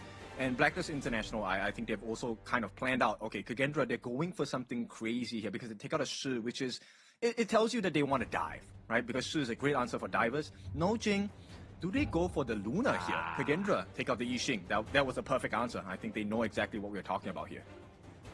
Exactly. So into the mid lane here, obviously go up against the Fire Ninja. I can imagine that maybe potentially we see something with a little bit more CC, or maybe even a little bit more poke, right? Maybe go for something like the Xiao Xiao, try and get the knockups from the second skill potentially there. I mean, we have seen quite a lot of Hino as well, but for the last few days, not really come through the Fate Turner. But we're going to get the Laurel Princess coming through. Eren into the bot side of the map here to go up against Zan's pack leader. I think that's a great answer. And also Kagendra, they kind of shut down the potential here. I mean, it's already locked in for the Martial Monk, but the Spark Maze, the Byron's a great answer against the line of Blacklist International and Kagendra. So they go for the best of both worlds here, potentially the Swordmaster Musashi, who not only does a lot of damage, but also has high tank ability. So I like the defensive structure of Kagendra's lineup. Now the question is, for Blacklist International, this mid laner, I don't think the Xiao Xiao would be great. I would rather you save it for the RLE. I think they need maybe more like a Lady Zhen or maybe even someone that is able to poke from far. Yep, and there we go. Nice. Yeah. I mean, as soon as the Musashi got locked in there, I was really thinking towards the Princess Frost, because obviously, yes, the fact is you do have the duel to the death, but if you are Dragon, you're going to be waiting for that ultimate to be procced, and then you drop the Winters here, and then that's it. It's a lot harder to use extreme speed at a slower tempo to get out of that situation you find yourself in, thanks to your ultimate. But really here as well, it's going to be interesting to see if he uses the Illuminating Slash to kind of cancel out some of those first skill abilities from the Laurel Princess here. So there's no slow, there's no kind of like AoE damage building up within these team fights. That's true. I think at this point, the first skill, which is the Illuminating Slash from the side of Phase 2, is going to be great against Golden Kite. But the duel to the death, I think it definitely has to be safe for Jashi, right? Either Jashi or at this point, I don't think it's going to be used on chairs here. But yeah, we'll see. There's many opportunities for Kagendra to take the one-up. But as we have already seen in the first series of today, this early game, do we get that invasion coming from Blacklist? Oh yeah, I mean the early game from the last series. I don't know if it's just like maybe just a one-off there, because obviously the difference between the teams, let's say between Nova Esports and Hack, they knew that they had pretty much like an easy way in, easy way out in the early game, especially when they got that triple kill, you know? Whereas I feel like Kagendra, they can't underestimate Blacklist that same level, because if they do, they may get punished, and if you get punished in the early game, you then got to try and regather that momentum, the resources that you've just lost just by taking that really risky, ballsy move. Yes, and I think both teams already understand how clinical they are, right? Kagendra of New is a bit more, no, not a bit, a lot more disciplined. They know now not to push themselves over the edge. Once they have a slight goal lead, even 1,000, they start to really work around the macro game. And I hope Blacklist is able to take a page out of their book and really take a look at just holding on the lead and waiting for Kagendra to make the mistakes. Yeah, I mean, we've got the pickup of the common skill here for the side of Chaz onto the Zhongfei. Normally we like to see the double smite come through here, but this time around it looks like it's going to go for the bit of a heal just to give the squishier heroes like the Princess Frost and the Laurel Princess a little bit more of a sustainability, maybe just a second lifeline when they feel like they're about to get picked off by somebody. Drop that heal, they're then back to sort of like a very safe health bar to get out of there. But this is game number 1 between Kagendra and Blacklist International. It is the knockout stage, so somebody is going to go home.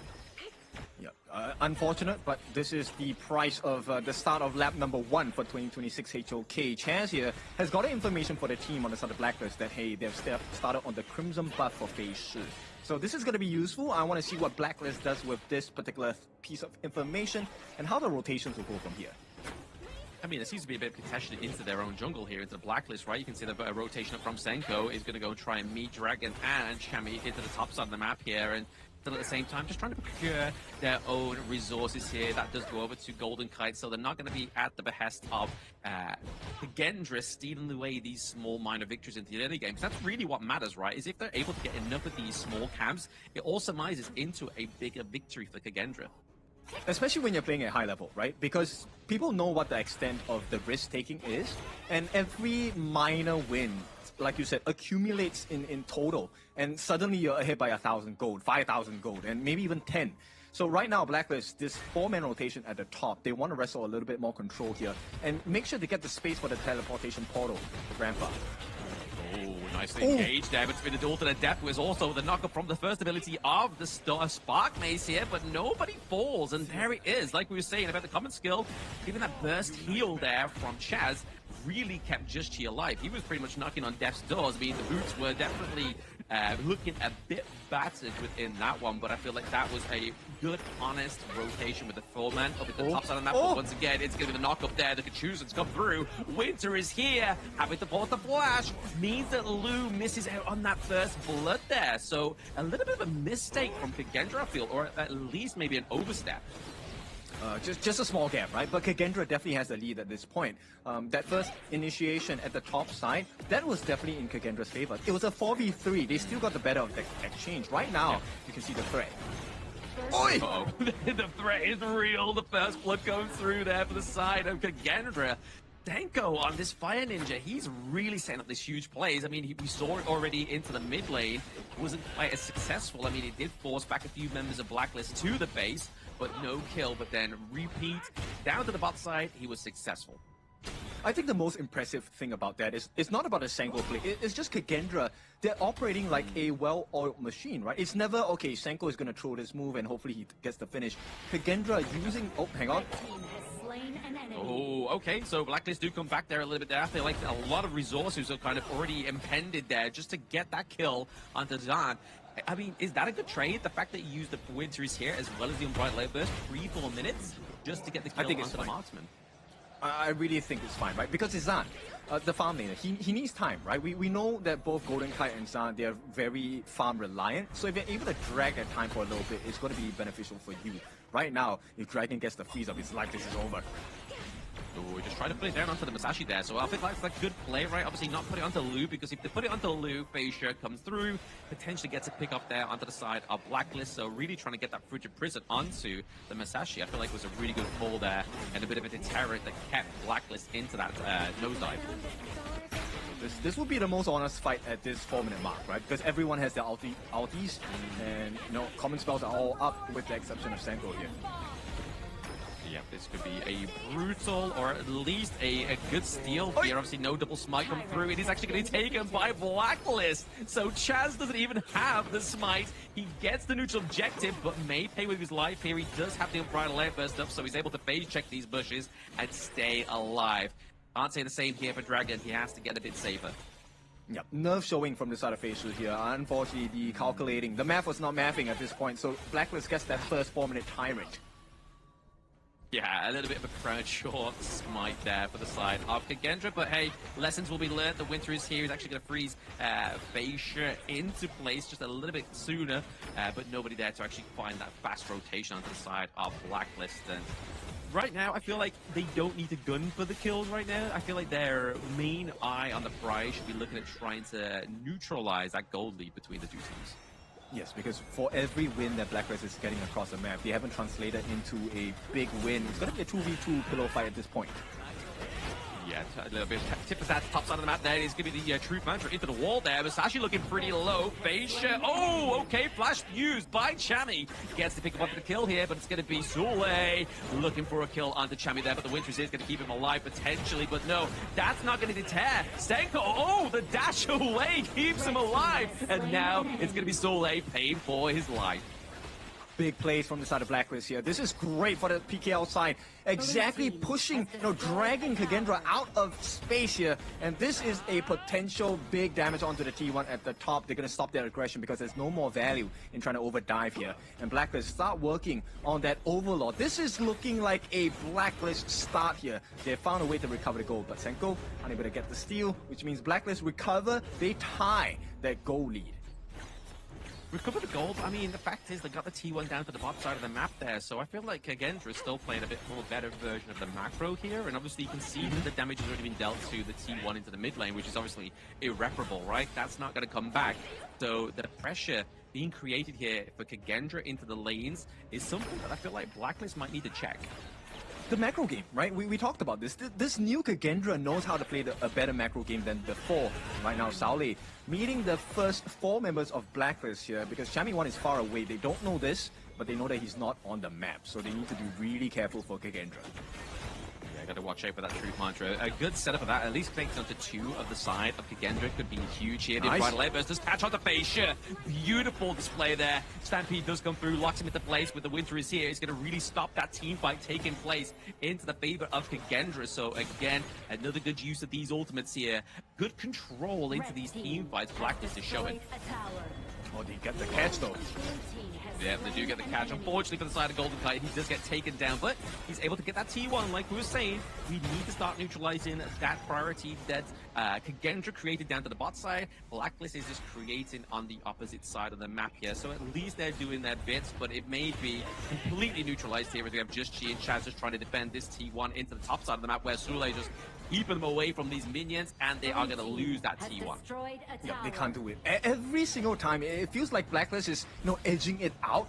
Kagendra just come back with another macro play, and Blacklist, they cannot handle it, right? We talked about the best of both worlds for Facial. He's tanky, he's able to deal damage, and that initial jump of the Dragon, this is something that will make Dragon really scared to show his face in teamfights, because they can go on him anytime. Yeah, that's the problem with the Princess Frostfire. Like, especially if you don't have like the big, strong front line. I mean, yes, you've got the Beast, Zhang Fei. I mean, yes, you have the Martial Monk, but it's not the kind of like the most sustainable front line that you could be thinking of having here, or at least kind of somewhere you can be situated in the back line and know you're not going to be the target. But like you're saying, that kid, for a fact they're looking at Dragon because already he's kind of controlling the narrative of these team fights. I think going on to Dragon is a great idea, but they also have to be really careful. Okay, nice attempted catch onto Zan here. Unfortunately, that attempt was nice. The idea was nice. Execution didn't really, match that. And Zan did have to burn the flash though. Oh, Splendor having to be used there, so Dragon doesn't get caught out and doesn't have to use his flash just yet. But now we are going to see Zole into the middle of that Winters here. They're able to claim that Tyrant onto the side of Kagendra, but it's going to be Zule that gets taken out here. Lu looking pretty low as well. They have to use the Pack Leader's ultimate just to keep them away from Zule, keeping them alive, because if they lose the Byron, that's one extra beefy bit of an initiation they don't have. Blacklist all formulated around about this T1 right now, trying to put the lockdown on Fascia so they could just secure this T1 into the mid lane. Blacklist looking to do it, even though they don't have a single minion. They get the love tap, they get the priority in mid. Lovely. I like the aggression coming out from Blacklist, right? You have to fight for every single advantage in this game, and you can't allow just backdoor protection to stop you from getting the advantages here. Blacklist really pushing up the ante and making sure that they extract maximum value, because if they did not take the T1 there, the trade for the Tyrant would not have been worth it at all.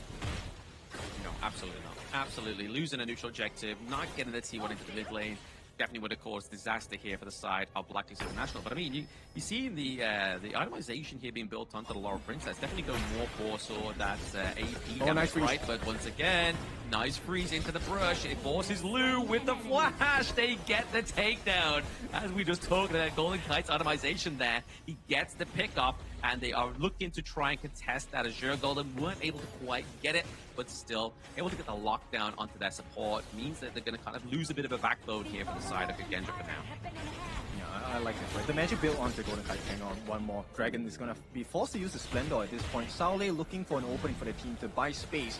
But, you know, Blacklist, I like this aggression. This is exactly what they need to do. And they are distracting them from the fact that Joshi is taking the Shadow Tyrant. And this is going to be Blacklist having the advantage for the first time in this game.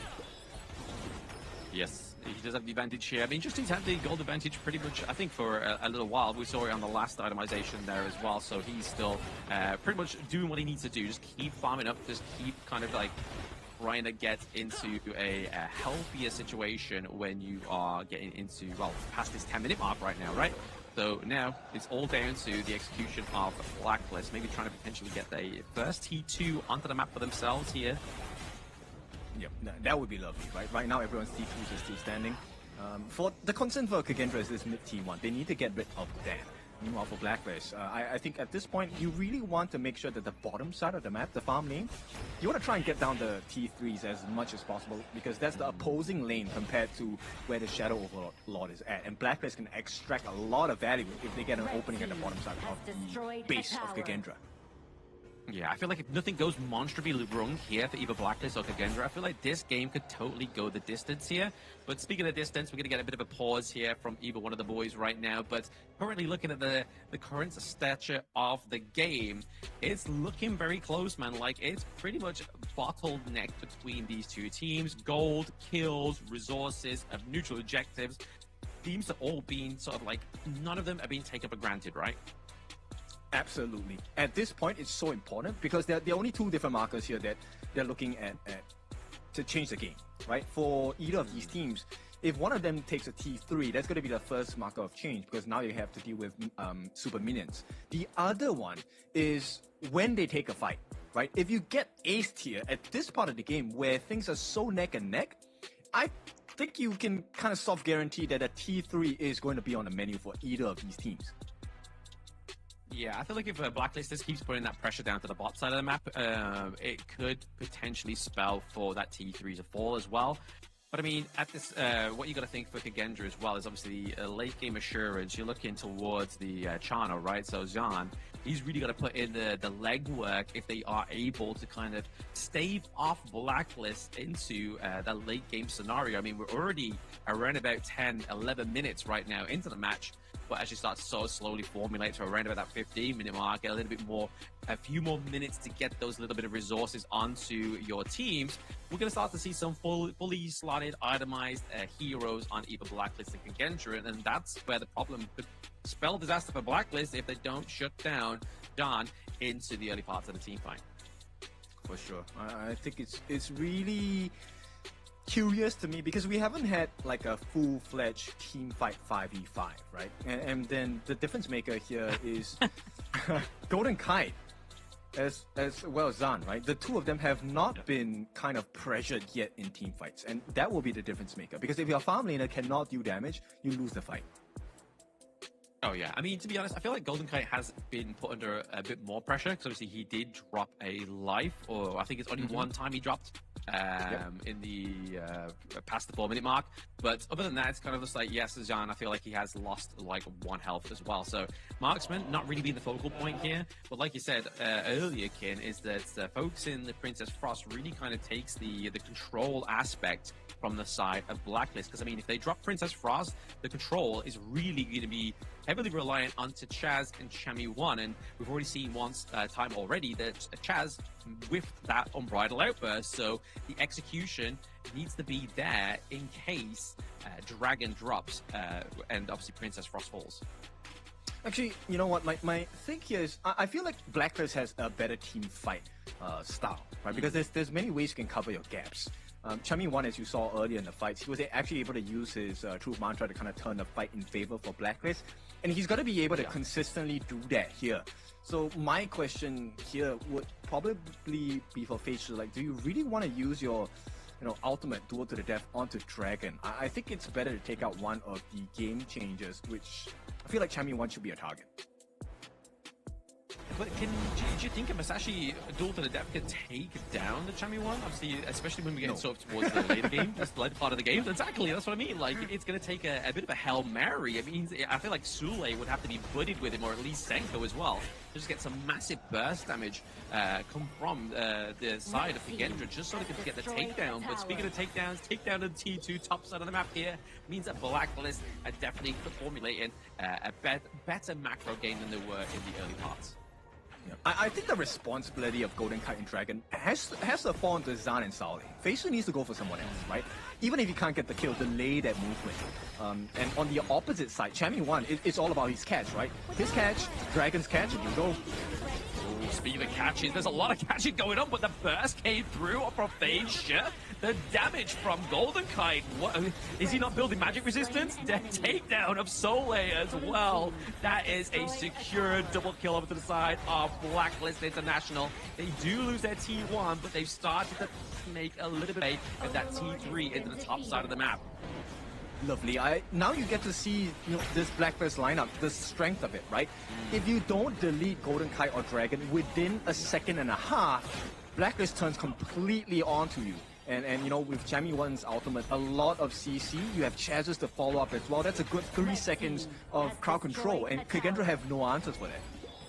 Yeah, no answers indeed, right? I mean, this damage coming through from the side of Blacklist. I feel like this double marksman draft here is definitely playing very well now that they got like the itemization online, able to take these turrets pretty easy. I mean, you saw the damage Golden Kite was just doing to that T2 into the mid lane there, and then obviously with the same sentiment for Just Chi, but now that pressure for the Shadow Vanguard plays top side of the map here, you know where Blacklist is looking. Yeah, Blacklist. I mean, my eyes are on Chami1 right now. He has a flash, he has the Truth Mantra. If they group up carelessly on the side of Kagendra, this could cost them the game. T3 at the top already secured. That's great for the side of Blacklist, but it's not the end yet. There is still a comeback factor. Oh, yeah. We've seen teams come back from worse situations here in terms of the state of their base. But right now, obviously, it's going to be a little bit harder for Feisha to have a little bit of leeway in his own jungle now, right? Obviously, that top side of the map completely eradicated in terms of the turrets.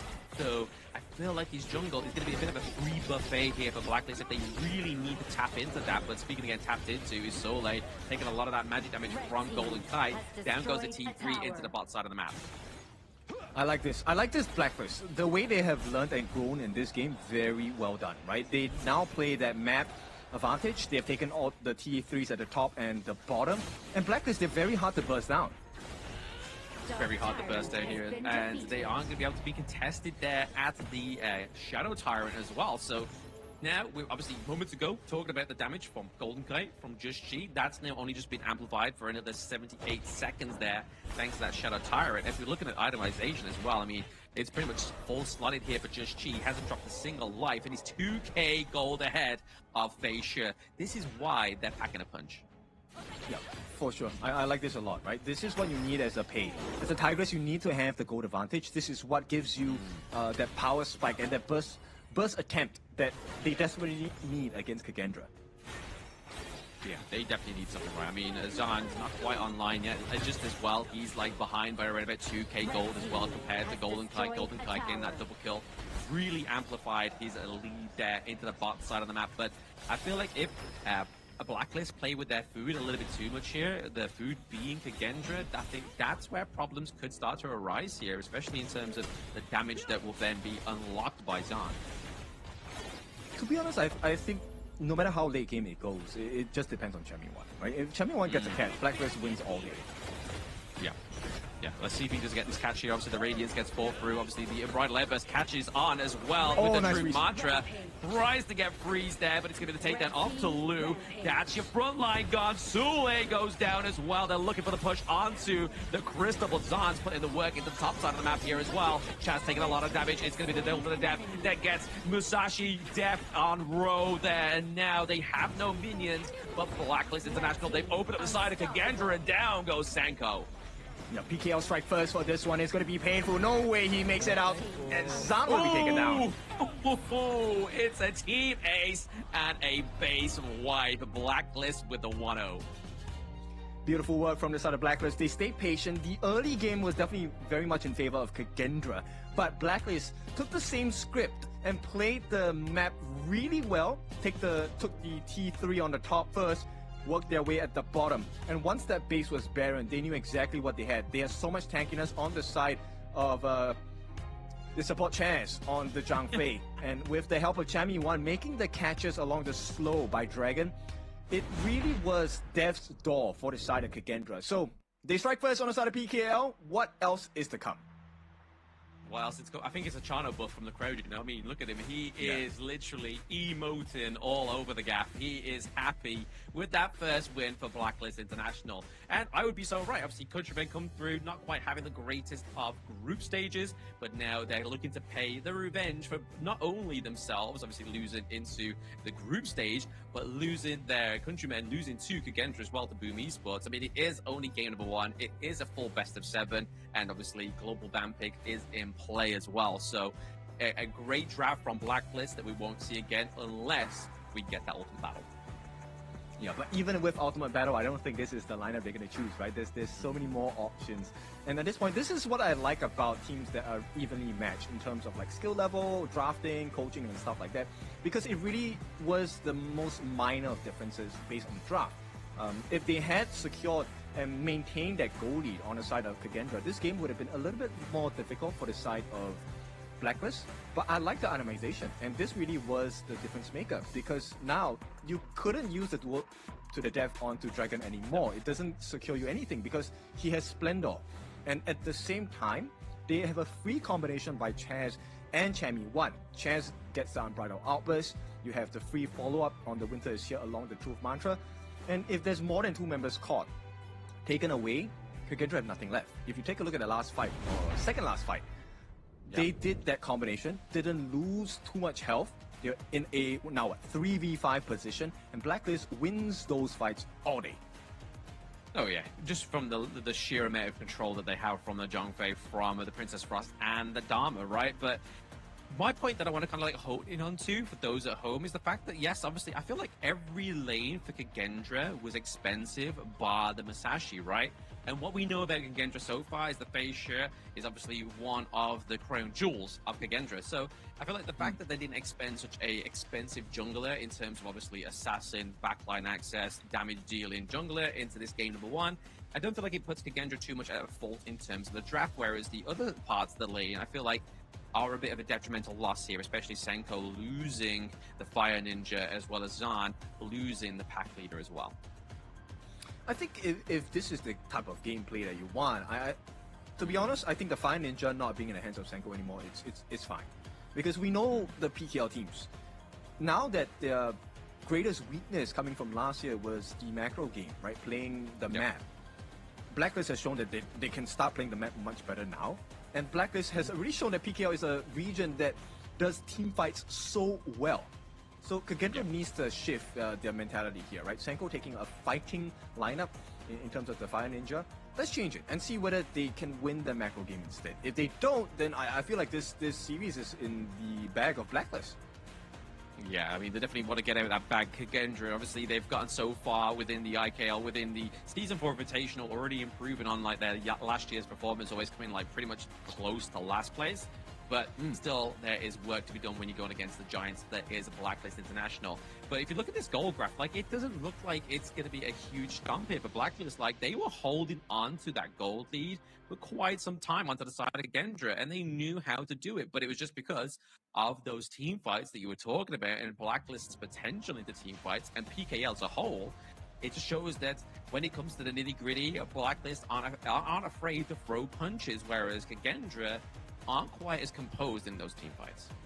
Yeah, I really feel like Gendra kind of played their way into this loss, right? Which is they went to try and achieve the win condition for Blacklist. Like, against Blacklist, you don't take a team fight. You play the map. And for some reason, Facial was consistently jumping. No fault of his, because it looked like a juicy target. Golden Kite was there as bait, and they took it. They took it at all as well. Like, Golden Kite was like kind of like a bit of a golden carrot. I mean, that should be his username in that game, right? Just being dangled in front of the team of Gendra, and then just completely being prized away. And then you're into the jaws of the Shark. The Shark is literally numbing you alive, which is Blacklist International. But looking at these head-to-heads here, obviously damage-wise, it's a far superior onto the side of Just G here, with around about 39k a lead in the damage, and then GPM as well is to be expected when you pick up such a hero like Tigers. That's why Blacklist, from the PKL, they are a very strong region in the team fight department, right? Jashi made a very conscious decision not to show himself in the team fights. He allowed his tanks and game changers to be in the front. So Chance was consistently in the front, looking for an opening onwards with the Unbridled Outburst. And Chammy was just waiting for Fei-Shi to get the dive onto anyway. It doesn't matter who he catches on the side of Fei-Shi, because Chammy was ready with that truth mantra. And that was how every single fight turned out. Chammy once slams Fei-Shi to the wall, you're out of a tank and damage jungle, and you lose the 4v5. Yeah, no, it's a scary situation to be in if you are Gendra, is going into a 4v5 against Blacklist International, especially when they already have, like, if they lose the likes of either Dragon into the mid lane or Golden Kite, it's not kind of like the be-all, the end-all. It's just like the still damage going to come through from the Dragon, from Just Chi, from the jungle. And you can kind of see here participation in kills that Chaz was always very close by, and his vision score being at top of lose, just showing why we was talking about it before, that the intel is the wintel, but winning MVP is going to be Just Chi for game number 1. 505. I mean, that seems like a hotline number to call if you're losing in Honor of Kings. Yeah, beautiful work by the side of Jashi, right? Showing just a very adept understanding of what is necessary for the team. And it's not, you know, just the kills. He got the reward of the kills because they played together as a team. And the better team wins, always, in Honor of Kings. Oh, absolutely. I mean, it's very rare the better team loses, right? I mean, that's the reason why the better team. Let's take that sentiment off the table there. But look at these highlights. Obviously, Gendra had a good early game. They really were putting the pressure onto Blacklist, but I feel like it was just the motion and the steps out of danger that was really kind of clutching these, like, 3v3s, top side of the maps, or even these team fights. Just knowing how to sidestep certain skills on the enemy team was enough control for Blacklist to just completely manhandle that engage that was otherwise going to go in the favor of Gendra. Yes, and I think you really should take a look at Chammy 1 here. The role of Chammy 1 in this particular team fight, he's not meant to take people down. He's just meant to buy time, right? Because once you buy enough time, the imperiled state will wear out, and, you know, once you're back with a portion of health that you have supposedly lost, you already have the numbers advantage, you have the gold advantage, you have the itemization advantage, and level advantage, everything in your favor. You don't lose these team fights. And PKL, being a very strong team fight region already, this was a very nice showing in game number 1. Yes, a good showing here for Gendra, but also a better showing for Blacklist after such a shaky group stage, and is kind of already filling the destiny here for me that Blacklist was just limit tested in the group stage because there was no real elimination on the line there. So why try your best if you know you can get into the knockout stage and not be picked up by Nova Esports in the first match, right? Like, that seems to me like they played 4G chess all the way from the group stage draw. Debated. I mean, at this point, it really feels like that was the game plan. So if we'll check with them later if that really was the game plan from TG or the entire Blacklist International organization. Props to you. That was really smart. So as you said, It's just game one, but that was a convincing game one from Blacklist International. The question is, can they stay stable, consistent, and what happens in game number two? Because Kagendra, I think it makes sense. That was not the most expensive draft. There are definitely much more expensive ones, but Kagendra had to be really careful because if you give them more momentum that is necessary, Blacklist International, we might get another fall today. I mean, singularly, there is some expensive draft picks within Kagendra's draft, right? Like, obviously, the Byron, I would say, is probably a vocal point there. The Lapu Lapu as well, considering that we know that Lou likes to play the tanks as well. So I feel like those two side lane picks here being taken off of the Gorge for the side of Kagendra, as well as the pack leader. Pack leader seems to be showing true colors within this competition, but a huge priority for them, and obviously performance on this hero as well. To me, I feel like those are probably the three most expensive picks for the side of Kagendra. Yeah, and I think we take a look at what's expended by Blacklist International. They took the Erin, the Pei. Okay, Pei is an expensive pick, that's for sure. Erin, maybe not as much. But the Beast, Zhang Fei, this is one mega tank that is gone from the picks on the side of Blacklist International. So we'll see what they're going to try and supplement this with. They still have the Lianpo, the Shaker. They still have the Reef Heart Datu in the form of the Lapu Lapu. So many options to explore. It's not the end of the road yet. And we know Blacklist International, they have much more to offer. They do have a lot more to offer, but I mean, they also have the likes of the Dolia synergy that we've been seeing quite frequently as well. Obviously, Dolia has been no stranger for the first part of the banning phase as well within Season 4 Invitational. But then they also still have the likes of the Lianpo, like you said. They have the Lapu Lapu, but they could even go for the Lubang, right? Obviously, something that always kind of throws us up is when they go for something like a Lam or a Masashi paired with the Lubang. It does very well for of those teams. So let's see what they decide to bring in the latter games, whether they even need to, right? Because I mean, the way that Blacklist played that game number one, you could easily write this as a 4-0. Yes, if that's the way they're gonna bring the entire series into like the duration of this entire series, then I think Blacklist International have, number one, gotten a great start, but this also puts a little bit of shakiness into Kagendra, right? They have performed well in the group stages, but if you break a team's confidence now at the knockout stages where the stakes are so high, I think this might be, you know, the kryptonite for Kagendra. Yeah, exactly. I mean, it's a good job they got some of the countrymen into the audience there for the side of Blacklist, because you can see just she like looking like, I hope there's no angry IKL fans gonna go like jump the stage when we win sort of thing. So maybe just keep your eyes on the phone for now and eyes on the victory if you are Blacklist International. Blacklist does get the blue side this time, so it looks like Kagendra has chosen the red side, looking for a little bit more of that reactive approach to the draft in this game number 2. Well, it is, they've gotten a bit of time to reflect on their actions, and so Coach Reflect, let's see what else can he bring to the table for Kagendra, because they will need to tie this series up. We've seen Blacklist International run away with leads, and this is not a time you want to allow them to run away. Absolutely not. You don't want to allow Blacklist to run away, because obviously we already keep saying it, like they were top 4 in KIC 2025, so they are contenders for the throne of Season 4 Invitational. Banning out the Pei, I feel like is a good shout here, knowing that Fei Shi cannot have that pick now. But do you reckon we're going to see the Forge Mage and Chicha follow through into this ban phase here, now that we're already game 1 through? Obviously, banning out the Byron, they don't want to give over these huge picks to Chami as well. I think this depends on one ban and one ban only. If we don't get the Dolia, if the Dolia gets banned out, then maybe we can take a look at that, right? Because if the Dolia Yangjin combination is in play, I don't think the Chicha makes a lot of sense. The sustain of the Yangjin is going to be too much. Unless it becomes a 4v1 situation where you take out the rest of Blacklist and leave Jashi as the lonesome player. Yeah, Kagendra, I think they understand, right? No Dolia ban means there is a Yangjin. I don't think you want to give the Chicha over the Blacklist as well. Ooh, interesting. They're going to go for Golden Kite's first pick here, the pack leader potentially, rather than going to lock in something like a Dolia, which now Kagendra could go and do, right? Like, they get first 2 picks. They could go for Dolia, Yang Jian if they really wanted to. There's the Dolia already. They're just missing the other part of the piece. Do you really want to go Yangjin here? That's the thing, right? Because with the wolves, souls of the wolves itself, actually, I think Golden Kite is well protected.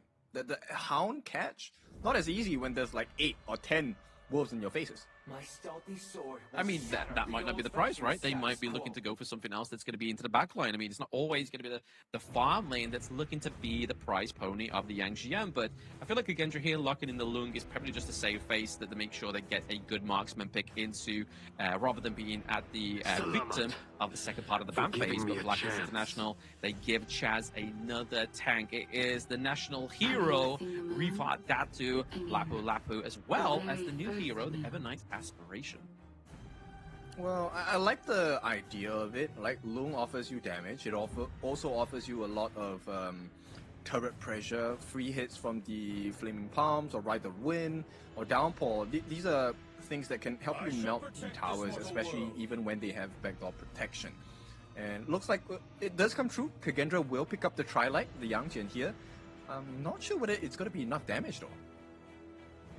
I mean, that's the thing as well. I mean, would you pick the Yang Jian into something like the Evernight Aspiration, knowing that that's there? Because you could just literally take him away if you really want to. Like, if you're scared of your backline being jumped onto, just take him to the Shadow Realm. Just hope that you can survive. Hope that you can chain your CC on the higher long enough to keep yourself alive into that pool. But it does take away that beefy backline access from the side of Kagendra if they really want to work that way.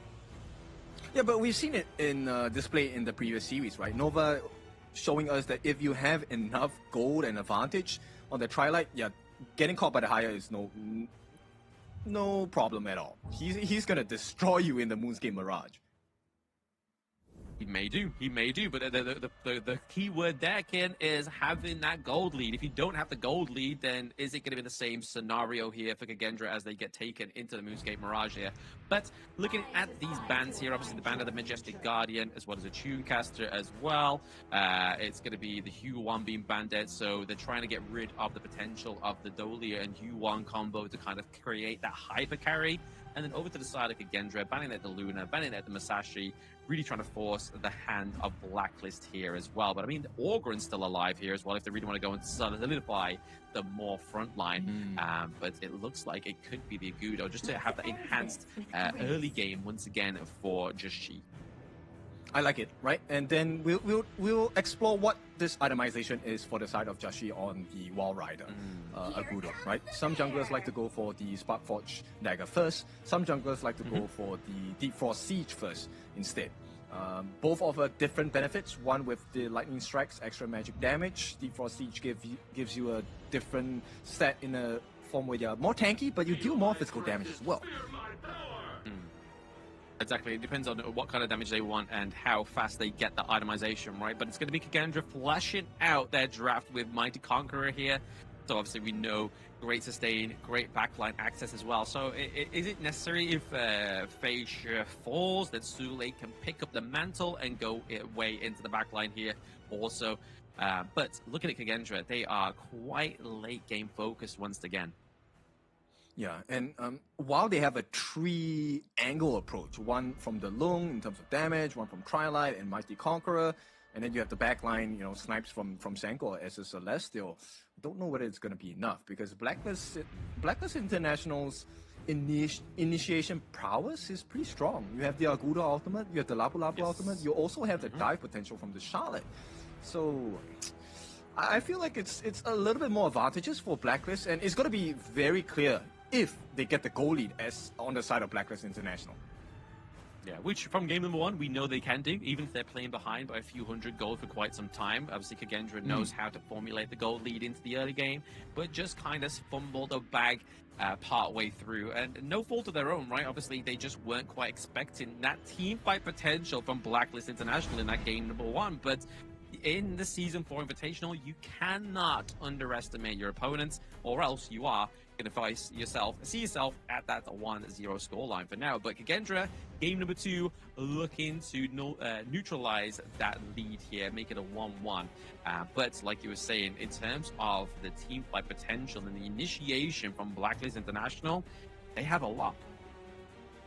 They truly have a lot. So Kagendra's, plan here is very simple. You have to come up with a new encryption code, because in game number 1, they were completely downloaded by the side of Blacklist. They broke that code for sure. Now Blacklist, they are trying to clip the wings off of Kagendra again in game number 2. If they can do it again, this is going to put Kagendra in a very nasty spot. Let's see if they can do it here. Let's see if they can. Obviously, game number 2 is far under the way here as well. Obviously, we see then bot side of the map, Golden Kite taking that 2v1 potential down there as well. Obviously, using those wolves just to kind of tear away Lung into the early game. You can imagine that the damage is there as well, but Blacklist looking to help themselves to the enemy's camps, not contested as well. So they're actually been a little bit more successful with their access into the enemy team and with the intel, knowing that Feisha is down into the blue side. They're able to take 2 camps away. I mean, this is to be expected on the side of Blacklist, right? The Evernight Aspirations picked by Dragon, very fast wave clear in level 1, so that rotation was definitely expected. And the Tusk Ball take, look, Senko as a Nuwa Celestial, you don't win the early game wave clear at all, especially when Lu is not helping you in lane as well. So Kagendra, this is nothing new to them. It's now at this point, how do they recover in terms of farm against Blacklist International? Very true. I mean, you don't want to kind of overstep this 2v1 in top side of the map here as well, but you do see the Blacklist actually rotating up to try and make a priority for the Space Sprite right now. Just tease level 4, you can use the Gorge Mobilization, the Annihilation, Annihilation Emergence comes through, but Feisha is able to get out thanks to those creation blocks there. Very nice play by Kagendra, but the pressure has been still placed in top side of the map as they secure the Space Sprite. And that's what we mean by, you know, team play. Senko coming in to save. If he had allowed Feisha to get shut down there, this would have been a horrible game. The Wall Rider for Jashi is one of the fastest jungle clear heroes in the game. And Feisha as the Yangjin does not have that kind of speed. So the fact that he got his life saved by Senko, that was a huge moment for Kagendra because they're still keeping pace. Yeah, that would have been a huge effect to his GPM onto the side of Kagendra. But we've already seen from the last game, obviously, Just Chi was able to out GPM him, but obviously it is down to the hero selection. You are paying, you are meant to be farming up that quickly. Same with the Agudo as well, right? Obviously, as you say, it's one of the best farm lane here, the jungle heroes on Honor of Kings. So you can look to try and basically capitalize on that. But speaking of capitalizing, he's getting that last hit on that Firebeak there for the side of Blacklist. So even though they tried to invade the jungle, they weren't able to get the prize. It's things like this, right? When you take a look at pro play, you're always wondering, okay, how do they actually get the last hit? There's like 4 different members down there making pressure, but still they get the last hit, even though it's not into the hands of Golden Kite. But like Dragon being able to take it away with a basic attack or 1 skill usage, that's really impressive, right? The difference in levels between pros, amateurs, and hopefuls. Yeah, exactly. I mean, there's always going to be levels between the skill, right? Obviously, knowing when to just drop that first skill, knowing when to just land that basic attack to claim that last hit is just kind of like makes you the difference between a good player and a great player, right? Top side of the map here, Chami just trying to put pressure onto Soleil. Looking for that teleportation down to the mid lane here, because we know it's only around about 30 seconds time when that Tyrant comes up, and Lord only knows that's going to be good into the favor of Blacklist unless Kagendra can steal this one away. Yeah, I mean, the power spike for Blacklist is definitely in this first, I would figure first 13, 14 minutes of the game. The moment it hits towards the later part of the game where Senko is fully farmed, Zan is fully farmed, Feisha is fully farmed, Saole is fully farmed, the late game is definitely much more in favor of Kagendra. It's not a guarantee, but it's going to be a lot more difficult for Blacklist International. So they need to take as many turrets as they can. Any of these neutral objectives will definitely help their cause. Looks like the Doomsday being built here by Just Chi. He's going to go for looking to take down the health percentage damage here for the side of Kagendra. A little bit of tip attack going on around the Tyrant, but it looks like it's going to be secured here by Blacklist International. Got Chami in the wing here, just trying to keep away Soleil into that team fight. And now Just Chi recuperates into the mid lane just to give over a little bit of aid to his Clash lane. Yeah, but a perfect disengage, right, from inside the Blacklist. Most teams don't really make this kind of smart move, which is they get caught out after they take the objective. But Blacklist was really clear about the direction and the angle in which they wanted to exit the fight. Kagendra had no way to really get the catch, right? Chami won. As mobile as he is on a Charlotte, this was a beautiful move to try and bait out Sauli as well. I mean, we talk about late game obviously going over to the favor of Kagendra potentially, as you said there, Kim. I mean, we're looking at over to Blacklist as well. They do have the Rose Fencer that is a late game hero as well as Golden Kite. So it's not like Blacklist don't have a late game orientation as well, right? No, definitely not. But it's, of course, a much stronger chance for Kagendra, right? Because they have many more players that can do a little bit more late game damage, which is why it's so important this early part of the game for Blacklist You definitely need to get the T2s. If you don't get the T2s here before the 15-minute mark, it's going to come back, and you have to pay some taxes for that. Going to come back and bite you in the behind, right? That's what potentially could happen to Blacklist if they aren't able to kind of monopolize on those T2s much earlier in the game than expected. But that Annihilation just there, just kind of won't hit the minions, I guess. Maybe just desperate times call for desperate measures. Yeah, I think that's a misclick right there. His thumb probably slipped because that was not an angle for any of the minions. I mean, is that your excuse? The thumb slips? Yeah, my thumb slips all the time, so. On execute? Is it when you're selecting your common skill? Is that when your thumb slips? Yeah. I really want to get the heals, I want to get flash, but somehow, it lands on execute. Oh no! So. Yeah. It's like that meme where people are like, oh, they're falling and they're meant to be picking something up, but then it goes all distorted and they end up on bed. That's you picking execute. It's like, I swear I picked heal, but oh no, I've got execute, my finger slipped. Yeah, tech issues, it's fine. We just make do, right? Yeah. At this point, it's a 1,000 goal lead for the start of Blacklist International, which is healthy, it's great. And of course, knowing this with the pick of Jashi, if you're new, the Wild Rider, able to take turrets for free even with backdoor protection. So Blacklist is fulfilling that win condition that we're talking about, right? This early game, 7 minutes into the game, they've taken all the T1s across the board from Gigendra's map. And this is a start to a potential great end if Blacklist International can keep this up. If they can keep the momentum up, then obviously it's really looking hard here for Gigendra to try and bring this one back, right? Like you said, obviously late game, you are looking more towards Gigendra in terms of their firepower, of their potential of damage output there as well.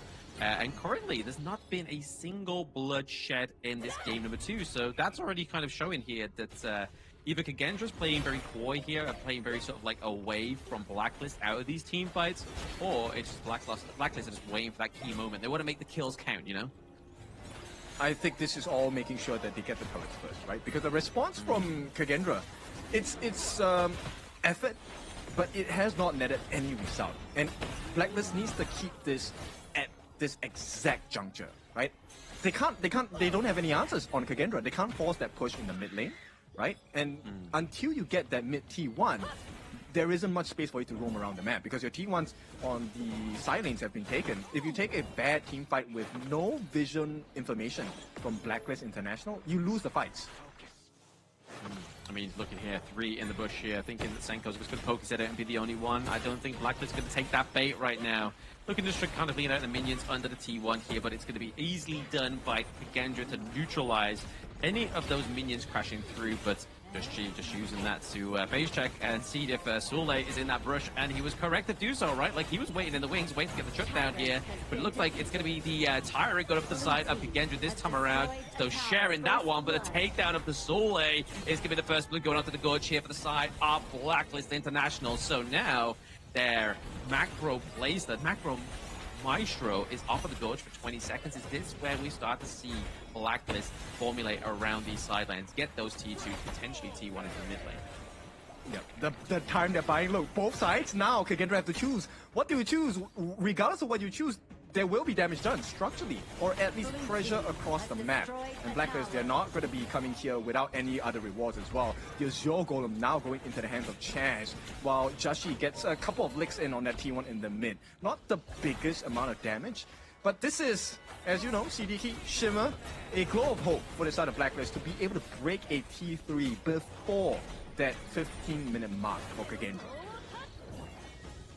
Things are starting to look a bit shaky here for Gigendra, right? Obviously, we were talking about the gold lead moments ago, only being about 1k. We're now looking at a 3k difference here just from that first blood, just from the takedown of the T2 down to the bot side of the map as well. And now we are getting into uncharted territories here for Gigendra. They need to soar high. The El Manot need to come back.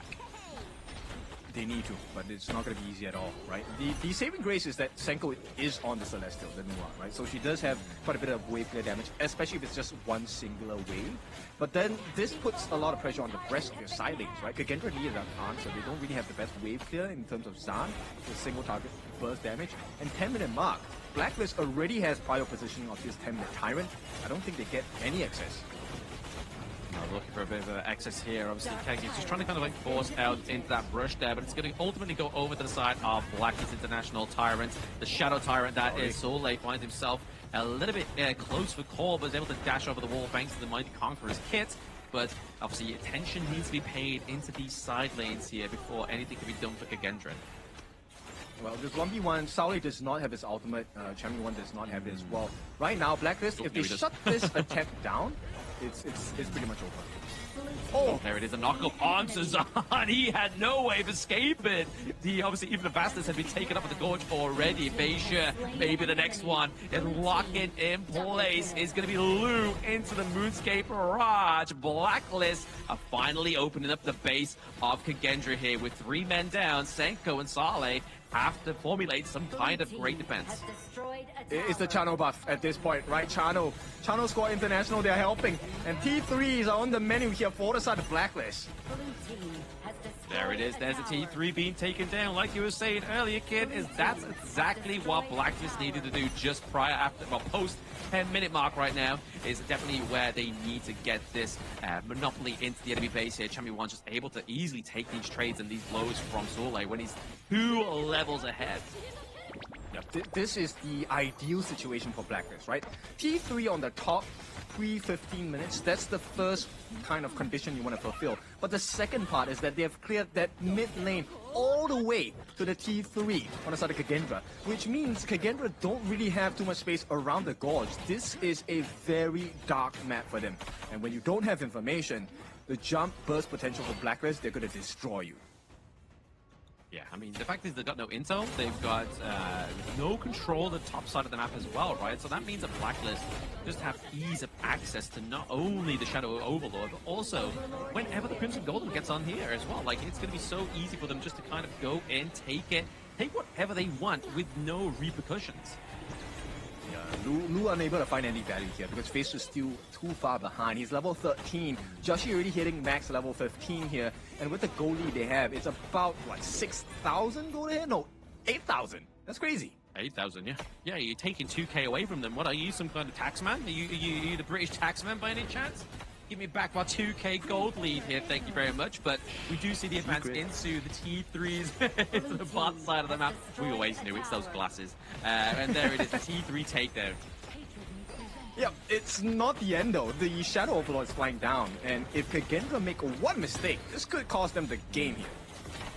Exactly. I don't think one mistake from Blacklist is going to be kind of like detrimental here, considering that Kagendra have no minions coming out of their base just yet, and that we have the Vanguards already just slowly but surely sieging the base. Beija onto the back line here, trying to go for a bit of a Hail Mary play to get a takedown, but it's Zan that gets taken down at the bot side here as well. The knock-up onto Senko stops him getting into there. It's just going to be the Crystal going down in game number 2. Blacklist slowly but surely with a slow siege. They want the takedown onto Soleil as well as Lu, but he gets back into safety. Just attack the Crystal, boys. The game is here in your favor. Chaz knows the deal. He's going for it. The Vanguards take Crystal in game number 2.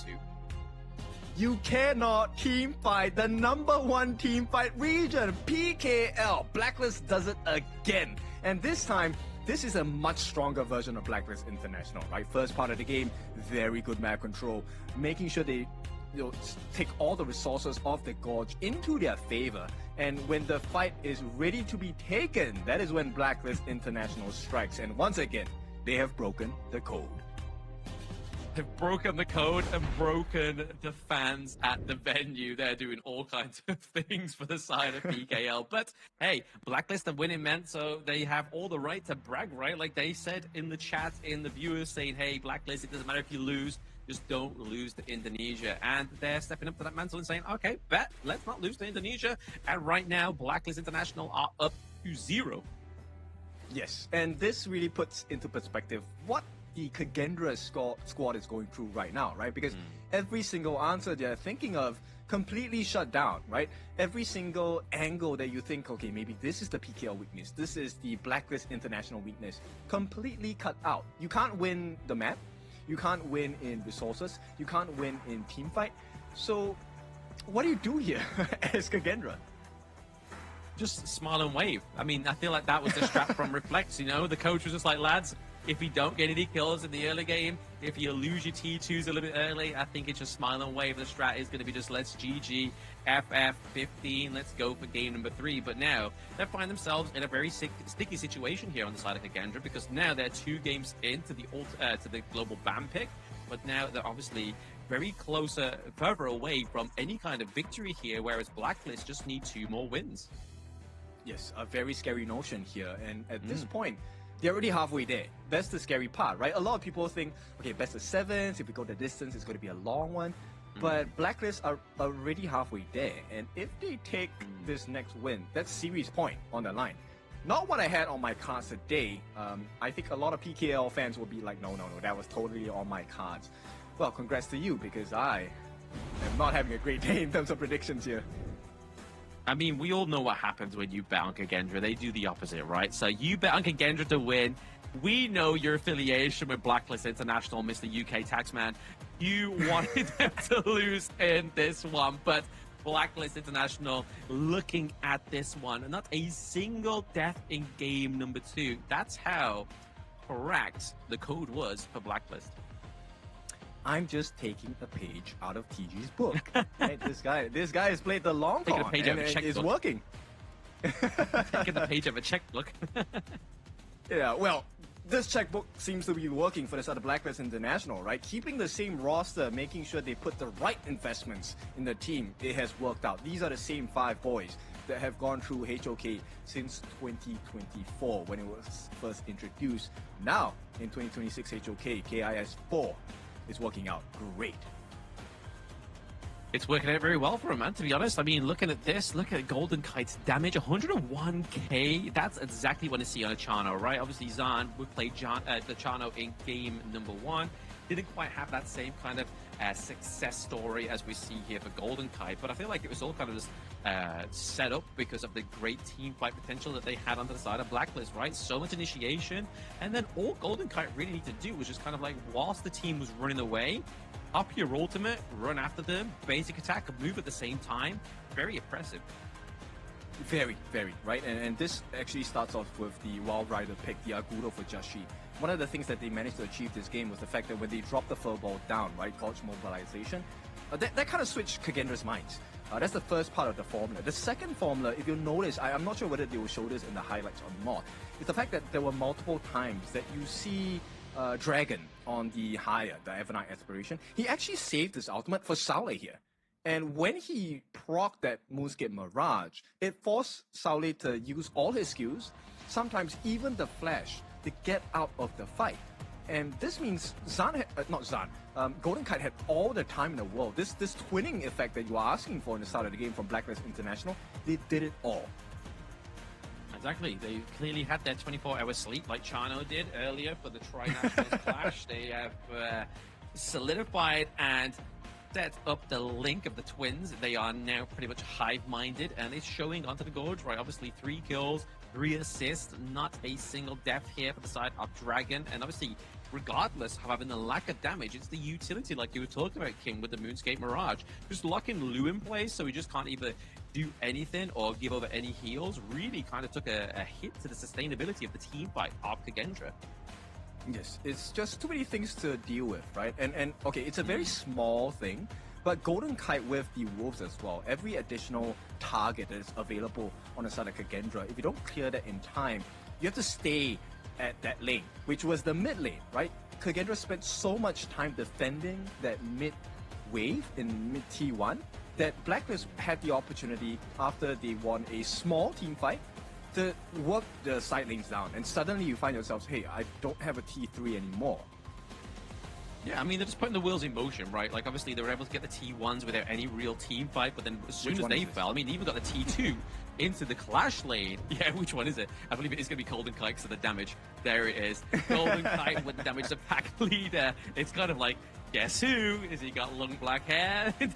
Like, who is it? But no, it's going to be Golden Kite with a 305 KDA. But more impressively, that 101k damage dealt.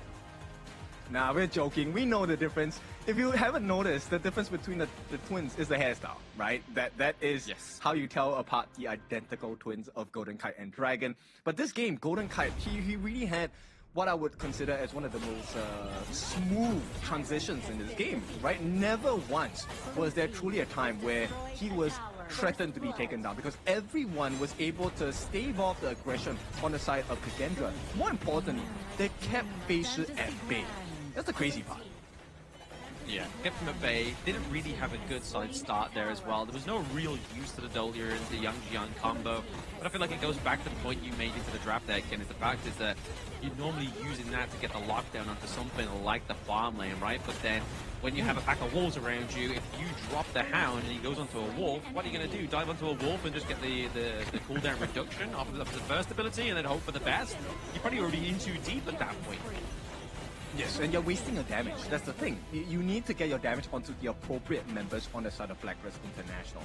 So it looks like Kagendra, they need to hire, I don't know, some sort of security protocols here, because Blacklist has decoded them twice in a span of 2 games in this best of 7 series. If they get to decode them one more time, this is series point for the side of Blacklist International. Yeah, looking like a quick series so far, I mean, between these two teams, but everything could turn around in a moment's notice, right? I mean, we've known Blacklist, and this is the problem that kind of like haunts the back of my mind, is they can be at match point and then lose the next 3 games in a row. Like, it does happen, and it's unfortunate for Blacklist, but it is a reality that may still come into play here for them. But the way they played in game number 1 and game number 2, I don't feel like there's many kind of mistakes that I can see that could make this a reality. But other than the global ban picks, because obviously now we're getting further into this ban BO7, right? Like, there is more expensive picks falling through here as well. I mean, Just Chi getting his pay, is Agudo, the Wild Rider as well. These are kind of like some of the more stable picks here for Just Chi, because he gets to have the privilege of the early game advantage. And to be honest, these picks aren't even like Just Chi's strong picks, right? These are not his special weapons. This is just base level Just Chi. And we know how strong this guy is, right? I mean, both teams from IKL, PKL, or whatever teams that come out of these regions, the goal here, yes, sideline, I want to beat my corresponding region, but everyone's goal is to beat Nova, right? They want to make sure that they can conquer MKL, and the first step to do it is to show how strong you are in the laning phase. I feel like Kagendra, they might have suffered a little bit too much confidence from that game number 1, because they used to be so aggressive, get the dive in, but they were punished so heavily by Blacklist. I hope Reflect tells them you can do that again. Yeah. Speaking of doing it again, we're going to get some support from those at home. Let's go Indo Kings. Give it your all. If you can, go for championship. Don't settle for being local kings. Hashtag Indo Pride. So there it goes. Someone took my advice and posted on social media, and now their words are on the screen, being read by your favorite British person, not King Charles, but Blam. As we get into game number 3's BP very soon here, obviously, we talk about Just Chi, but I feel like the reason why he's on such autopilot heroes into the jungle is because I feel like the focus is elsewhere for Blacklist. Yeah, there's too many things, right? And of course, we get another supporting comment here. No Cure, KIS4 is absolutely fire here from, I would call it Ara here. But at this point, yeah, not too much fire coming in from the Kagendra side. They need a little bit more gas in the tank. They're gonna go once again on the red side. So Blacklist get the prio pick and ban. And I feel like there is gonna be quite a few picks that will hurt Kagendra at this point. Do you think they're going to go for the Prio Blue onto Golden Kai again? They're going to go and lock in his pick first, and then just hope to see what they react with on Kagendra, and then lock in Chaz, and then they know they've got a solid lane down to the bot side, and anything else can kind of just fall through that way. But I mean, the way that we've been seeing the ban so far, and in fact, I can imagine that Kagendra aren't going to want to give over the Dolia combo to Blacklist. It doesn't have to necessarily be the Yang Jiang combo, but if they lock in Lung Prio first pick, then you can imagine that Dolia could follow through in pick 1, 2, or 3. To be honest, I feel like if I'm in the shoes of TG, I would give Prio to Just Chi, right? Now they have taken away quite a few picks, right? There is no Musashi to deal with the Ogrim pick. Agudo is still available, right, for the side of Kagendra? For Kagendra, yes. Okay, maybe not the Ogrim pick for Just Chi, but start with a jungler. You can counterpick that on Maybe, but at the same time, they could also maybe try and put more persuasion top side of the map for Golden Kite, right? Obviously had the Dharma in game number 1, had the Rose Fencer in game number 2, so we still have the Storm Mace available, Spark Mace available for Chami, and Lord knows that he knows he loves that pick, and it's a solid front line as well. Can't pair it with the pay, but it's still a solid standalone Clash Lane pick. I say ban the Agudo, take the Ogryn, but here we go. Blackbeard's going to start with the higher ban. That's going to be the F9 Aspirations taken out. Kagendra, what do you want to take out? Do you take out the Dolia here to deny that Dolia Yangjin combination from Blacklist? Nope, they're going to go for the Spark Mace that I was talking about moments ago. So it could still be the Dolia here as well as their second ban, but I feel like that is probably a just cause ban here because they know how well Chami's been playing into the Clash lane. Obviously, putting a lot of a bigger pause onto Soleil, because obviously this is a player that we bigged up into the group stage, but now he's met with Chami 1. I mean, the overall comment for Chami 1 in KIC 2025 is Chami plays like an import. So they definitely want to be literally don't want to be validating his picks here. But once again, it looks like they're going to give that first pick over the Golden Kite because they do still have the Parasolar available. Okay. Nice start with the RE. This is gonna. I'm so curious. What does Kagendra go for here? Right? They need to give Feishi a jungler that is able to snowball really quickly in the early game. Pei would have been a great choice, but Blacklist understands that, hey, these are the usual picks. And if you want to go for aggressive assassin junglers, the risk is a lot higher if it's not Pei. I mean, the idea makes sense here as well. Obviously, you're trying to get the catch as well as the Martial Genius, but you've got to try and catch the Parasolar. That's the whole problem. But that's amongst all the other objectives that are going on within Honor of Kings already. So that's already a lot of resources trying to be placed down here. Try and get the shutdown. Did they try and lock in something like the Xiao Xiao like you was talking about in game number 1, right? Knowing that the Ali is going to come out of somewhere, but it looks like Chaz is going to get his a big pick into the support role here as well. The Peacekeeper, Motsu, as well as Dragon on the Fire Ninja. They are looking for an aggressive game here. This is going to be a poke composition coming out from Blacklist, right? I'm just curious to see what Kagendra shows at this point of time. Okay. If they really lock it in, okay, guarantee, soft guarantee, maybe not a full guarantee, soft guarantee, I think the alarm comes into play here. I was thinking exactly or maybe the the same Hano. Exactly the same thing, yeah. Lamb comes into play, or High Note into the Clash lane, or do we see the return of the Lubang, right? They go for Lamb, Lubang, the last two picks, so they get not only the counter to the Gudo, but they also get the delivery service here as well. And they can kind of see that debating that kind of delivery service with that Masashi ban as well. Yeah, because it takes a lot of attention away, right? Nice ban as the final one. No Xiao Xiao for the side of Kagendra, no Breeze Heart. That would have been a perfect answer for not just the Parasolar pick, but for Peacekeeper as well, right? Once he gets the thing inside the box. Now, let's see if our guesses are correct. But Kagendra here, okay, they're going for a little bit more control. The Silk River, I think it's a great answer against a potential Lam pick. And we'll see if that's going to be the cause here. No, it's going to be the Seafarer in the Clash lane. Interesting. Ooh, okay, so they're going to go completely the opposite way, right? Obviously, if they want to play control here, obviously you're not going to control the Seafarer riding his boat and obviously causing these great initiations. But like you said, like there's a huge potential of poke setup here for the side of Blacklist International. But now they have the sustain of the Ogryn, and now they have even the setup of the plays here of the Seafarer with the set sail. But Kagendra are looking to go and run the Agudo into the farm lane and have Featherfoot into the jungle.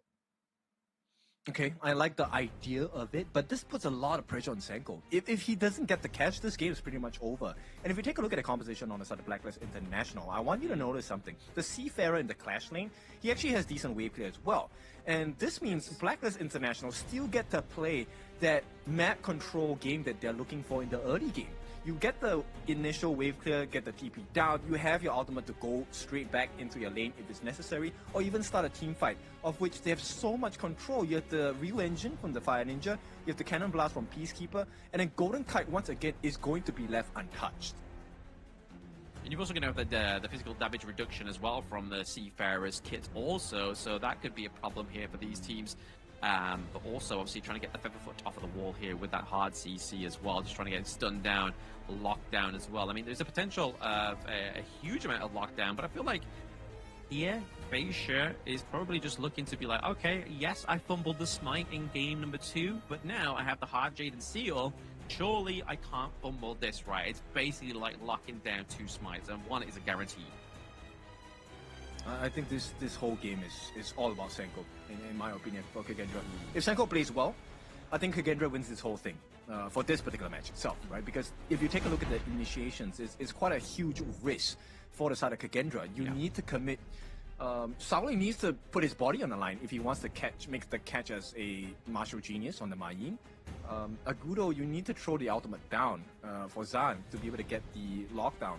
The only safe way of approach probably is Lu and Senko. These two. Yeah. They were set up with some huge control here. Obviously, use the pull from the Silk Weaver, and then maybe potentially just try and get the pull, the damage from the likes of the Featherfoot or the Martial Genius. But I do like the Agudo in Farmlane. Farmlane Agudo is something I like to play personally. I was in a bit of a rut in ranked until I picked this hero up, and it's very oppressive, right? Like you currently go, like you don't need your support in your lane once you get to level 4, right? It's kind of like having a 2v1 at all times after level 4. Yeah, it definitely is. And then you also have, you know, the roll and the tumble for a roll, which means you can escape out of sticky situations, right? After the rework, you don't really get stopped when you hit someone with your second skill. Yeah, it's very helpful, especially traversing the map as well. But here, speaking of traversing, it's a bit Blacklist. Look at the traverse and take the Crimson Golem number 1 here from the side of Kagendra. I mean, this could be scary and a bit hairy here for Chaz. He's just trying to use the Cannon Blast, maybe get the lockdown onto Featherfoot here, so Feisha cannot get any damage up onto him because he's looking pretty squishy right now. But overall, a successful family trip into the enemy jungle. Again, Blacklist taking the Crimson Golem. Yeah, because how do you fight against an Ogren? Level 1, he has the instant finish here. Looks like they will go for more on the side of Blacklist. He gets his Death's Precipice as well, which means he gets the heal value. He already has taken 1 camp away from Feisha. He has a level advantage, not just yet, but this is just going to snowball into a bigger lead here. Oh, absolutely. The snowball definitely is a problem here for the side of Kagendra. I feel like maybe the saving grace could be around about the 4-minute mark if they don't get any kills, or maybe multiple kills before that point, because then obviously they can take the Tyrant, trying to neutralize any kind of lead that they did. Of course, the flash of Senko as well. I mean, that's a pretty early use of flash. We'll still be back in time for the 4-minute mark, though. Yes, so it's going to be a bit of a difficult situation here for the side of Kagendra. This was not the ideal start that they wanted, right? Feisha as the Fade. Right now, the reason why it's so difficult is because, yes, he still has his Hardened Jade Seal, but with the risk that he might be taken out in the team fights, that's going to be a huge cause of concern. Because now, even if you land the Hardened Jade Seal, if you take a fall in the team fights, you lose that Hardened Jade Seal. It's not in your favor. Yeah, not in your favor. I mean, it's not the longest cooldown either, so it's not too bad, but it's, like you say, the opportunity that you create with a Hardened Jade Seal is something you could be missing for quite a few seconds, but now actually be able to secure his own Crimson Golem is going to be a little bit more of a back to basics here for Feisha, but we like it. We like to see it. Zan is actually having a bit of a fun time in his lane here, not really losing too much priority overall. He's only about 100 gold away from Golden Kite's Parasolar. I want you to take notice of the itemization on Dragon here. This is a very greedy start. He actually abandons the entire just boots and all for the cost of the first item insatiable Poem. It's not completed just yet, but I think this is a great idea, right? Over, you know, with massive sustain, they have a slight goal lead. They can start to replay a little bit more aggressive and more risky. And for every risk that you take that is successful, Blacklist takes 1 more step ahead. They do take 1 more step ahead. They're ahead by around about that's 600 gold. Let's not keep making quick maths on the spot here, but definitely in a better position than Kagendra right now. Obviously, this all seems to be snowballing from that moment that they were able to successfully take away that first Crimson Golem, right? But, like, we're not really seeing Kagendra answer that call, and that's the problem here for me, is the fact that Kagendra's not really reacting to the disrespect that Blacklist did in the early game. maybe they don't feel the need to, right? I think if you're already behind by a slight amount, you also don't want to jump into the rabbit hole where you slip and slide down into a 1,000, 2,000 goal deficit. Yeah, out of the frying pan into the fire is definitely maybe the reason why Kagendra hasn't quite been as reactive as I would hope they would be. But a reaction is definitely needed down to the bot side of the map here. You can see that Blacklist are looking to just clear out this minion wave into the mid lane, just to get the priority and the potential drive away of this one. But all the damage coming through here from Feishu on the Featherfoot is definitely doing a number onto Justchi. Not ideal. I mean, it is a pretty short cooldown on the ultimate, but this means Blacklist get prior start onto this 4-minute Tyrant here. Now, Kagendra, the response is absolutely necessary. Destiny counter being procced here as well, but it's still going to get smited by Justchi. Can they get something for this one, though? The disrespect he brings over. Oh, no, Lou! He used the enhanced basic attack just at the wrong time. He got soul guided into the enemy team. We see the cannon blast come through with the thing inside the box. Perfect execution here from Dragon. We have Kagendra on the run, but Chaz could be a prize pony here, but it could be that T1 in the mid lane that may be the target overall. It starts with a hairline crack. Oh, it does indeed. It is the hairline crack that really opens up the side of Kagendra there. The takedown onto Zan as well. Blacklist coming with 3 kills. Definitely solidifying a big, healthy gold lead here of around about 1.6k. Yeah, I mean, this hairline crack is starting to look like a fracture for the side of Kagendra, right? And it's a very dangerous notion, because we talked about this. Take a look at this team fight. Number one, the movement by Feishu in terms of entering was a little bit too slow, and the overcommitment on Lu, he was hoping that someone would be close by so that he can use his first skill to get back at the safety, but then they're jumping in. They're isolated one by one. And this is where the value of Blacklist's lineup is at, right? They already have the gold advantage. They have the Tyrant buff, by the way. So Kagendra, this is really just out of sync for them, and maybe just a chemistry issue at this point. The confidence has been shaken. Oh yeah, since game 1 victory hasn't been taken, especially that was probably like the most dominant performance as well, right? Like that was kind of like the clear kind of like immovable object meets the unstoppable force that seemed to be the state of play for game number 1. It was very equal. We weren't too sure. It was pretty much a toss of a coin at one point, but then every round since then, it's slowly but surely you can see the fumes of Kagendra are not flying the Garuda at this point in time. And the Blacklist, they're looking to just completely keep the script in this code. No, they're not getting the height that they want, right? And at this point, even if they're getting the height, maybe they're flying too close to the sun. Because the main concern I had was, where is this initiation coming in from Kagendra, right? You need Saule in the fights to get something, or you need Senko to get the catch. But even when they do, right now they're behind on farm, close to 3,000 behind, by the way. You don't really get the kills and get out for free. Even if you get the trade, Blacklist will find more value. They will. I mean, it seems to be like the fact is when they try and commit into the team fight, you've got Dragon there with the re-engine, just like basically getting the knock-up. So what should be a knock-up into the favor of Kagendra and kind of like an access into the back line, they kind of stuck there, especially if they get hit by then the cannon blast and then the think inside the box. It's basically a one-way ticket with no return out of Blacklist town.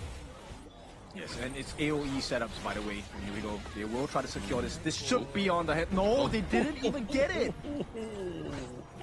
Yeah, the Harder Jade Seal is looking more like a soft coffee at this point, right? It's not actually connecting or even smiting anything here. Obviously, we did see the sunset, the boat sail for the side of Blacklist nice. through there, but then if they shoot into the back line, this could be the shutdown that they're looking for. First kill goes over to Kagendra. They're looking for a little bit more. Lu goes in with a bit of a swing there, but still not much more to be claimed here by the side of Kagendra. But 2 kills is better than nothing here. They're looking for a little bit more. They get the shutdown on Zule. Could this be a potential comeback of Kagendra in the mid lane? He definitely can, right? And this shows you the reason why Feishu didn't use his ultimate here. Chami 1, can he get the catch? Uh-oh, they might have been the first stab. Okay. Oh, Jammy, you jammy boy. He gets the double kill onto Zan, onto Lu. Fantastic play there, but I feel like that's basically the collateral damage here, so damage control for the side of Blacklist, just to make sure that they don't lose any more ground in that mid lane. There we go, that's the shimmer of hope they were looking for. Kagendra, that was a great fight for them to take at this point. So understanding that they may not be able to take the Overlord away, and at this point it isn't the biggest loss, but to be able to find the angles to get the lives of Blacklist International members, that's going to be really important. Now the trade-off here is that Blacklist International now, they have full prio over this Tyrant. It's not the Shadow variant just yet, so Kagendra can count their lucky stars at this point. But they need more fights like this for Kagendra. Yeah, Kagendra, if they take a few more fights like that, get like 3 kills and only trade like maybe like 1 or 2 members, I mean, that could have been completely mitigated if they didn't decide to be greedy. Like, they was like, you can tell that the comms were like, go, go, go, and maybe somebody was a little bit hesitant to be like, no, don't, like, we don't know where the intel of the likes of Chami is. And out of nowhere, he comes out, like, Johnny just gets the double knockup, gets the takedown.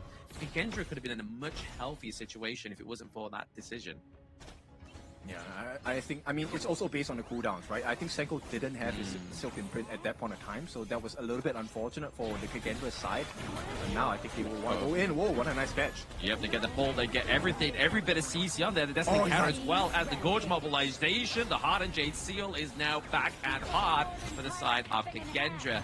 Yeah, we're going to take down onto Chami there, which is a good call, but they still have their jungle alive, right? Just Chi could look to go for the Overlord here just to counter the acquisition of that Shadow Tyrant, but we can see Fascia is traveling up top side of the map here. Golden Kite doesn't get caught out here, but he's able to use the power. Soleil is playing Olay, but there comes Dragon just to keep his brother alive, but there it is. Think inside the box, he's getting enough to lock down Lu. We're seeing Soleil on the run as well. A beautiful play here by John, getting the pick up onto Just Chi. Nice. They don't have any smite, but now, whoa! The double takedown of Fascia as well as Zan. That might have just saved the game for the side of Kagendra. Why I say that is because Golden Kite actually took a fall as he took Fascia down as well. This means Blacklist cannot take that Shadow Overlord, because if Golden Kite was alive at that point, at this particular point of the game, he does have Frenzy. He can lifesteal his way back up, get the Shadow Overlord, and suddenly Kagendra now has to face with pressure on the T3s. But thankfully for the side of Kagendra, that's not going to be the case. Chami 1 finding value with the camps. Blacklist have to reset. They do have the reset for now. I mean, it's a good point to reset rather than be a little bit overzealous here. I mean, they can't afford to be. They don't really have the minion wave over there on the bot side of the map here as well. But I feel like they don't have the intel that's needed to make a good move forward here. So I feel like maybe just reformulating, getting these buffs over to the likes of Golden Kite and Just Chi here as well is probably the right call for Blacklist. Yeah, at this point, I think Blacklist needs to win the team fight. That's the most important part, because you can't risk the opportunity of the Shadow Overlord being taken away by Fascia's ultimate here on the Heart and Jade Seal. So Blacklist, this is the risk they're taking. They cannot be caught, Joshi! Uh-oh. Oh no, there's too much in that one brush there. I think that was a bit of a mistake. He shouldn't have gone into that brush. Maybe just wait till his teammates came through. A little bit of eagerness there from Just Chi, but they had no intel. Somebody had to make that move in the darkness. And speaking of getting moved into the darkness right now, Fascia gets knocked off the wall, but it's still going to be the same result there. The takedown onto Dragon is going to be fatal. Okay, they give the life of Saoli in the defense for this attempt onto the Shadow Overlord, and Kagendra, I think this is a worthwhile trade as long as Chami 1 does not get the T3 at the bottom right now. They have to summon it. Yep, he's going to be caught out. The set seal is going to be used to try and traverse back into the defense of Blacklist. Unfortunate for them, the T2 will be traded out on the top side. So Kagendra playing the map a little bit better this time. Yeah, Kagendra now back in control a little bit here as well. Obviously, they're still behind by around about 2.9k gold, which is still going to be a little bit of an issue for them here into these team fights, but we are going to get a bit of a technical pause here now. Something's not quite going astray, but Blacklist International definitely showing signs of slowing down a little bit here. Maybe just these bad decisions, especially that one earlier from Just Chi going into that brush, could be the nightmare that haunts them, especially if Kagendra takes this round. they're kind of starting to mess up. The reason for this is because they're not using the appropriate checks that they have. Look, Blacklist International's lineup, the reason why this lineup is very strong is because they have brush checks. Number one, you have the Cannon Blast from the Mo as a Peacekeeper, right? Chaz needs to help the team check. You also have the Kachosans from Dragon in the mid lane. He needs to get those hits in. Check your brushes before you go in, because that is the number one mistake that Joshi made. Thinking that it was safe. Why would you think that the Shadow Overlord area is going to be safe when you have a Fei Shi guaranteed take on the Hardened Jade Seal? Do you know they're going to be waiting for you? Yeah, it doesn't quite make sense, right? Obviously, like you said, they're not really utilizing the means of checking these bushes themselves, say for Blacklist. I feel like maybe it was just maybe the fact is like, right, if I don't check it, it's a bit of a gamble if you think so. If you think of it in just G's perspective, because like it's like we don't know where they are. If they're not in this brush, we can go for the Overlord. If they're in this brush, I'm donezo. And that's exactly what happened there. So it was just a gamble that they were willing to take, but is it now going to not pay off and potentially further this series for Blacklist to come back? I think if you want to take that kind of risk, then the thing here is, I think Blacklist International has already shown you what they want to do, right? Even if Joshi and, let's say, I don't know, Chami 1 gets taken down, you still have the split push potential on the side of Golden Kite, right? He did manage to create a little bit of pressure in the mid lane. Meanwhile, on the bottom side, it was Chami 1 who was responsible for getting a little bit of damage on the T3 before the Shadow Overlord was summoned. So if you're going to take the risk of putting Joshi in a position where he might be taken down, get the split push going as well. Yeah, I mean, they did go for, obviously, a bit of a split push there as well. Obviously, they tried to go for the T3, right? They were able to do a little bit of damage, but it was the fact that they were able to get that Overlord there for the side of Kagendra. Like, it was just pretty much just like a play of desperation, it seemed like, from Blacklist. The fact is that they just tried to do something because they had nothing else to do, you know? Yeah, look, they cannot repeat this mistake again. If they allow Joshi to be caught like that, can you imagine if it was a Tempest game? This would have swung the tides over, because Kagendra did not lose a single member in that exchange. And if that situation presents itself in a Tempest game format, you instantly get the wave clear. You get the T3s because your turrets don't get to attack anymore. They don't get the defense. So Kagendra now biding their time. Now they're hoping for Blacklist to make this mistake again. It's balls in their court for Blacklist International. Yeah. Like you said, obviously, you can only make that same mistake one too many times, and I feel like just he's already made that mistake at least twice. Like there's been 2 times where he's been caught out a little bit more premature into these team fights than I would have liked to have seen. So I feel like the third time is definitely going to be the nail in the coffin here for Blacklist if they do falter to that same kind of problem. But now, it's obviously just the technical pause that was waiting through here as well. Obviously, Kagendra have done very well to kind of ride the high that they were, well, ride the low that they were on as they were going into this game number 3, right? Like, we were all commenting saying that they looked pretty low, the morale seemed to be down there, and then now they've got a kind of glimmer of hope, and they're actually holding on to it. So I feel like that's props to Kagendra. Yeah, I mean, okay, I don't really surf. In fact, I don't know how to surf, but there are low tides, there are also going to be high tides. And maybe with this bit on time, this is the point of the game where Kagendra can shift into the high tides and surf on this momentum. Now, they're going to start trying to make their way. Golden Kite, he does not want to be caught out here. No, definitely not. I mean, he's been pretty slippery into these team fights, right? Like, I mean, that whole interaction top side of the map there where we really thought Soleil was going to have his number, but he's able to get out alive, which was a fantastic play here. But now, this is what I'm talking about. Kagendra now have the higher ground. They have taken the T2 down to the bot side of the map, and now they have free reign of those Crimson Golems, which is going to be a problem here for Blacklist International, because they're only ahead by around about 2k gold, which, when you're playing from like this position where you have no real privilege in lane, it's going to be a hard one to try and come back from.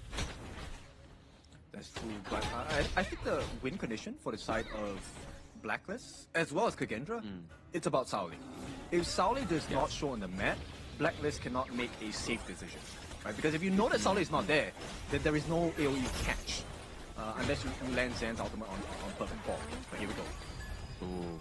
Baiting out of this Tyrant here. So able to get the pull potentially here onto Chaz. Soleil is just kind of like abusing and just being a little bit of a harasser into the backline here of Blacklist International, but he has been caught there. You can see where he is. The knockup's not going to quite come through. He gets out with the whatever's there, but it's going to be the bring through for Lu. But Lu is actually itemized up now that the damage coming from Just Chi is not going to be enough to get the takedown, but now comes Dragon into Lu. It's going to be the conductor of souls. That precipice gets pulled. The activation, the execution comes through. So sustainability here for the side of Kagendra is going to be a bit of a problem. Also, that minion wave top side of the map is going to be a bit of a problem here for the side of Kagendra as Soleil tries to commit a lot of that ult. He's used it in Get Serious. Is still waiting to be procced here by the side of Soleil. This is going to be a reset for the side of Blacklist, right? He cannot be caught here. He needs to play a little bit safer. Nice catch. Oh, very nice catch there. Chaz actually leaves with a bit of his life there. It's going to be the Cannon Blast that really puts the pressure on Soleil as well. But now it gives them room to actually get this Shadow Tyrant, which could be very favorable here for the side of Blacklist International. All right. Based on how we're looking at this game is going, if both teams actually play a little bit less aggressive, I think we will be heading into a Tempest game. Oh yeah, no doubt heading into the Tempest game here if they don't actually get some kind of real leeway for either of these two teams, right? So obviously you can look at the condition of the Gorge for both of these two teams. It looks a little bit healthier for Blacklist just because they have that T2 into the mid lane, whereas that damage onto that bot T3 is really going to be the weak point, or at least a focal point here potentially for Blacklist. Yeah. Okay, Joshi actually goes for the Blood Rage. We'll see if that's the correct item in terms of the team fight here, right? The extra shield and the extra health percentage damage is definitely going to be important, but this T3 defense needs to happen for Kagendra. Oh, it does, but it looks like the minion's going to take it there as well, so they do open up the base of Kagendra, but at the same time, Feisha, so look at the base run, at least that Overlord, but he's like, guys, I need to get out of there, thanks for the intel. If he's stuck around, he's really holding on to the fact that his Hardened Jade Seal is going to hit the way he wants it to. Yeah, Kagendra was hoping that Blacklist was going to stay a little bit longer, right? That was the whole reason Feishu wasn't involved in the defense. He was trying to sneak away that Shadow Overlord. But the attempt, of course, has been thwarted. Now, Blacklist International, they don't have to take this Shadow Overlord. They just need to bait Kagendra into a team fight. That is the whole onus of this here. Taking it is a perk. Ooh. Yeah, they've got this. That was too quick there for Blacklist International. A little bit too slow for Kagendra to actually make any sense of that one. But they get the Hardened Jade Seal onto the Crimson Gold, and denying that one away from Blacklist is probably just going to be a little bit of a Hail Mary play there by the side of Kagendra. But finding Soleil is the aim of the game, and Chami was able to do that. This then depends on Kagendra, right? If they can make a defense on this absolutely destruction of a push from Blacklist on the top side, then maybe there is a chance of a comeback. But if they cannot deal with the, number one, staggering of the waves, or just clearing the waves in general, then Blacklist takes this in the next 2 minutes. I feel like they need to take it the next 2 minutes, right? Because obviously if they don't, then like what we were saying earlier is like there is a potential Tempest Dragon on the cards here for either of these two teams, and it could be a long game, but the pressure into the top side of the map being put here as well as the Radiance from the side of Blacklist International is really going to zone out the side of Kagendra. That T3 is definitely going to fall. A few Night pose being spammed there onto the side of Blacklist International, but rather than just keep going, they're looking just to keep cracking and chipping away at that base. It's a very smart move by the side of Blacklist, right? Now, let me explain to you why this positional turret difference is so advantageous for the side of Blacklist. Because on the side lanes, now there are going to be super minions marching down, right? That's a given. Yes. But if you're talking about wave clear, Blacklist, they don't really have to care about too much. The mid lane is an easy win for them. They have a pressurizing wave on both sides of the map. So Kagendra going to be forced to choose. You have to defend. Yeah, do you choose the side lanes? Do you choose to defend that T3, the last soul surviving one on the side of Kagendra here? That's going to be the kind of the golden decision here for the side of Kagendra. But right now, Blacklist International, they're just kind of like making the name here, but maybe just to get caught out here. He just build the Sage's Sanctuary just in time. But is that going to be enough here? The Gorge Mobilization doesn't quite hit at the same time. Blood Rage being connected as well. Lu dives in, but is it going to be enough to keep him locked down? The pull comes through from Senko. That is going to be trouble here for the side of Blacklist International with Chaz on the run there. Lu dives in a little bit too quick, and now Feisha is onto the back line. Hardened Jade Seal doesn't quite proc onto anybody, but now Golden Guy gets taken down, and that's a problem for Blacklist. They have 2 members alive, but nobody to answer the call at that Tempest Dragon. overzealous. I think Joshi was definitely overthinking there at that point, right? He actually used his Conductor of Souls, thinking that the Kakendra members would dive him at the point of his revival, but they did not. Very smart decision by the entire team. So they are in sync at this point, finally. But here comes the pain point for the side of Kakendra. They have to defend against super minions on the top and the bottom. This movement from the side of Kakendra was really great, and Lu, for the first time, that aggression on the catch for the Bitter Farewell really worked towards their favor. Separating the team, Zan now has advantage against Golden Kite, especially when they have the support of Lu with the redemption for the roam item and the heals coming in. So this is now the prime point for Kakendra to mount their comeback, because if they can't do it here, there is no other way. No, exactly. Not with 6 seconds left onto the Tempest Dragon here for the side of Blacklist International. I mean, the goal lead at this point means absolutely diddly squat. We're 20 minutes in. Everybody should be pretty much 6-slotted in terms of their itemization. It's all going to be about locking in and interchanging those active items that have now got an increase as well, because that 20-minute mark has now been procced here onto the Gorge. But this is now anyone's game. The worst team fight, whatever happens here, whichever team comes out more battered and bruised, is going to lose this one. The main thing for me here is both Feishu and Joshi, they are only left with one Sage's Sanctuary charge. That's it. Yes. Both of them are on cooldown right now. So if you're able to take out either one of these junglers, that gives you an immense amount of advantage in terms of the win percentage ratio here. Exactly. It's all going to be pretty much eyes on the prize here, and I feel like Just Chi is always kind of like out of line here onto the Ogryn. I feel like it seems to be a bit of a staple thing here. Whenever it goes onto the Ogryn, big mistakes happen. So it's never kind of like a big pick that I'm really hoping for here. Obviously, pressure being put down to the bot side of the map here with that minion wave come through. Feishu is now away from the team fight, so can really a 4v3 here really take place? And the pressure still surmising here as they take a look to try and take away the Azure Golem, not quite getting it there, but they're probably looking for Soleil, right? Like, they're just like, hey guys, he's not anywhere near us, he's more likely going to be near you guys with this Tempest Dragon style. No. Yeah, Feishu, I think if they don't stop in here, this is a guarantee. But the split push coming in. Oh. Chami down to the bot side of the map as well could be the basically game changer. You can see that he is looking for the run. They do get the Tempest Dragon here, but Chami is going to be able to get the crystal takedown with the minions. It's going to be dissipated. Oh, the freeze charge is actually going to be enough, and Chami gets the crystal in game number 3. This one is a Blacklist International staple. I don't care who does it, whether it's going to be Joshi, whether it's going to be Chami 1.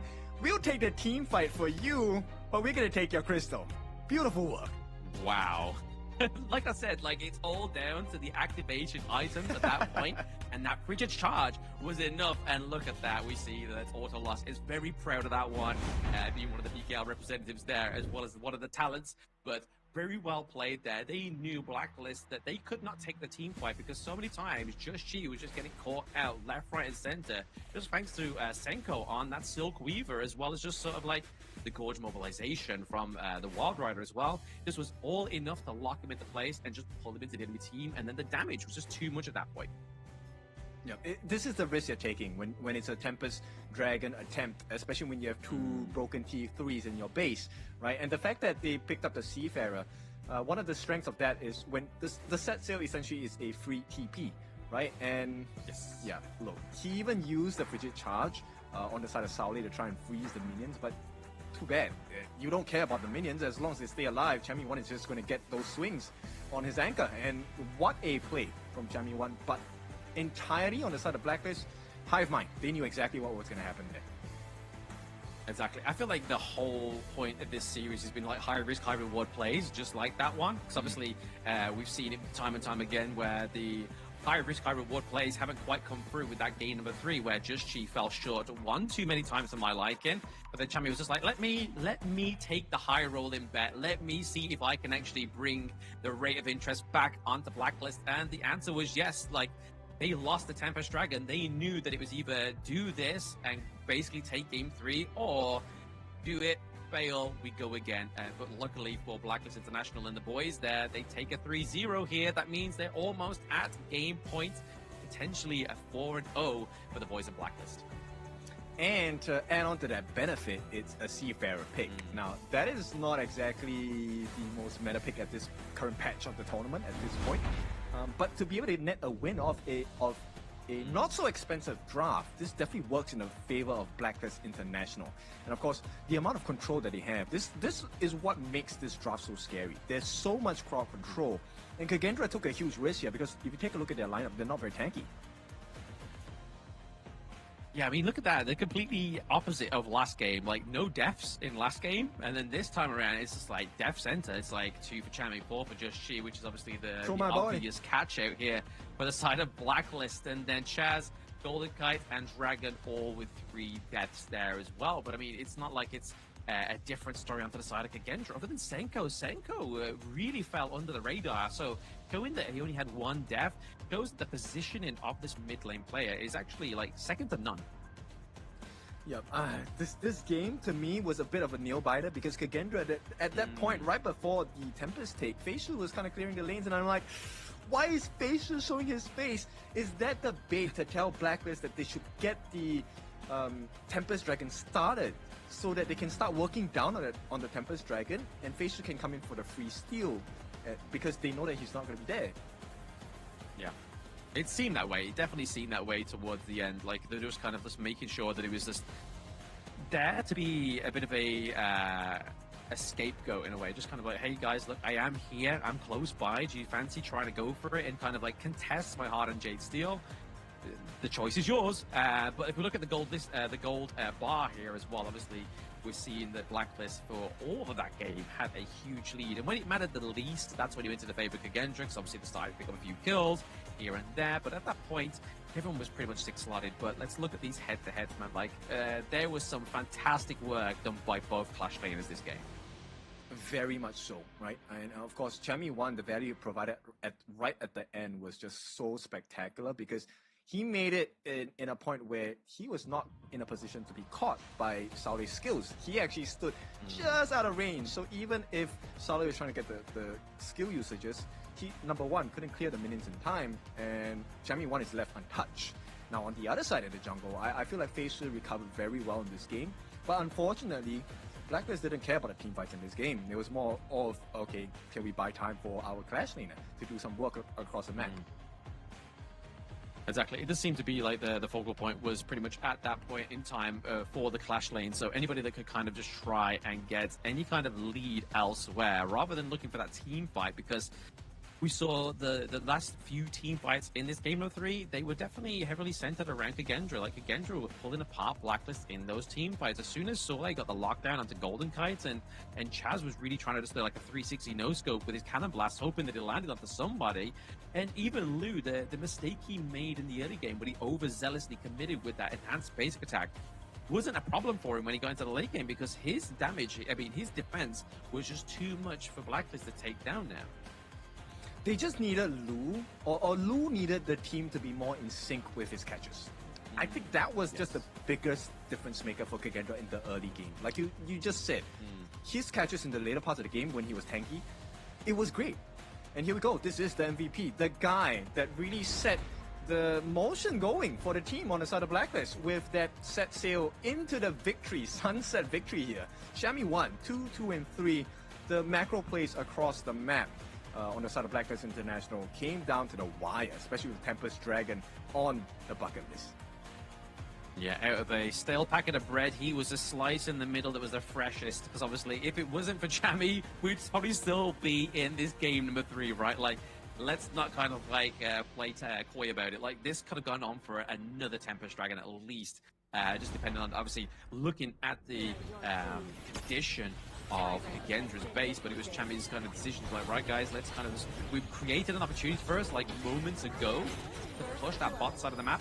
So I'm going to go and try and take that golden opportunity, and it's paid off here. But I'm going to look at the highlights here. Obviously, early game was definitely going into Blacklist's favor. Like, Kagendra just weren't having the team fights that they needed, but I feel like it's all down to the fact that they just weren't quite scaled to the point where they can take a team fight from Blacklist. But now he starts to formulate around this 8-minute mark, 9-minute mark, where they started to get some higher ground for themselves.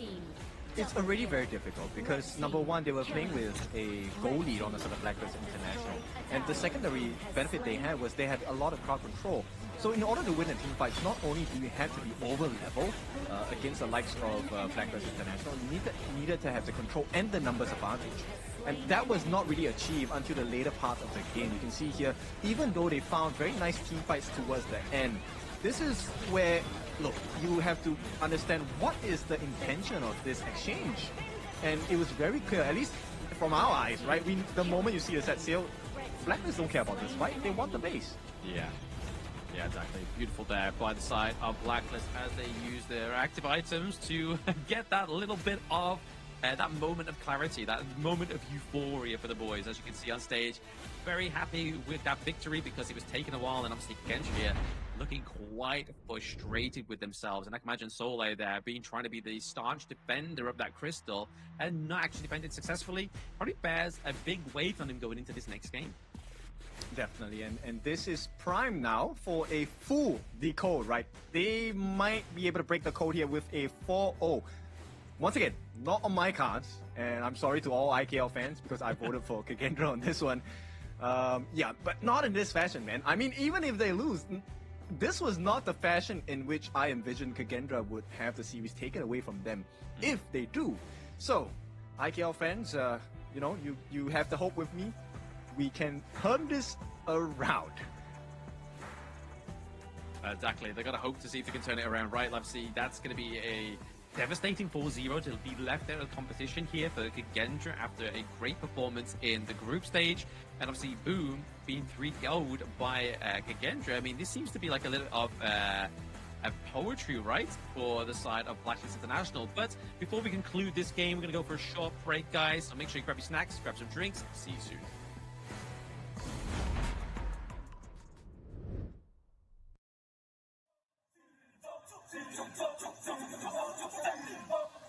Kings Invitational Series, let's go!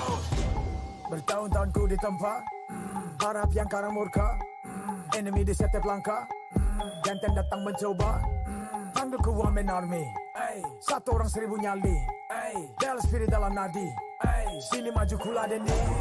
Langkah sudah jauh, mereka pikirku mau mundur dan buang sau. Kehormatan yang utama di puncakku pertama, berdiri hantam balik semua yang halangi arah. Fikir lagi kalau kau mau halangi genderang perang sebab bunyi sini hadapi old school tank mentally dia takkan berhenti, bukan insan limitasi. Coba kau lihat sapu cara bermain agak lain dengan strategi yang saya desain. Akulah mastermind di balik kekacauan. Satu punchline sapu ku mundur semua lawan. Insting tepukku deteksi ancaman, enemiku libas seperti Anoman. Yo satu pukulan tangan kosong, jatuh runtuh panggil aku Wukong. Strong power hantam lawan yang menghadap. Sapu cakar lebih tajam lebih dari kokong pedang. Yang saya incar turawana bukan tata singgah sana. Maka wajar apabila dong bilang sambil di sana.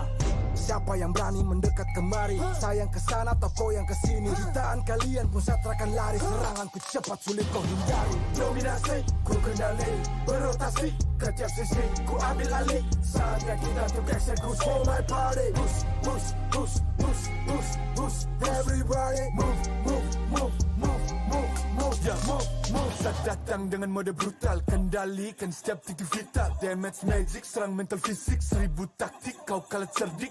Mau coba jatuhkan sama mana bisa, siasatmu sudah saya analisa. Terdapat salah gerak, geriku sulit tu dilabrak. Game over, hancurkan semua tawa. Kombinasi skill dan power, teleportasi enoku yang LOK. Kau tahu ku tak bisa redam, pula tekadku yang takkan padam. Tu kehormatan yang tak bisa dibeli, saat saya genggam dan harap kembali. Adu mekanik tingkat tinggi, siapa paling berani? Aku paling gigi. Pedang raja yang kuhulus, tebasannya bak angin menghembus. Long life the king, akulah raja, dentuman zira, ini mental baja. Akulah hukum dalam wujud nyata, seni tempurku susah tukar baca. Y'all better run, I've already won, nowhere to run, your time is done. Tidak bisa kau atasi, berat untuk kau hadapi, kalah pedangku menari, kau balik kanan dan lari,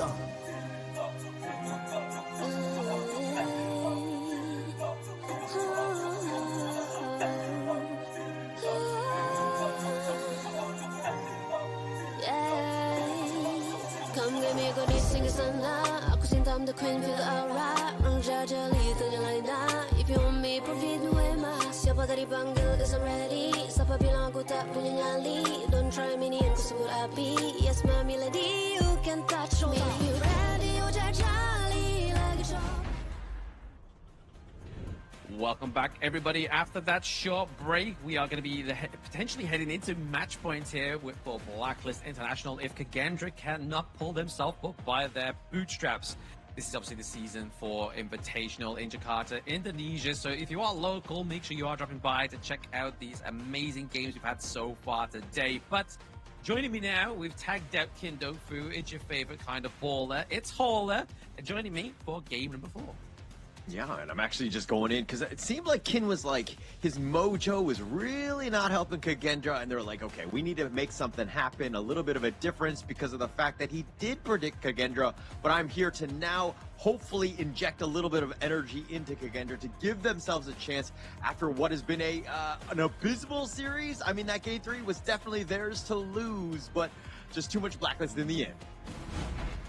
Exactly. I mean, I think Abysmal Series is kind of just like maybe a little bit too much of another tone here, but game number 1 was definitely like a head-to-head, right? Like that seemed like it could have gone either way. Game number 2, pretty much wind had been knocked out of the sails of Kagendra. Game number 3, they were given a glimmer of hope, and they actually did something with it. But bit of a support here for Kagendra. Show him what's what. Go hard, boss. KIS4 is truly spectacular. So thank you, Riz, for that one. But yes, obviously we now have Riz supporting, and we now have Ola being the wind in the wings for Kagendra El Manuk. Yeah, we need everything to help out Kagendra, right? I think that if anything, we needed like 5 or more of those like messages to kind of cheer them on. Because if you're Kagendra and you lost in that fashion where you kind of lost sight of the true prize and your objective and the weakness and the gaping hole you had in your base, some things like that will happen, right? And it looks like Blacklist International, I mean, that was a one they probably should have lost. But being able to play the macro game and just being able to sneak that one out, that's super smart. It's all about the little wins, and now they're at match point, able to eliminate Kagendra. That would be huge. It would be absolutely massive here for the side of Blacklist to take that 4-0 victory here as well. But like I was saying to Kin in the beginning part of game number 3, like it's always a common tale for Blacklist to be so up in the series and then lose game number 4, 5, 6, and then go all the way to win all the battles. So I feel like for Kagendra, if they just hold on to that hope, if they've done that much of a homework, on their opponent to know that they sometimes do fumble the bag at this point in the series, that they can still hold on to hope, draft something really good here against Blacklist, because the global ban pick is nobody's friend. Yeah, and this is kind of one of those moments for Kagendra. You're just like, okay, back in the booth, let's use the Men in Black, the red laser, get everybody to just forget what just happened right now. And look at this as just, again, a best of 1. Start from there. You're fundamentally playing well, at least in that game 3. This is a great moment to kind of build off of. But again, since we've removed that from your memory and that the travesty that was that ending, I think that this is a moment where you're kind of thinking, hey, let's just take Blacklist. We can play with these guys. We have a chance, but we, again, need to play our game more than anything else. Exactly. That's what I tell my ranked teammates. It's just the best of 1, right? It's just the best of 1, guys. Let's reset after this loss. Don't worry about it. But Kagendra's still holding strong to those very big Chami 1-centric bands, man. The Byron does not want to come through into the clash lane here for the side of Blacklist International. And they take the higher away from Senko, because arguably Senko has been the man in this series, even though there's not been a clear win. But his performance on the Silk Weaver in the last game was definitely the thing that was really bringing Kagendra back into had to get their horse back in the race. Yeah, he's giving them a chance. I think that that's the biggest thing, where people are like, when things are kind of not looking great, we need somebody to step up. We need that hero. Senku's been that guy, but now it really comes back to the other players on this team to really step up. Soleil's made some decent plays as well, but they're going to go with the first pick, Chicha. Your thoughts on that one? I mean, I think it's great. I always love when Chicha comes through into the blue side, because obviously it can be flexed into 3 different roles. So it could start off to Soleil, it could go to Zan, it could go to Feisha. We're not too sure what's going to happen there as well. But we all know that Blacklist love to solidify their farm lane, right? So obviously the past few games onto the blue side, they've been locking in Golden Kite's pick every time. And then their pick number 2 is always going to go for the support here. But they've gone for the same kind of strats onto the red side here. Yeah, and it looks like Jing, Zhang Fei, both of these very strong. I mean, you definitely have the Zhang Fei, the beast, living up to his name. That Umbrella Outburst can just be game winning at times, especially in those team fights. But now you've got the Jing. Let Fei Shi kind of just fly on this hero. Is he able to kind of outpace Just Shi on the other end? You can only hope so, right? Obviously, Fei Shi not quite having the best games of the series, right? Obviously, Zhang Jian performance wasn't quite the greatest. This time around, obviously, the Broken Mirage, Jing definitely needs to be the golden ticket to the chocolate factory, right? Like, he needs to use this to get through and actually try and get a victory for his rest of himself and the boys on Kagendra. But Blacklist are doubling down on this front line. They're going for the Peaceful Fist, the Flowborn tank into the jungle.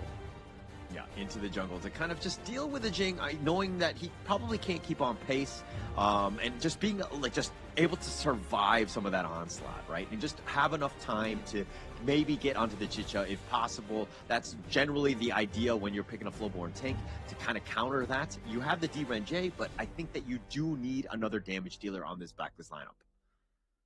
Oh, yeah. I mean, definitely something strung into the mid lane here, right? Maybe something with a bit more AoE, potentially maybe like the Lady Chen or even the likes of the Xiao Qiao, Breeze Heart as well.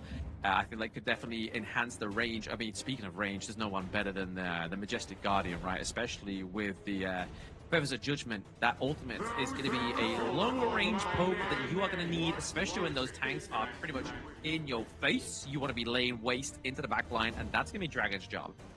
Yeah, and another good reason for the Garuda, as you rightly pointed out, is also the fact that, like, he doesn't really want to stick hand in hand with everybody else, right? He's going to create a little bit of space so that he's far back as possible. Dragon has great positioning come those team fights, and just, again, spam people with that Wings of Judgment. Let the feathers really do some damage. There's the Divine Enforcer here as well. I think that's going to be a good answer to the likes of the Flowborn tank and even the Lian Po. I mean, the Flowborn tank, the problem with the Peaceful Fist, as soon as it commits into the team fight, it's got a hard job of getting back out, and using that slow from the Divine Enforcer is going to be a problem here for just Chi. It looks like Blacklist International. They're going to go with that damage dealer in the Umbrosa. We've seen Chamie 1 shine on this hero prior in other series. But going into this one, it's going to be very difficult in the sense of, like, hey, you got the Chicha. I mean, you've got the potential level up that you're going to get from the Divine Enforcer, the Jia.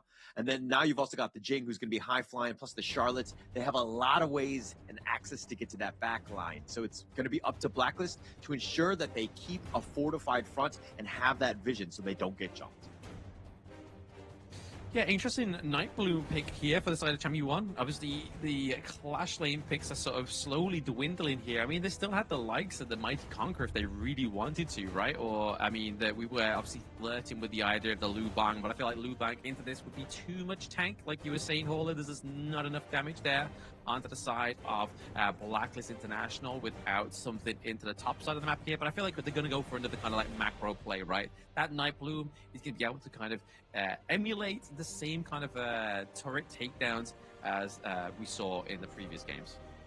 Yeah, and also the Umbrosa, I mean, is able to kind of out-sustain. I mean, if he gets bursted on, you have that secondary life, and it kind of is a little deceptive at times, especially when you think, oh, I jump on him, I'm just going to kill him and just move on to the other ones, but then he comes back with that secondary life, and you're like, oh, crap, I didn't expect the zombie to get back on top of me, so it becomes a little bit of a problem come those team fights.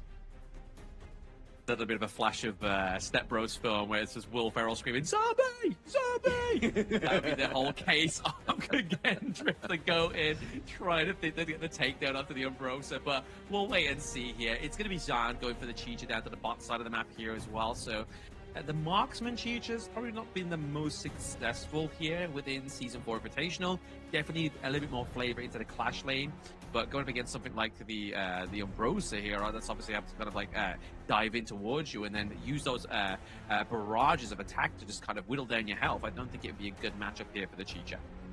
But actually, it kind of synergizes well. I mean, the Charlotte and the Jing, you know that they're going to be flying into you. So Blacklist are going to be like panicking because these guys are already on the back line. And then Chicha kind of, you know, melds in with the crowd a little bit. And it's a little bit harder to kind of point her out. If we're looking at a more traditional Clash laner, it's a little bit different. Maybe you have the melee, you're not as fast. But the tanky, And the Chicha kind of gets caught out a little bit because of the fact that she needs to be a little bit closer. She doesn't really have that range, so it kind of balances it out. I do like the potential madness of this Kagendra lineup of just being in your face. I mean, definitely in your face is what they need to be, right? Because obviously the other approaches that they've taken so far within this series hasn't quite formulated them to win. But this is game number 4, ladies and gentlemen. We're going to see if Blacklist take this a solid 4-0, or the Kagendra, the Almanuk, gets the wings to fly here and get the victory. But Zule, they get a lot of damage already in the early game because we know that the Rose Fencer Charlotte doesn't quite have the best early game so far.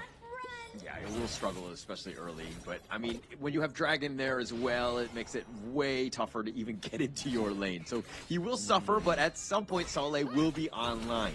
The key is, of course, getting to that point. It's not going to be the easiest in. I mean, if we're looking at just the lanes themselves, I mean, it's not a huge advantage one way or the other, but definitely in that top lane, he definitely has a little bit of a deficit to overcome. Yeah, speaking of deficit here, we do see that Jing rotates topside here as well. Yeah, Dragon had about half. He's going to give up first blood. Easy for Feishi. He's going to easily pick that one up, and the rest of Kagendra are there to help clean house just to ensure that Chamie 1 didn't have any shenanigans to follow up. Yeah, I think the first blood here for Kagendra is probably the better part of the start of the game, right? Like, obviously, they've not really had the first bloods come through just so far within the series, so it's kind of already starting to show a little bit of a different color here for Kagendra. A big buddying system going on as well with the likes of Lu and Feisha. And they definitely have that potential. Like this clearing, the way that they're sharing everything and ensuring that Feishi is keeping, like, he's so fast, right? In terms of his levels, he's just doing very well in that sense. Joshi is falling a little bit behind, but it's hard to keep up with the Jing, especially with that mobility that they have. Now it looks like they take a little bit of damage here, and Joshi's in a bad spot. He's going to be focused in, but he's barely turns it around. He has the shield, and he says, Feishi, where you going? Takes him down. Blacklist International coming out on top on that one. Yeah, it's a beautiful use of that second skill of the Flowborn tank, right? Getting that knockup, but then also, obviously, with the third hit or the second hit, having that shield come through as well is pretty much a saving grace there, and was so for Just Chi. But I feel like it's also thanks to Chaz there, obviously using those burst rams just to kind of like slow the momentum and slow the pace of a Jing there. Very nice turnaround for Blacklist International, but now looking for priority down to the bottom side of the map as we're sort of edging towards that 4-minute mark. And actually, it's just all about that bait. I mean, there's a reason why they wanted that Flowborn tank into the Jing. And, I mean, Feishi kind of fell into that one. I mean, also, at the same time, you have the Umbrosa from Chamie 1, also potential bait. So they know what the strengths of Kagendra are, which is looking to burst you down as quickly as possible. And Blacklist, they're looking to play the long, sustaining team fight. If they're able to out-survive you, they can deal with you because you're on the squishier end. Yeah, that's the problem as well, right? Like, even though Kagendra has all this firepower, if they can't, like, surmise any kind of lead here, that firepower is not going to be very good against somebody that's already kind of, like, itemized, like, 3 items as a tank. Like, you're going to have to throw everything and the kitchen sink at, like, the likes of Just Chi or Chaz just to try and get a kill. Yeah, it's going to be very difficult. Those two are incredibly tanky, annoying to deal with, but Kagendra have that potential. I mean, they need to go for Golden Cut and Dragon. Those are going to be the #1 targets. So Joshi, I mean, if he stays alive, fine, but he doesn't really have as much damage as, per se, the Dragon and Golden Cut. So those are the guys that are probably going to be left for last. Yeah, they don't kind of be caught out too soon into these team fights as well, right? Especially with the D-Ranger, the Magistrate, being on that on-hit build, right? Like, he's definitely going to do a lot of damage towards the latter part of the game, and he has the green light, which is obviously that solid front line from the Flowborn tank and from the Earthshaker as well. That is able to kind of just have a leeway and free roam into these team fights just by spamming that basic attack button. But Kagendra actually able to get the Tyrant here, maybe able to turn the tides at such stalemate with the Golden. Yeah, Blacklist International didn't want any of that. They didn't even try to contest. They understood that, hey, I mean, if everyone's going to be grouping around the Tyrant, we have space elsewhere. Let Chamie 1 just kind of do his thing. We don't have to sacrifice everything, you know, and sell the farm, try to go for that Tyrant to go all in. This is not that moment. We need to stay consistent. We're able to out-farm them even with that Tyrant buff. Yeah. Blacklist is kind of like tending the crops, right? Like, they just don't want to kind of like bite the face off to spite the nose, you know? Like, they just want to kind of make sure they're able to gain these resources to make sure that they have a good kind of like mid to late game, because I think that's what they're kind of like building up for here. Because I don't feel like at the early game that either of these two teams has any real potential here. Like using the unbridled leg burst, actually not. The tremor really smash. doing Chaz much has here to for flash burst. away. It's going to take a couple shots on this one. The Universal Law is going to do a little bit of damage. They find Golden Kite, and now they're going to turn it into a bottom T1. Kagendra with the play, but Blacklist are trading for the Overlord here. Yeah, trade for the Overlord, potential go for the T1 into the top side of the map there. Chami's still working away at that one like a roll-well worker, but at the same time, it's giving those wings of judgment that just really drive away Senko into any kind of means of trying to come back here, but the T2 takedown as well. Kagendra really trying to open up the bot side of the map here of Blacklist. Oh, they learned from Blacklist in last game, right? That bottom T, that alleyway is open come, Tempest Dragons or, that late game. But just opening it up, taking down that bottom T3 would be a gaping wound for Blacklist to have to fill up and to always ensure that whenever they make any sort of movement, the bottom lane is fixed before they do anything else. So it will be key, especially as we get into the mid game here.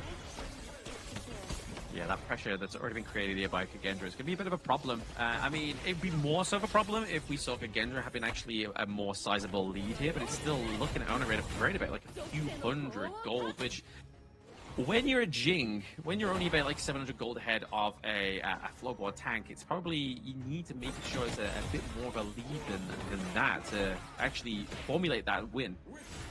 Yeah, and I mean, this is the problem, right? You want to obviously be much faster, and you want to be putting the pressure on and all those things. But you also have Senku, right? The Xia will also bring in the Sanctify so that you can potentially get more levels. I would think that you would probably want to, expand on Zan's Chicha instead, but it's a potential, right? In case Feishi is starting to fall behind, or you want to go a little bit faster to put a little bit more pressure on, he's definitely an option. Yeah, exactly. I mean, he's definitely got those two ball pits to actually put his hands into, right, depending on where that centrification is going to go. And either option would be fantastic here for Kagendra as they're playing the game and definitely having a bit of a lead here so far. And definitely looking like it's Blacklist game to lose here. The Wings of Judgment just looking to zone Joshi. He's going to actually plant down the flag to stay alive, just deal with the minions. Chaz is still there as well. Kagendra tried to go for the ambush, thought they had a potential kill, weren't able to catch anything. Because again, Blacklist International, they're pretty tanky and kind of annoying to deal with. They are tanky, but I mean, it's not stopping Kagendra actually getting any of these kind of macro plays, right? Like, they're still putting in the work, they're still putting the pressure on the Blacklist, and you can see that Chami's just always constantly out of these team fights with the Night Bloom. So really, the zombie we were alluding to into the draft here being a problem for Kagendra hasn't really come out of the grave yet. Yeah, and this is why Chami1 just has to stay in that bottom lane, right? Ensure that that is always being showed up. I mean, he just can stick to that lane while the rest of Blacklist can kind of be moving from the top and the mid lane so that they've got that much farm and to kind of contest as much as possible. But the focus for Chami1, protecting that bottom lane, of course. Yeah, look at this. Keep protecting the bot side of the map here. It's going to be Soul there, just keeping any kind of real advantage that Kagendra have down to the bot side, especially on they the decided to go in Feishi, just going for that mirror domain, finding Golden Kite, doing a decent amount. He's at half-life. He's going to be dashing out, and Soleil is going to be taking out a lot of that damage from the front line, and he gets gone on. The Tremor Smash is potentially looking to go. They find Zan in a bad spot. He's going to be picked off. Golden Kite just barely staying alive, and they find Soleil as well, and Chami1. This is why he's an absolute monster on the Umbrosa, as the damage that he's got, taking them all down from the back. Yeah, Zan slowly falling here as well, potentially the mid lane falling as well, but more action going on. He's just been a bit of a bait here. Yeah, well, Joshi baited himself, I think, a little too close to the sun as that tower was taking him down. Plus, they had Senku and Feishi there. They take him down very easily. So, Joshi, a little bit of a misplay. His positioning was just off on that one. I don't know. I think it's method to the madness, you know? Like, hey, I'm going to lose my life, but you still get the T1 into the mid lane, so they can't really push that. That would be my justification to my ranked teammates, anyway. Well, unfortunately, I would report you, okay? Let's be honest. Like, you could have just taken the T1 and stayed alive. You had no reason to suicide and continue on with that approach. But nonetheless, we're still fine. Blacklist International still in the driver's seat, but they could have had a much bigger lead, again, if Joshi were just able to survive. But it looked cool, okay? Like, you don't look back at your teammates. You look like you just go in, you die, you're like Bruce Willis in Armageddon, right? Like, that's the whole point that he was going for onto the side of Blacklist International. But still, we are in this game. Kagendra, it's not going to stop them anyway, because it means T2 top side is definitely being pushed by the minions. So Blacklist need to start tending that farm a little bit more better here. I think they're going to sacrifice this one. I mean, the Tyrant is already in half. The Wings of Judgment looking to zone. He's not really hitting the mark. The Tyrant actually gets reached back in. The reset is going to happen. The top is still continuing. It's been kind of dealt with by their own minions. But here's the Universal Law doing a little bit of work. The steal from Lou. He takes it away. Joshi trying to get the revenge. They actually find Soleil. The nice two-man knockup. And it looks like Chaz will sacrifice his own life as he goes for that first ramp. But they find Zahn. The Wings of Judgment now will continue to zone. But they got, I think, what they wanted. It's going to be at least 2 members down from Kagendra. I mean, that was crazy. The damage coming from the side of Blacklist International there. I mean, it looked like Chavi was kind of lost in the sauce, but he was just like, nah, let's just commit. I'm going to get the takedown onto Soleil as well as Zahn again, and then we'll just go, again, we'll just defend the mid lane, defend that top side of the map, and maybe potentially try and go for the Overlord at some point. Because right now, obviously, with them having the Primal Bond onto the side of Kagendra, it's not going to be the easiest go for here. Definitely not going to be easy, especially against Chammy ones on Bro side. This is a guy that has actually just, you could tell, he's going to level up, he's going to bring in the next hero. He's obviously constantly evolving, right? Obviously, he's known for like a Byron, Dharma style player, but now he's added the Umbrosa, and it's actually adding quite a new wrinkle to this lineup. And Blacklist, I mean, they can't get bursted down. They have that sustain, so it's adding quite a bit in terms of team composition here. Hey, they're all young boys. Let's not talk about wrinkles, okay? It might throw them off their gameplay. Like, they don't need to be concerned about wrinkles. Just be concerned about this match number 4 here. Yeah. I mean, for us, okay, it's a little, I'm allowed to say wrinkles, but obviously not for the boys here. But they're going in. Joshi, he's going to get back to that mid T1. But this Overlord is potentially going to be the next big target. Kagendra are looking to at least fortify around it for now. Yeah, look, just kind of formulate around this one. Maybe they get steal this time around, but it's going to be that double smite from obviously Beishir as well as Lu having the smite as well. So they may as well just like throw 3 smites at the Overlord and just claim the kill because they've not lost a single neutral objective just yet on the side of Kagendra. This is also why the Zhang Fei is actually very strong. Like, you don't really need, like, a flash, you don't need heal. I mean, you can, and some players do, but when you have that extra smite, it just adds a little bit of versatility, right? They have to respect it. You have that burst, come those big neutrals, plus you can steal in the early game. It makes a lot of sense to do this on the Zhang Fei. So I really like it. It adds quite a bit, and man, it has been an incredibly strong here in the KIS4. Oh, absolutely. It's been a great win rate. Obviously, devastating ultimate, huge utility, and a steal there for the Crimson Golem goes over to Lu, so just in a nuisance as well. Yeah, and just being able to take that away, right? Like, just like that. And, I mean, Golden Kite would have loved it, Joshi as well, and now they've been slowed down. And it's all about the little things. But Kagendra, down about 1K. This is still not in a great spot for them, because Blacklist have been farming so efficiently across the map. But now they're going to use the Wings of Judgment. Again, just trying to keep this T1 alive, and they will yet again, because their wave clear is pretty real. Denko's a proper troublemaker for these tanks onto the side of Blacklist, though. Like, you see him drop them circles down, the damage reduction coming through. It's just so crazy, the actual damage reduction and how much it melts down the side of Blacklist International. Like, they've got to make sure they try and get Senko down, because I feel like he's been untouched this entire game. Yeah, he's so far back, though. His positioning, understanding exactly how Gia should be played. He just needs to cycle his spells. As long as he's staying alive and casting those spells, and they zone quite a bit, it's super annoying for Blacklist to kind of get onto him. They have to find a way to get there, and not really too many other heroes have that mobility to make the jump onto that backline. Speaking of jumps, obviously we get the burst from over the wall here from Chaz, just trying to scare away the Rose Fence's Soleil, but they're looking to contest this Tyrant. They've not really had the biggest break here by Blacklist International, but Beishir. Right. Yeah, they actually go in. Joshi actually has to use the Blood Rage. He will be kind of just backing off. Sorry, with those shields. I mean, the Tyrant is actually about half. Nice little burst ram. He wants to kind of go, but where's the rest of them? Chaz is all by himself with that Universal Law. He goes down, and the Tyrant was picked up by Feishi. That was a disaster for Blacklist. Yeah, I mean, it really looked like he could potentially be in the steal there for the side of Blacklist International, but it's just to the detriment of Kagendra having so much smite potential in this game number 4. I mean, they're really pulling out all the punches, man. Like, they need to make sure that Just Chi is kind of like contested in this jungle, especially after his kind of like game 1, game 2 performance. They know they have to put this brother down. Yeah. And I mean, Joshi is the type where sometimes when he gets caught out in some of the games, especially in game 3, he did kind of suffer. He was kind of like too far out, probably sacrificing his life for not really too much, even dying early in this game. So he needs to just kind of like tone it down just a bit. Obviously, you want a jungler who's always aggressive and always, you know, again, being that front liner, but you kind of need to find a little bit of a balance. You need to rein it in just a bit. Yeah, speaking of balance, I mean, this is definitely going to be the off-balance of Blacklist here, as obviously we see Kagendra's minions pushing bot side and top side of the map here as well. They need to surmount some kind of ultimate defense here from Blacklist, or they're going to lose these T3s. Yeah, and they're trying to go for this one. Nice Tremor Smash on it too, but where's the follow-up? The Umbrella Outburst is going to be used by Lu, and now they turn it around. Chaz is looking a little bit low on this one. He dodges the Universal Law. Joshi's there as well. They're going to be backing off. They weren't able to get any sort of catch.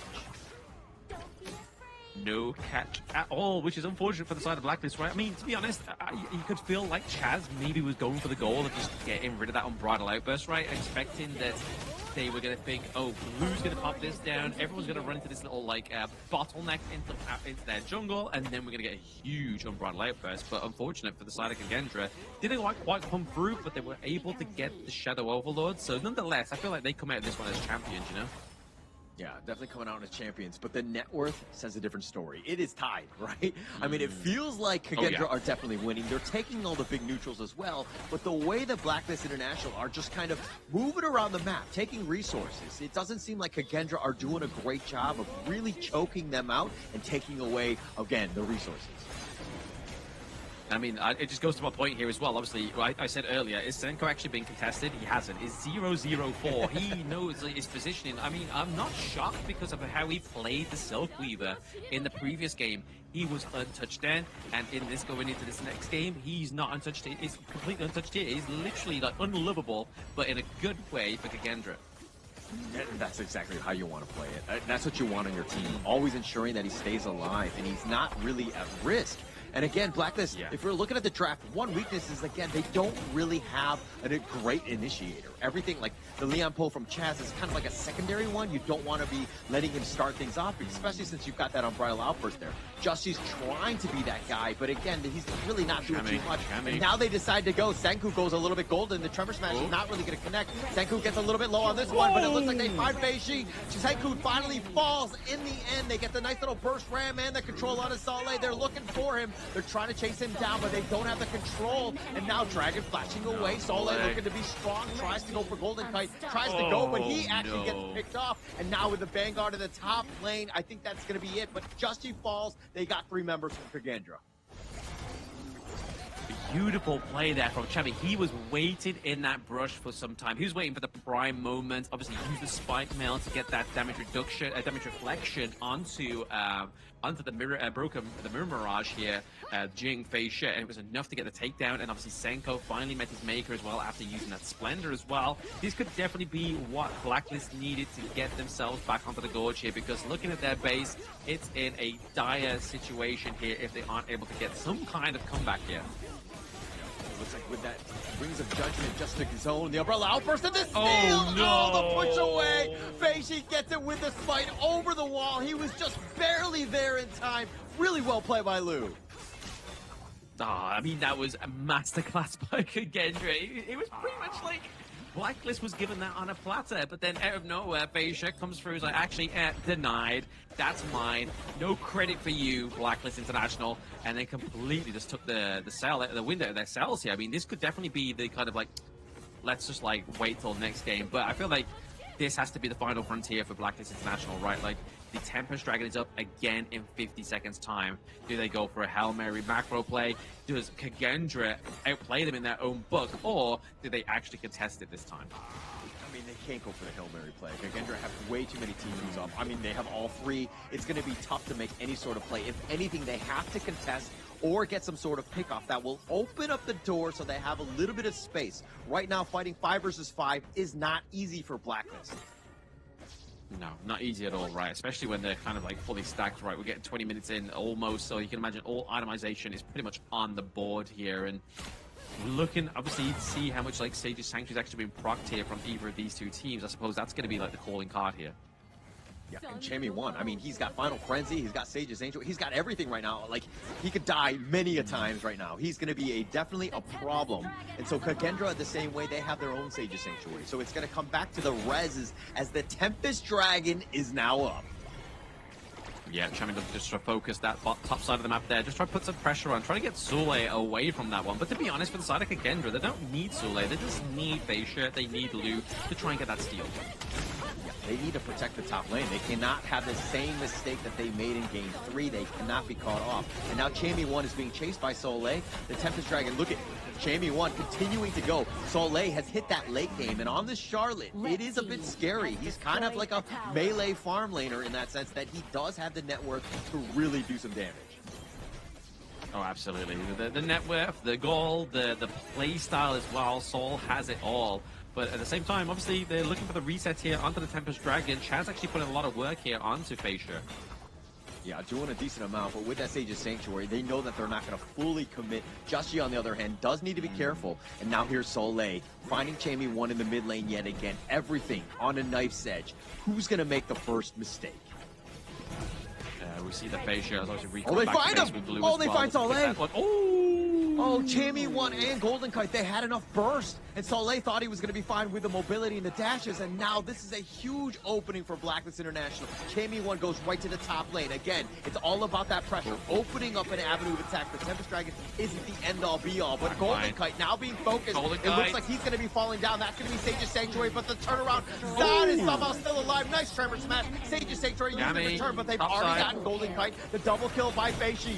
Jamie 1 in the top lane, doing Jamie 1 things by continuing his split push, playing the macro game. Here's the Sage's Sanctuary for Joshi. That one's been popped, and it looks like he's going to be picked off as well. And now with 3 members down, Chaz is still somehow alive. He's going to be back in the fountain, but now Jamie 1 was only able to take the top T3. The Tempest Dragon is open for Kagen. But look how beautiful that was, though. Like, obviously, they had no minion wave in the mid, bot side, or even top side to actually make a big capital on that big team fight. I mean, yes, they now get the Tempest Dragon here, and it's going to be a heck of a defense here for the side of Blacklist International. But Chami really running down that top side of the map here is going to create... It's going to be a slim opportunity for them now as we get into pretty much the end game of this... Honor of Kings game, but it could spell still some kind of hope for Blacklist. I mean, they still have a chance. You can never say never with this squad. If there's anything that we've learned, right? Just finding an opportunity, that's all they need is a chip in a chair, just being able to stay alive, but now they need to somehow hold. This is going to be very difficult. The Tempest Vanguard doing a little bit of work. That top T3 is already under siege. They've taken the mid one, and Blacklist International, again, being pushed back. It looks like that top T3 will fall in the end. Kagendra right now are looking to just close this one out. They're just going to be not overzealous, right? Obviously, Kagendra of old will literally just take a fight and, like, literally whiff it here. But at the same time, Blacklist are going to hold on for another 30 seconds. That's a lifetime. It is definitely a lifetime. But now the Universal Law used in return with the Wings of Judgment to kind of go. But now Joshi, he's in a bad spot. He was being focused, but he is tanking enough. They have a nice little bit of control. Jamie 1 needs to be a bit careful. Soleil is looking to go for this one. Golden Kite needs to stay alive. His positioning needs to be key. And it looks like Kagendra are not really willing to overcommit. They're going to slow siege. They're going to poke and prod. And now Blacklist International, they need to make them pay. Again, another Wings of Judgment. They're not able to find the right targets. They deal with the Vanguard. The Crystal is taking a little bit of shots. And now the final frenzy. Jamie 1 still staying alive. Joshi's there. Oh, nice little tremor smash on the 2. They're going to look to turn with that first drive, but they go for the Crystal. And it looks like Kagendra will take game number 4. And they say, not just yet, Blacklist. Oh my gosh, what a game number 4 that was. Literally, I was on the edge of my stool here, completely uncomfortable, but loving the action. Like, honestly, like, after we saw the takedown of that last wave of the Tempest, I was thought, oh, this is it. Like, the boys and Blacklist, they got a bit of breathing room, but then you just see another wave come through. It's just like, all right, guys. Yeah, I think it's pretty much like, let's just go for game number 5 and let's see what happens. But it's definitely becoming a bit of a reality here where Blacklist love to be in the leading stride at 3-0 and then drop the ball like they did in that game number 4 there, which is unfortunate, but I feel like it's all down to Kagendra's draft. It went very well. Like, if you're going to draft a very tank-orientated team comp, you want to get that damage reduction, you want to get that burst damage, and just melt them down. Yeah, and I think that, I mean, obviously hindsight is 2020, right? But I think towards the end, when you saw that Jamie won, instead of being in that fight with a Tempest Dragon, he was trying to split push, kind of repeat what happened in Game 3. I felt like if he was there with the Tempest Dragon, it would have been much tougher because they needed his damage to get to those backlines and to get those kills and to just kind of stay alive, right? To contest the Tempest Dragon. Once, again, the rest of the squad was dead and they took down the Tempest Dragon, it was pretty much all she wrote because those Tempest Vanguards too strong in the end. Exactly. I mean, I think from Chammy's point of view, it was either do that and fail or not do it and then think, what could have come of it, you know?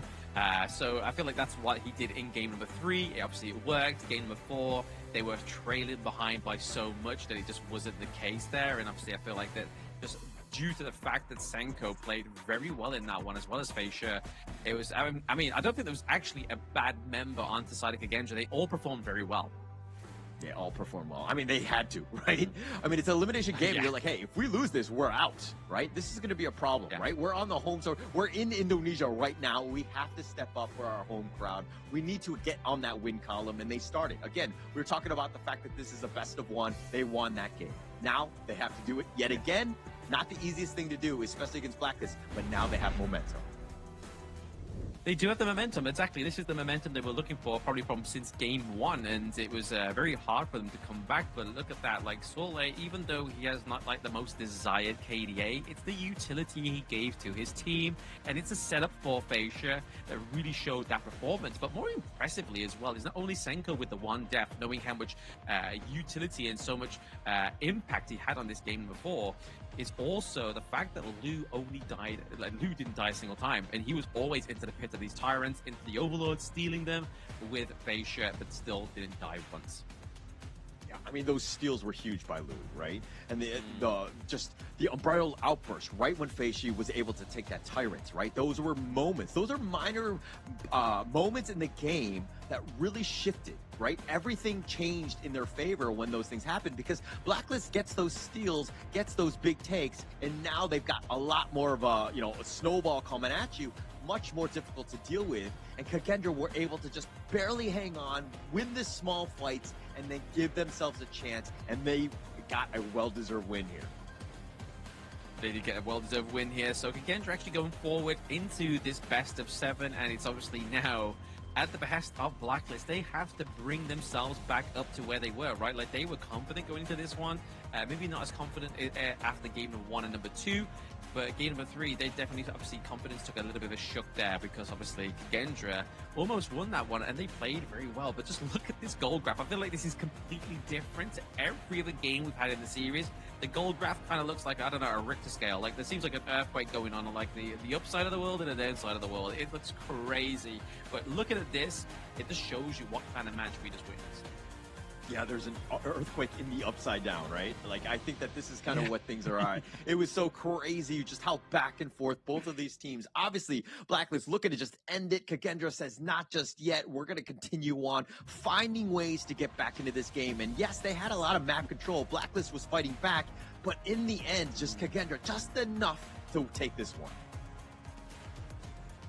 Just enough to take this one is definitely going to be enough to get them back on the horse as well, right? I mean, yes, it's still like a country mile for them to go to actually win this series, but taking that 1 point from Blacklist shows that it can be done, right? Like, they are no longer just a zero-scoring team against Blacklist International. I mean, it's a much harder fight than Boom, but it's still a good progress here for Kagendra as you're seeing these head-to-heads as well. And it's looking like, I mean, they were very close. I mean, everything that we're talking about. Senku, for me, look at that 240,000 damage potentially. I mean, he was just doing so much work. Again, you kept pointing him out. It's like, he's not dying. He's not dying. It's because he's so far back and he was able to just stay alive. And that was the biggest thing. And him also with Zahn able to do just enough. He was able to stay alive at moments, to key moments, finding the right targets. He too was doing a lot of damage as well.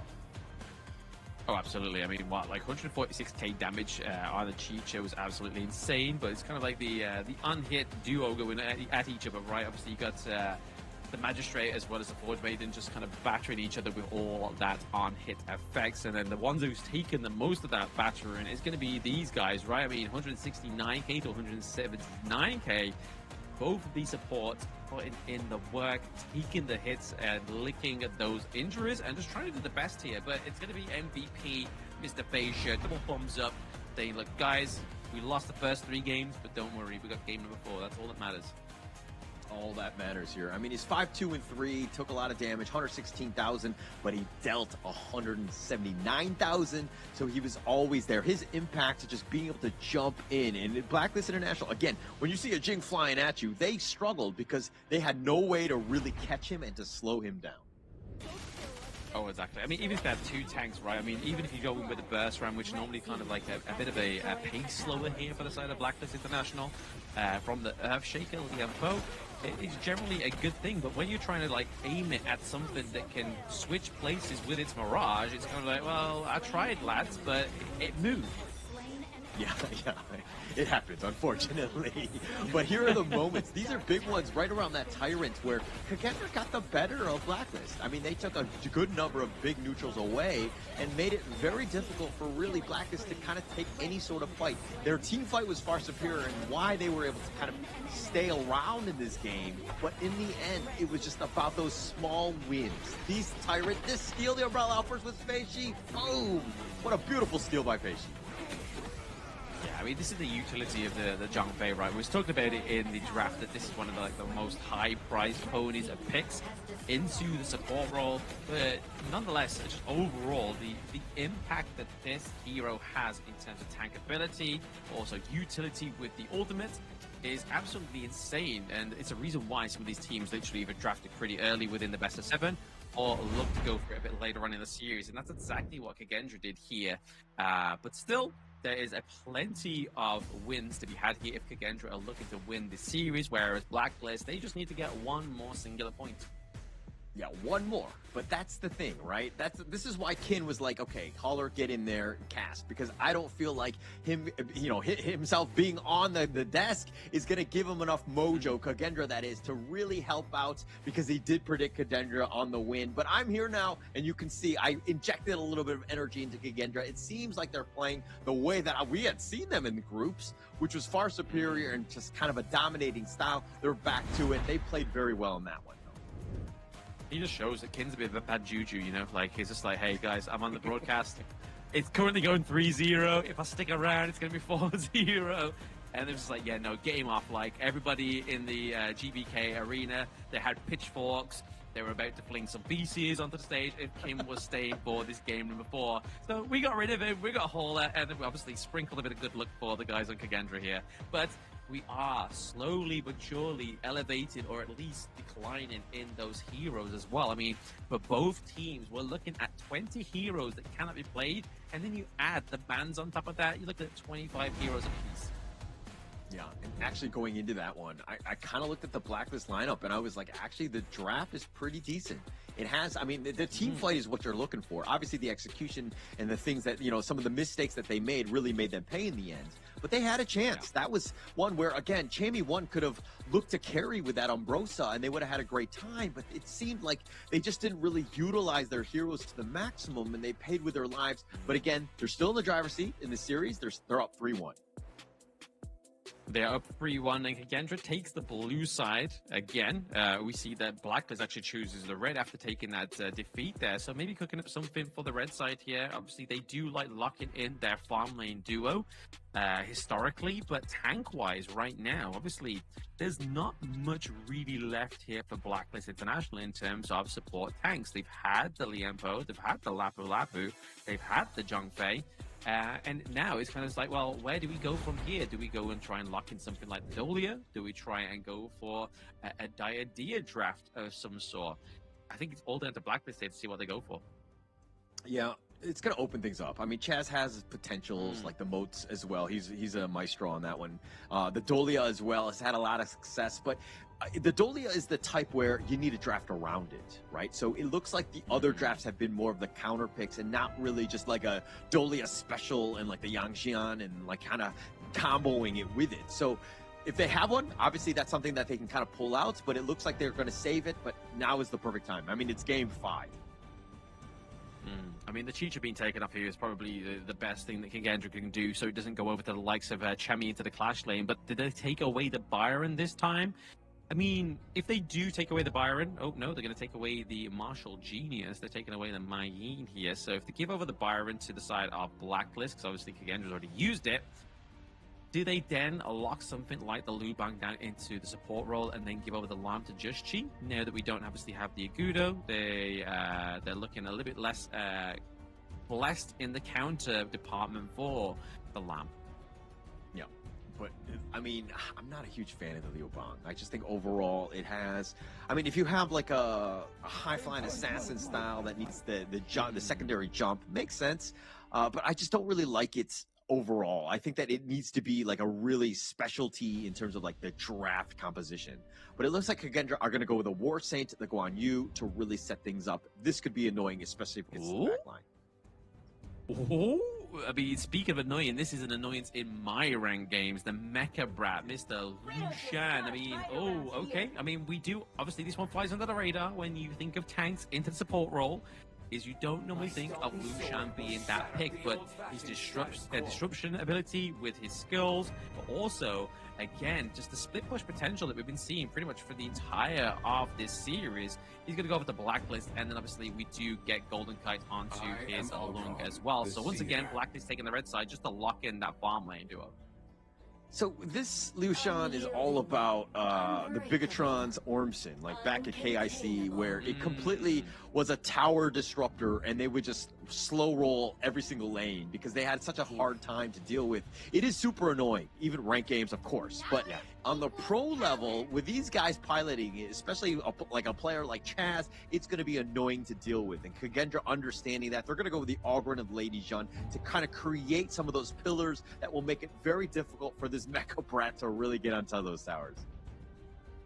I mean, me and Kim the other day, we loved this Scorchet pick from the side of, I believe it was maybe even BTR. I think it was just absolutely laying waste to the tanks of one of the teams, right? Like, they landed that combo, which absolutely melted down the enemy's Ogren. So, seeing this go through, I feel like it's going to be a bit of a problem here for Kagendrick, because you know for a fact, if Dragon can find those prime bushes and get that combo through, there is going to be no Ogren. There's going to be no soul guide. There's going to be no soul onto the side of Kagendra. Same time, though, Scorchet is so static, right? If you see Soleil like rocking around, going for that proper angle from the back, and he's stuck with the Blazing Brilliant, I mean, he's going to be pretty predictable in terms of where he's going to be, right? But you need to be a bit careful.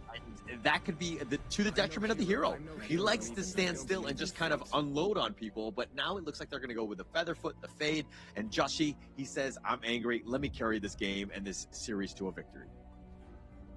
Ooh, the Woodland Ranger coming through to be potentially the counter here for the Lung, obviously using that those protective winds to cancel out any of that physical damage coming through from the Flaming Palms here. Could be potential upset for that 1v1 potential down to the bot side of the map, and obviously thanks to Woodland Ranger's first skill, kind of outranges and pokes the Lung and does a lot of damage in the early game as well. So it'll be interesting to see if Kagendra's Zion can actually pilot this one to perfection. And it looks like Blacklist International are taking a little bit of a leaf out of Nova Esports, but they're going for the white anchor, they're going for Arta into the clash lane. So double tank, they push forward and just soak in a lot of that damage, and then just lay a waste with the likes of the Scorchet, or even if Just T can be successful with the Featherfoot and steal away these neutral objectives.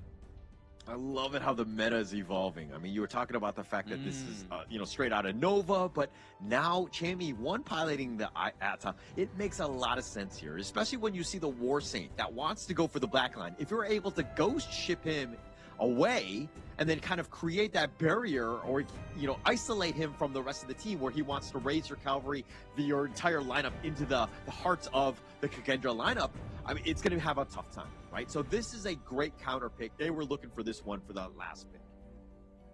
Yeah, I mean, the last time we saw horses on a boat was on Noah's Ark, right? So maybe this time around, it's not going to be to bring him to safety, but to shipwreck the War Saint on his horse and completely put him in his tracks. But Blacklist actually reaching into the hero pool here to bring in something a little bit more spicier, and obviously like a little bit of a love letter to Nova Esports, like you were saying there, and also a love letter to Omson from the side of BTR in the KIC 2025. So let's see if they can pilot this one to victory, but I feel like there could be potential upset here as well. Because I mean, if you look at Kagendra's draft, it's not like oh, this is a little bit of a weird one. You've got obviously a huge pick into the top side of the map here. Guan Yu looking to kind of get the access onto the back line of Blacklist International. You've got the Soul Guy, you've got Cascada as well, so plenty of big picks here as well. And Lu, more importantly, still gets a tank into the support role, so there's still an impressive Earthshaker that can come through here for Kagendra.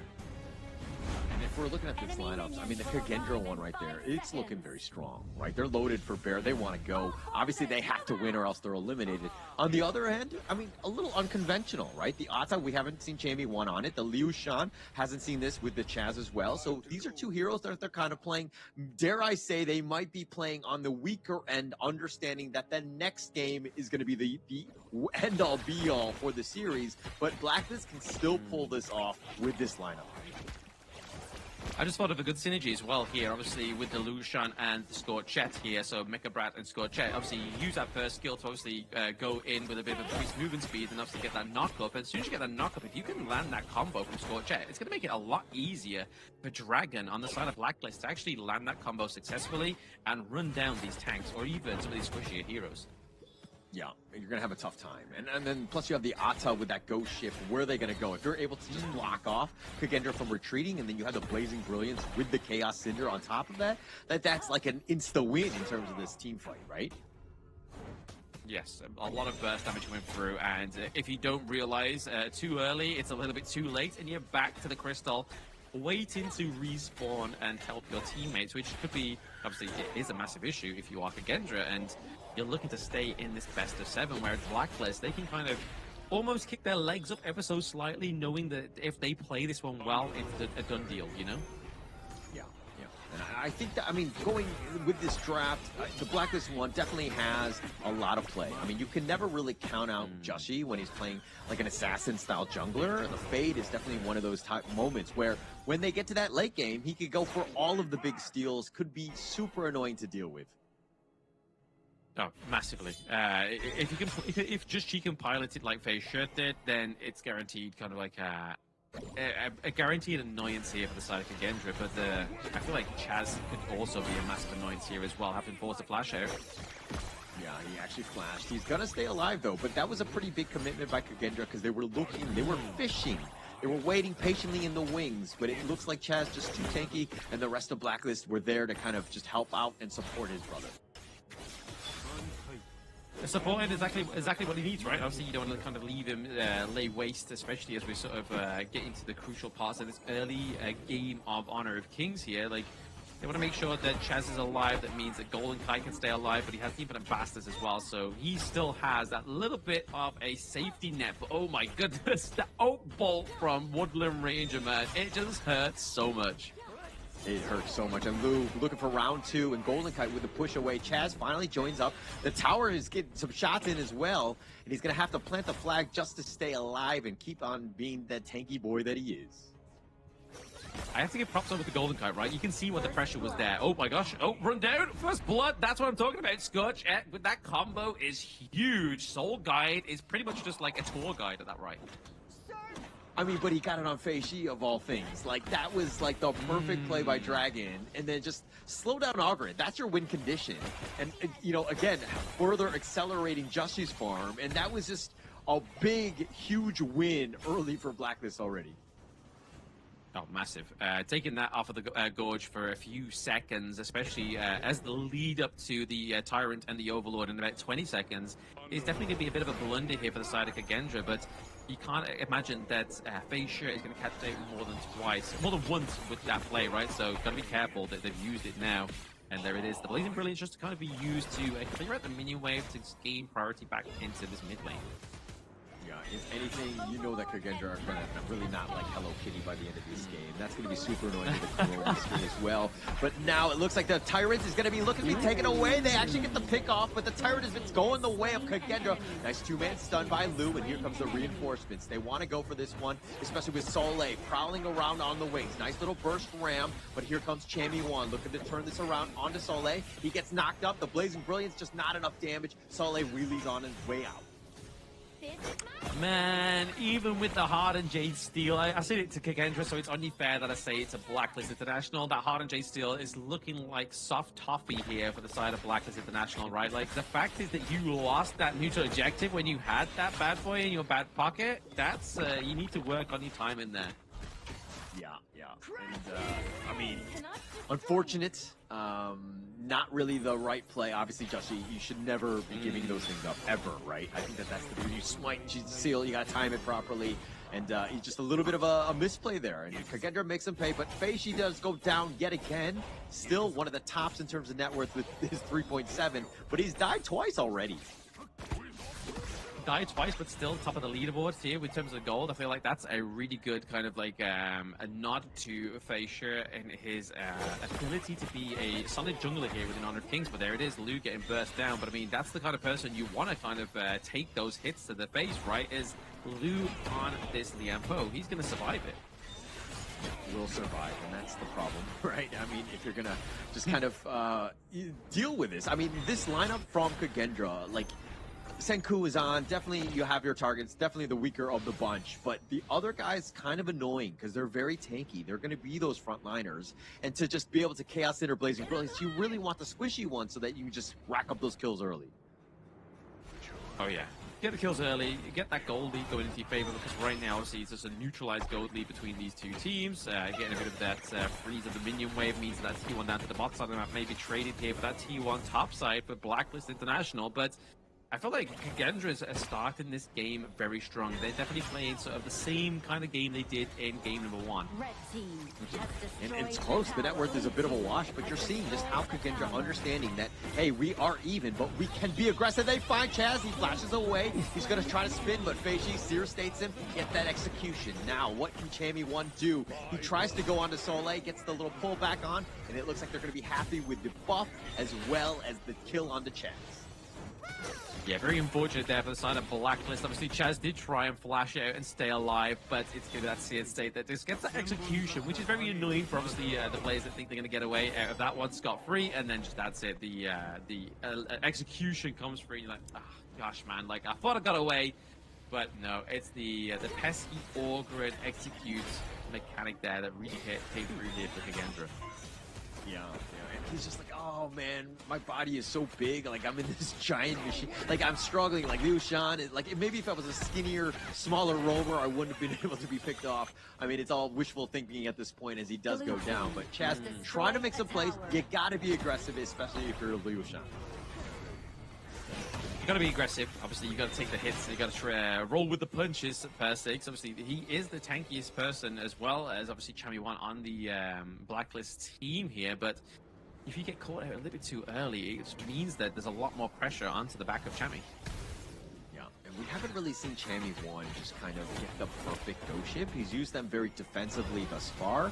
This hero can be very tanky, the Ata that is, but it just seems like they haven't really been able to find the right angle for that. And so Blacklist, again, playing a more defensive style, Kagendra are, again, being very aggressive, and they're looking to invade this Azure Golem again. And now they decide to go. The Jade Seal, that will secure that one. Chaz is at half, needs to be a bit careful. Blacklist still sticking around. They actually find Chammy1, who's a little bit tanky enough, and he will just barely survive. He is very low, but he's going to be fine. Gonna be fine, and it means that Kagendra is able to kind of just take this Tyrant scot-free as well, completely uncontested, but into the enemy jungle. It's gonna be just Chi. Make sure he doesn't get caught out here. He's able to steal away the Azure Golem away from the Soul Guide that is gonna be Feishi. But is that going to be enough to kind of put a stop to the side of Kagendra for now? I mean, they are now slowly starting to surmise about a 1k gold lead for themselves, which is a good positioning for them to be in. But the biggest thing is that Joshi, he's only died once, right? He's farming decently. It's all about the late game, but they get the nice little Blazing Brilliance. The flash away will keep Lu alive, and it looks like that will be the end of things. But without Joshi dying countless times, I mean, he's still finding farm in that top lane. Blacklist still have a chance because it's all on him. Yeah, I mean, it's just looking like this could once again go either way, right? Obviously, Kagendra are playing this one very well in terms of turrets, in terms of neutral objectives as well. They're definitely playing Blacklist at their own game here, but they're not kind of allowing them to have that solid team fight that we saw in game number 1 and game number 2. Like, they are struggling to try and formulate that huge game that they had in those first 2. And this is why Kagendra has really leveled up. I mean, you're seeing most times, I mean, just looking at the history, where Kagendra starts losing, they really falter. They lose a lot of confidence. They lose that swagger. But Kagendra on this one, they're like, hey, we're down 0-3. We have nothing to lose. Let's play to our heart's content. And they're doing such a good job of just, again, taking it to Blacklist. And now you're looking at the series, and you're thinking, oh, wow, Blacklist are actually in the lead, but they might actually lose another one. Yeah, but it's the reality I was painting for the guys at home, though, like pretty much like 2 series ago. But now it looks like it's coming into fruition here. But it looks like maybe we're trying to kill both of these objectives, but there's no smite here onto the Tyrant. So it looks like that the priority is definitely going to be on Team Overlord here for the side of Blacklist International. And I think rightly so, because obviously the way that they have lack of monopoly right now is definitely a scary thing here. Obviously, Kagendra have opened up both of those side lanes, so there's a little bit more room for potential ganks into the own jungle of Blacklist International. Blacklist International doing a good job. I think the Shadow Overlord on that one is going to really help them out. The map control has been a problem. They're playing basically hiding under the towers. They need to put more pressure on, hopefully opening up the map even more. I mean, yes, Kagendra have a decent amount in terms of that wave clear. These Vanguards are not great, but still, it's going to be a little bit more push, which you need because, again, Kagendra have been just putting so much pressure on. A lot of pressure onto the side of Blacklist, honestly. Like, they have definitely proved themselves worthy of this one, but the blessing of the Dire is just executed here, but no. Oh, nice little Razor Cavalry. They actually find Chaz. It looks like they're going to get the kill onto him. The Seer State is going to do some work, and now they will be backing off. Can they get anything else? It looks like Golden Kite, it takes a decent amount, but that's going to be pretty much the end of it. They take down Chaz yet again. I think everybody on the side of Blacklist default, Chaz is probably the most expendable one in terms of obviously the pick that they've gone for here with the Mecha Brat, right? Like obviously they don't have they're not walking from a front step, right? They are playing from behind, and when you got a Mecha Brat playing from behind, and you don't have any priority in these lanes, it's really hard to navigate and pilot this hero. It's tough. It's tough. And I mean, Chaz has been caught out. Like, you don't really have the mobility like a Burst Ram or some sort of Leaping Savior to kind of get back. You're just kind of running it. Now the Blazing Brilliance, not enough. Lou has to expend the flash, though. He will stay alive. Good attempt by Blacklist. You expended some of those common skills, and now what can they turn? Nice little ghost ship. They actually find Senku. He goes golden, though, but now the Tremor Smash in return. Lou somehow survives, and he will just be backing off, and they completely dodged everything that Blacklist threw at them, and they stayed alive. Yeah, man, Lou literally getting there with a miracle, man. Like, he was, like, getting burst down, but I feel like this is probably the potential of Blacklist getting into the latter part of the game, right? Obviously, you saw the damage that Golden Kite was doing in that last team fight. I feel like that's maybe what they're riding on here. Chaz is going to obviously get some intel onto Sule here, making sure that he's not going to sort of be the prime victim for Just Cheese takedown. But now, again, we're seeing that team fight sort of formulate. Maybe they're getting a bit of a second wind here for the Blacklist. Maybe if they're able to just find the right approach, but like with the way Lou is just kind of up in front, he is not the real target. But now Chammy 1 deciding to potentially go. They're not able to find any sort of catch. There's just too many guys that are annoying to deal with. Feishi is very tanky as well, so those are really not the target that Blacklist is looking for. No, I'm not looking for them just yet. Obviously, there's still plenty to be played for here into this team fight. One wrong move, especially when you got something like Lou on the Liam Po, right? Obviously, you think you could go in. The big disruptor, that's going to be that the ultimate, the Tremor Smash here from the side of Gendra could really kind of like basically put a blunder here, but making a blunder, it's going to be Just Chi maybe getting caught out. He is able to parkour over the wall, so he needs to be a little bit more safer. Yeah, definitely safer. I mean, he's hit that mark. He's at 10.8 right now. This is a guy that's got all the space and time. Blacklist have done everything to ensure that Joshi has a good game. This is the moment he needs to shine. His target prioritization, he needs to find Senku. He needs to find Zan. These are the main targets here. But now they find Lu, who eats a flaming palm. He's going to be backing off. Champion 1 needs to be careful. He uses the ghost ship, but he gets focused, and he does end up getting killed. Feishi finding him out. Blacklist International are looking to just walk away. The Blazing Brilliance in return, they're not able to find anything, and here comes Joshi. I think they still want to fight 4 versus 5. This might not be the greatest choice. No, I don't think so either. I mean, they're doing a lot of damage. It's not only the Zan doing so much damage as well as Senko, it's also Fei Shi. He's putting on the pain game here for the side of Blacklist International. Like, not only is it the damage, but there's the execute coming through, the seer state. That's just kind of really oppressive here for Blacklist. Red team. Yeah, it felt like once Champion 1 went down, there's really no reason to continue fighting. I mean, it's a numbers game. No. If you're outnumbered, you really shouldn't be fighting. And Blacklist, they stuck around. I felt like that was the time to kind of go for space, push elsewhere, and just kind of take advantage. Because you're really not going to contest. But they, again, stuck around a little too long for me. Exactly. Too close for comfort there for the side of Blacklist, and there again we just saw Lu take away the Crimson Golem away from Just Chi. That's not what you want to be seeing. That's a big taunt from the side of Kagendra. So now I feel like they're just trying to get in the heads of Blacklist International because they're slowly formulating that gold lead and holding on to it, and they're just always taking away these like minor camps like the Azure Golem, like the Crimson. Yeah, it seems like the after effects of just being like, oh, why didn't we close out the game last game, you know? And you're kind of starting to feel the after effects of this, where Blacklist are like, okay, wow, we're in a bad spot. This is when 10 teams truly get tested. Kagendra have done a great job of getting themselves back into the series, and they have a great opportunity in this one.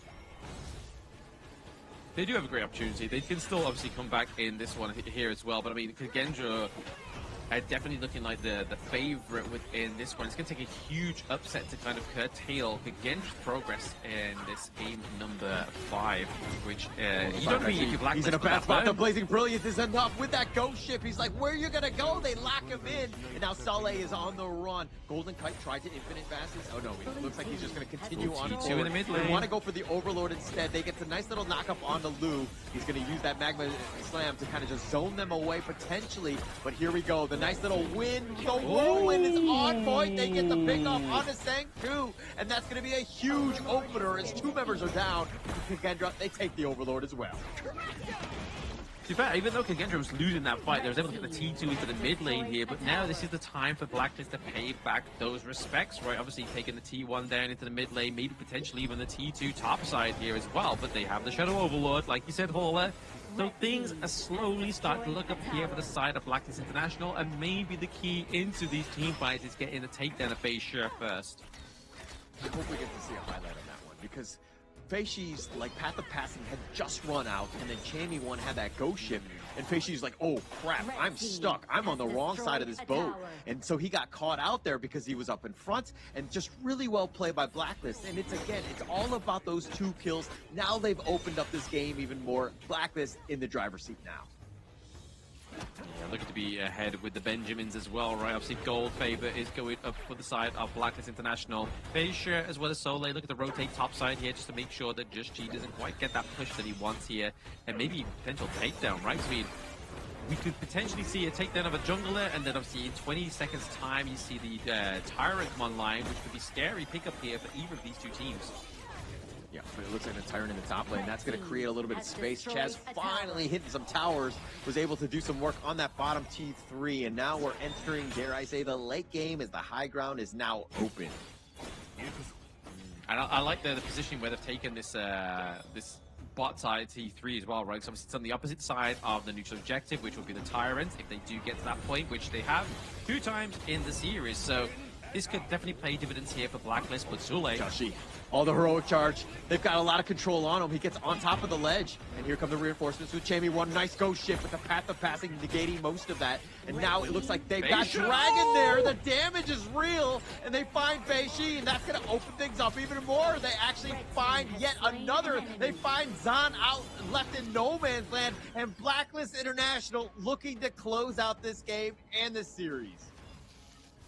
Yeah, with 30 seconds left on Facia as well as Zahn here, it's definitely going to be a bit of a brutal blow here to the side of Kagendra. It's now Blacklist's attempt to try and go for these T3s. Oh, Champion One actually tried to flash forward, trying to get somebody caught out now, but here's the crystal. It's getting gone on, and they have the damage, and Blacklist International will move on.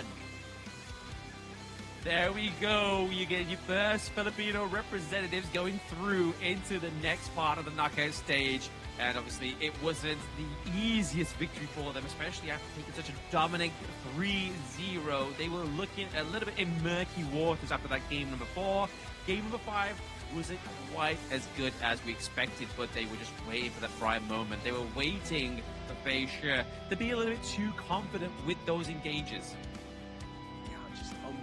Just that one mistake, right? When he got caught out top in the Blacklist jungle there, and then once that happened, they were king, and Blacklist International made them pay. That was just enough to ensure that they got it. Kagendra, I mean, props to them for fighting a good fight. They had a great chance, but just too much Blacklist in the end. Congratulations as they move on into the semifinals.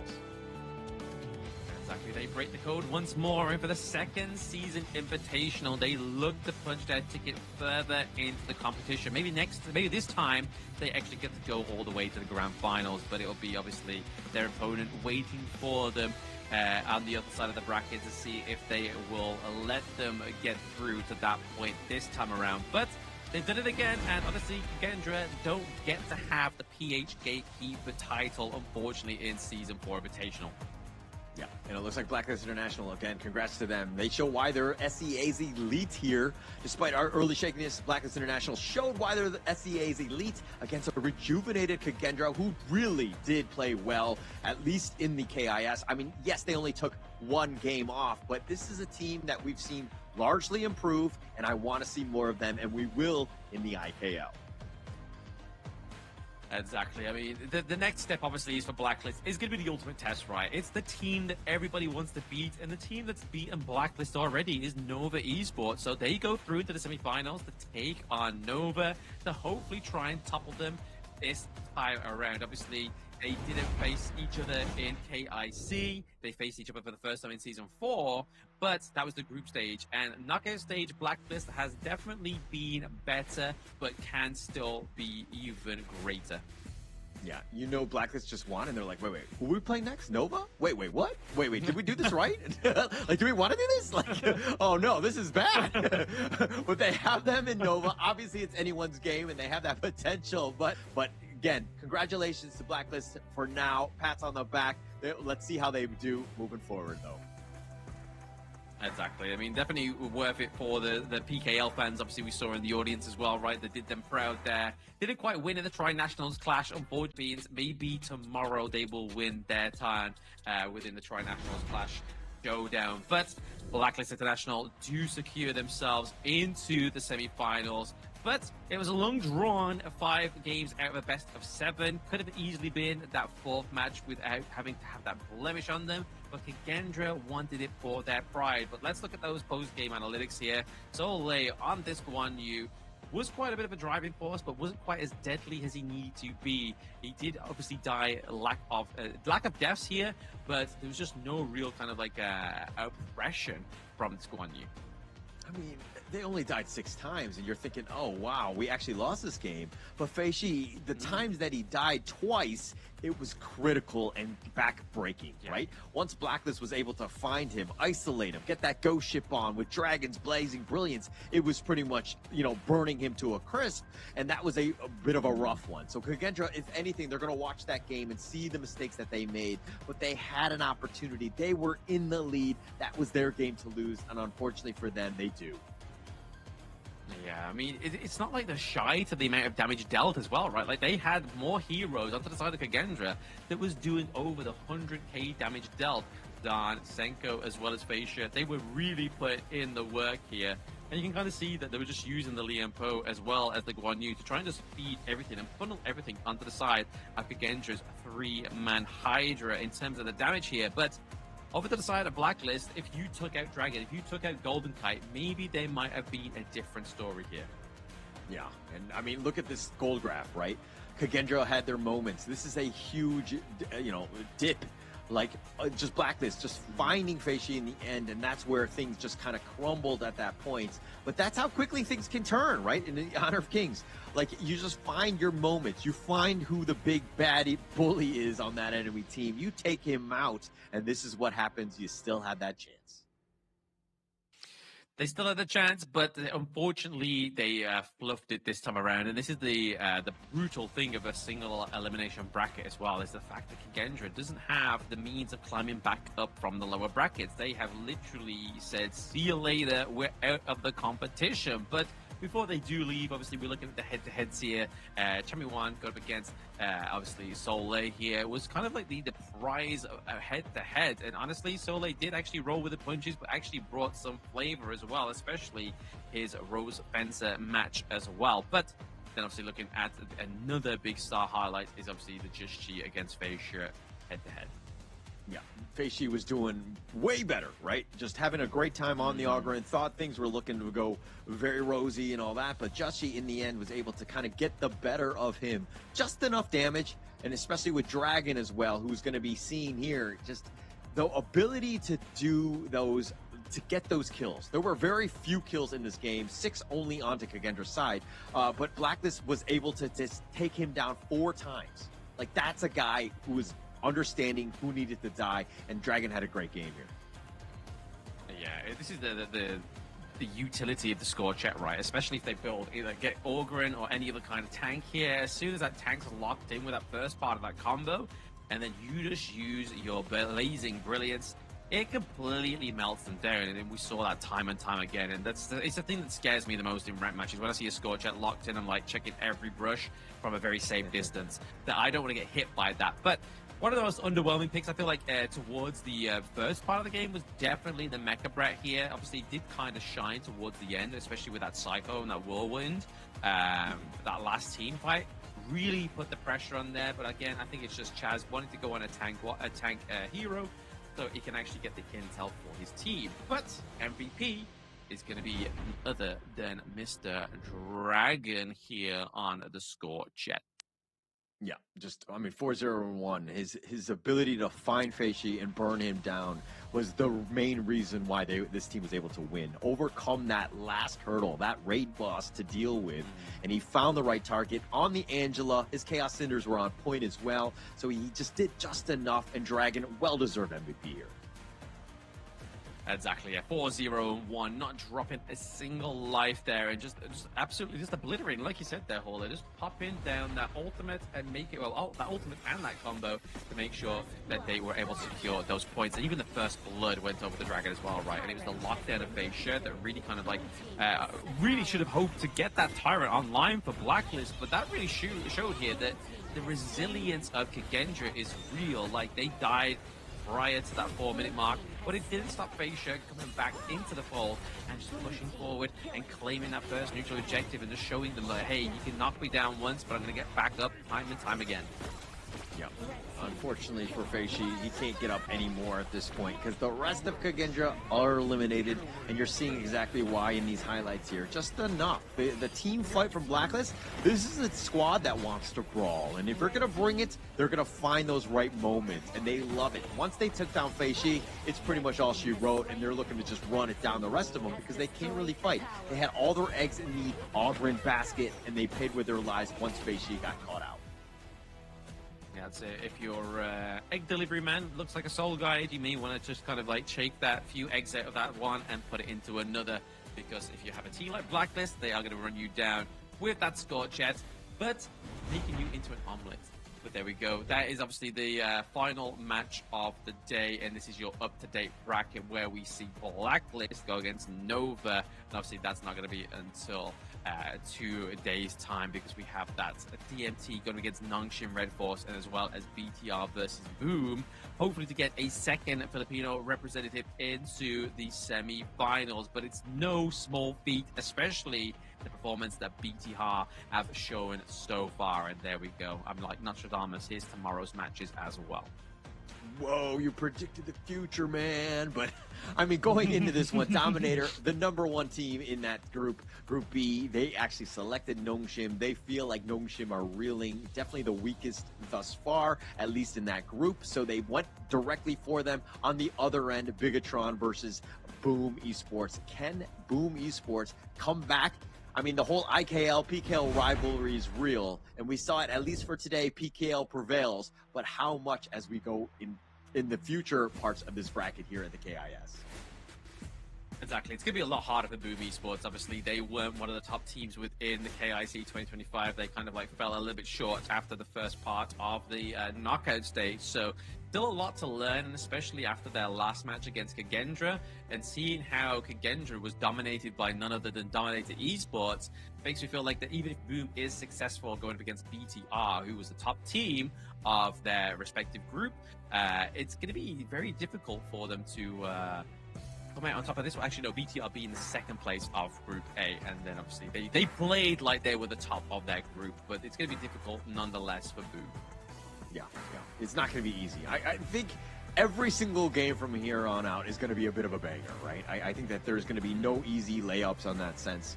All the teams are definitely going to want to be playing it to the very end, because again, it's a single best of 7 that could be just potentially eliminated. You might have a hard time. So again, a lot of good games. We're going to be bringing games into tomorrow, so I'm going to be super excited because we have the next 3 days of just the KIS ahead of us, and there's going to be some amazing games.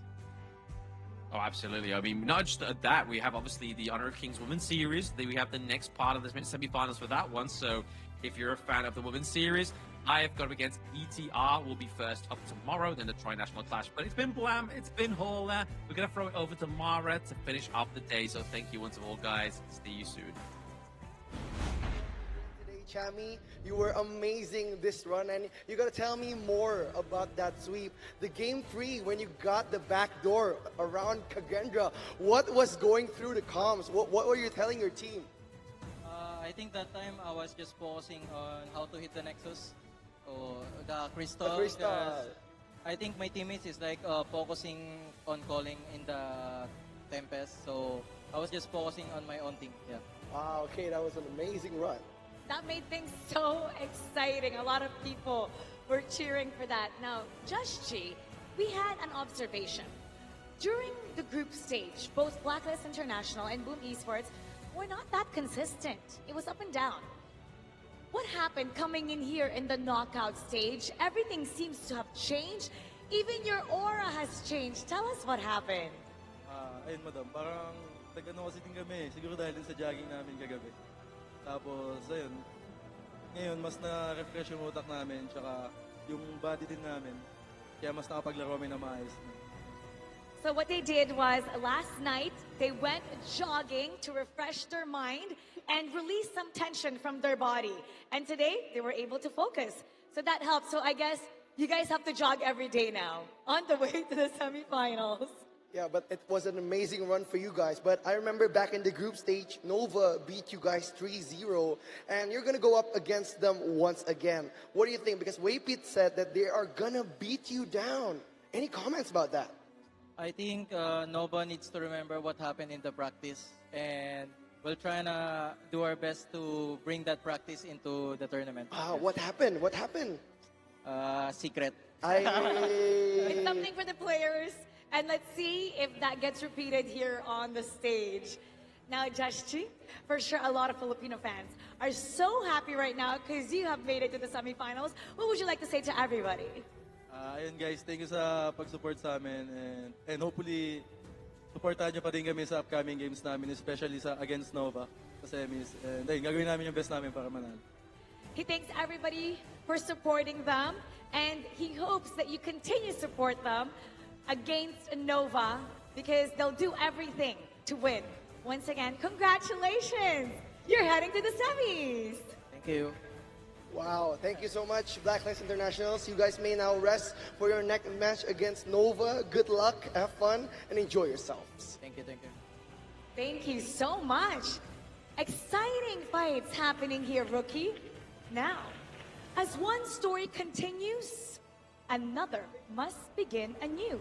We've witnessed 2 teams eliminated in the knockout stage for the first tournament of the year.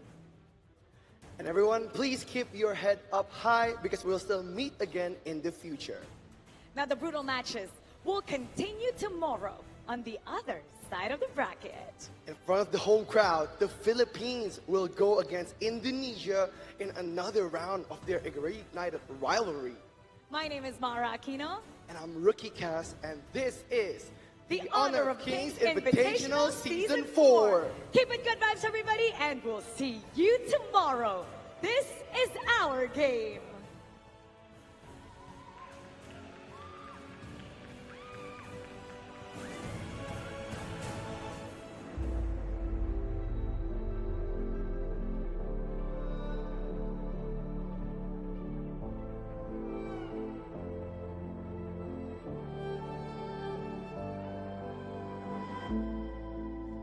Stranger to the fallout, it's what got us here. Ever changing, some chameleon, blood, sweat, and tears. We'll never make it if we fall to everything that brings us down. With a comeback is now.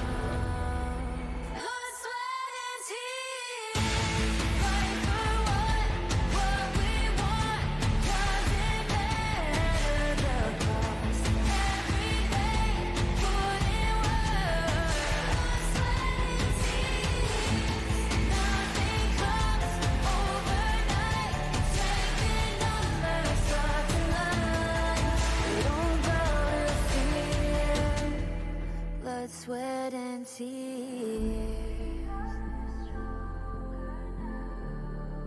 Blood, sweat and tears.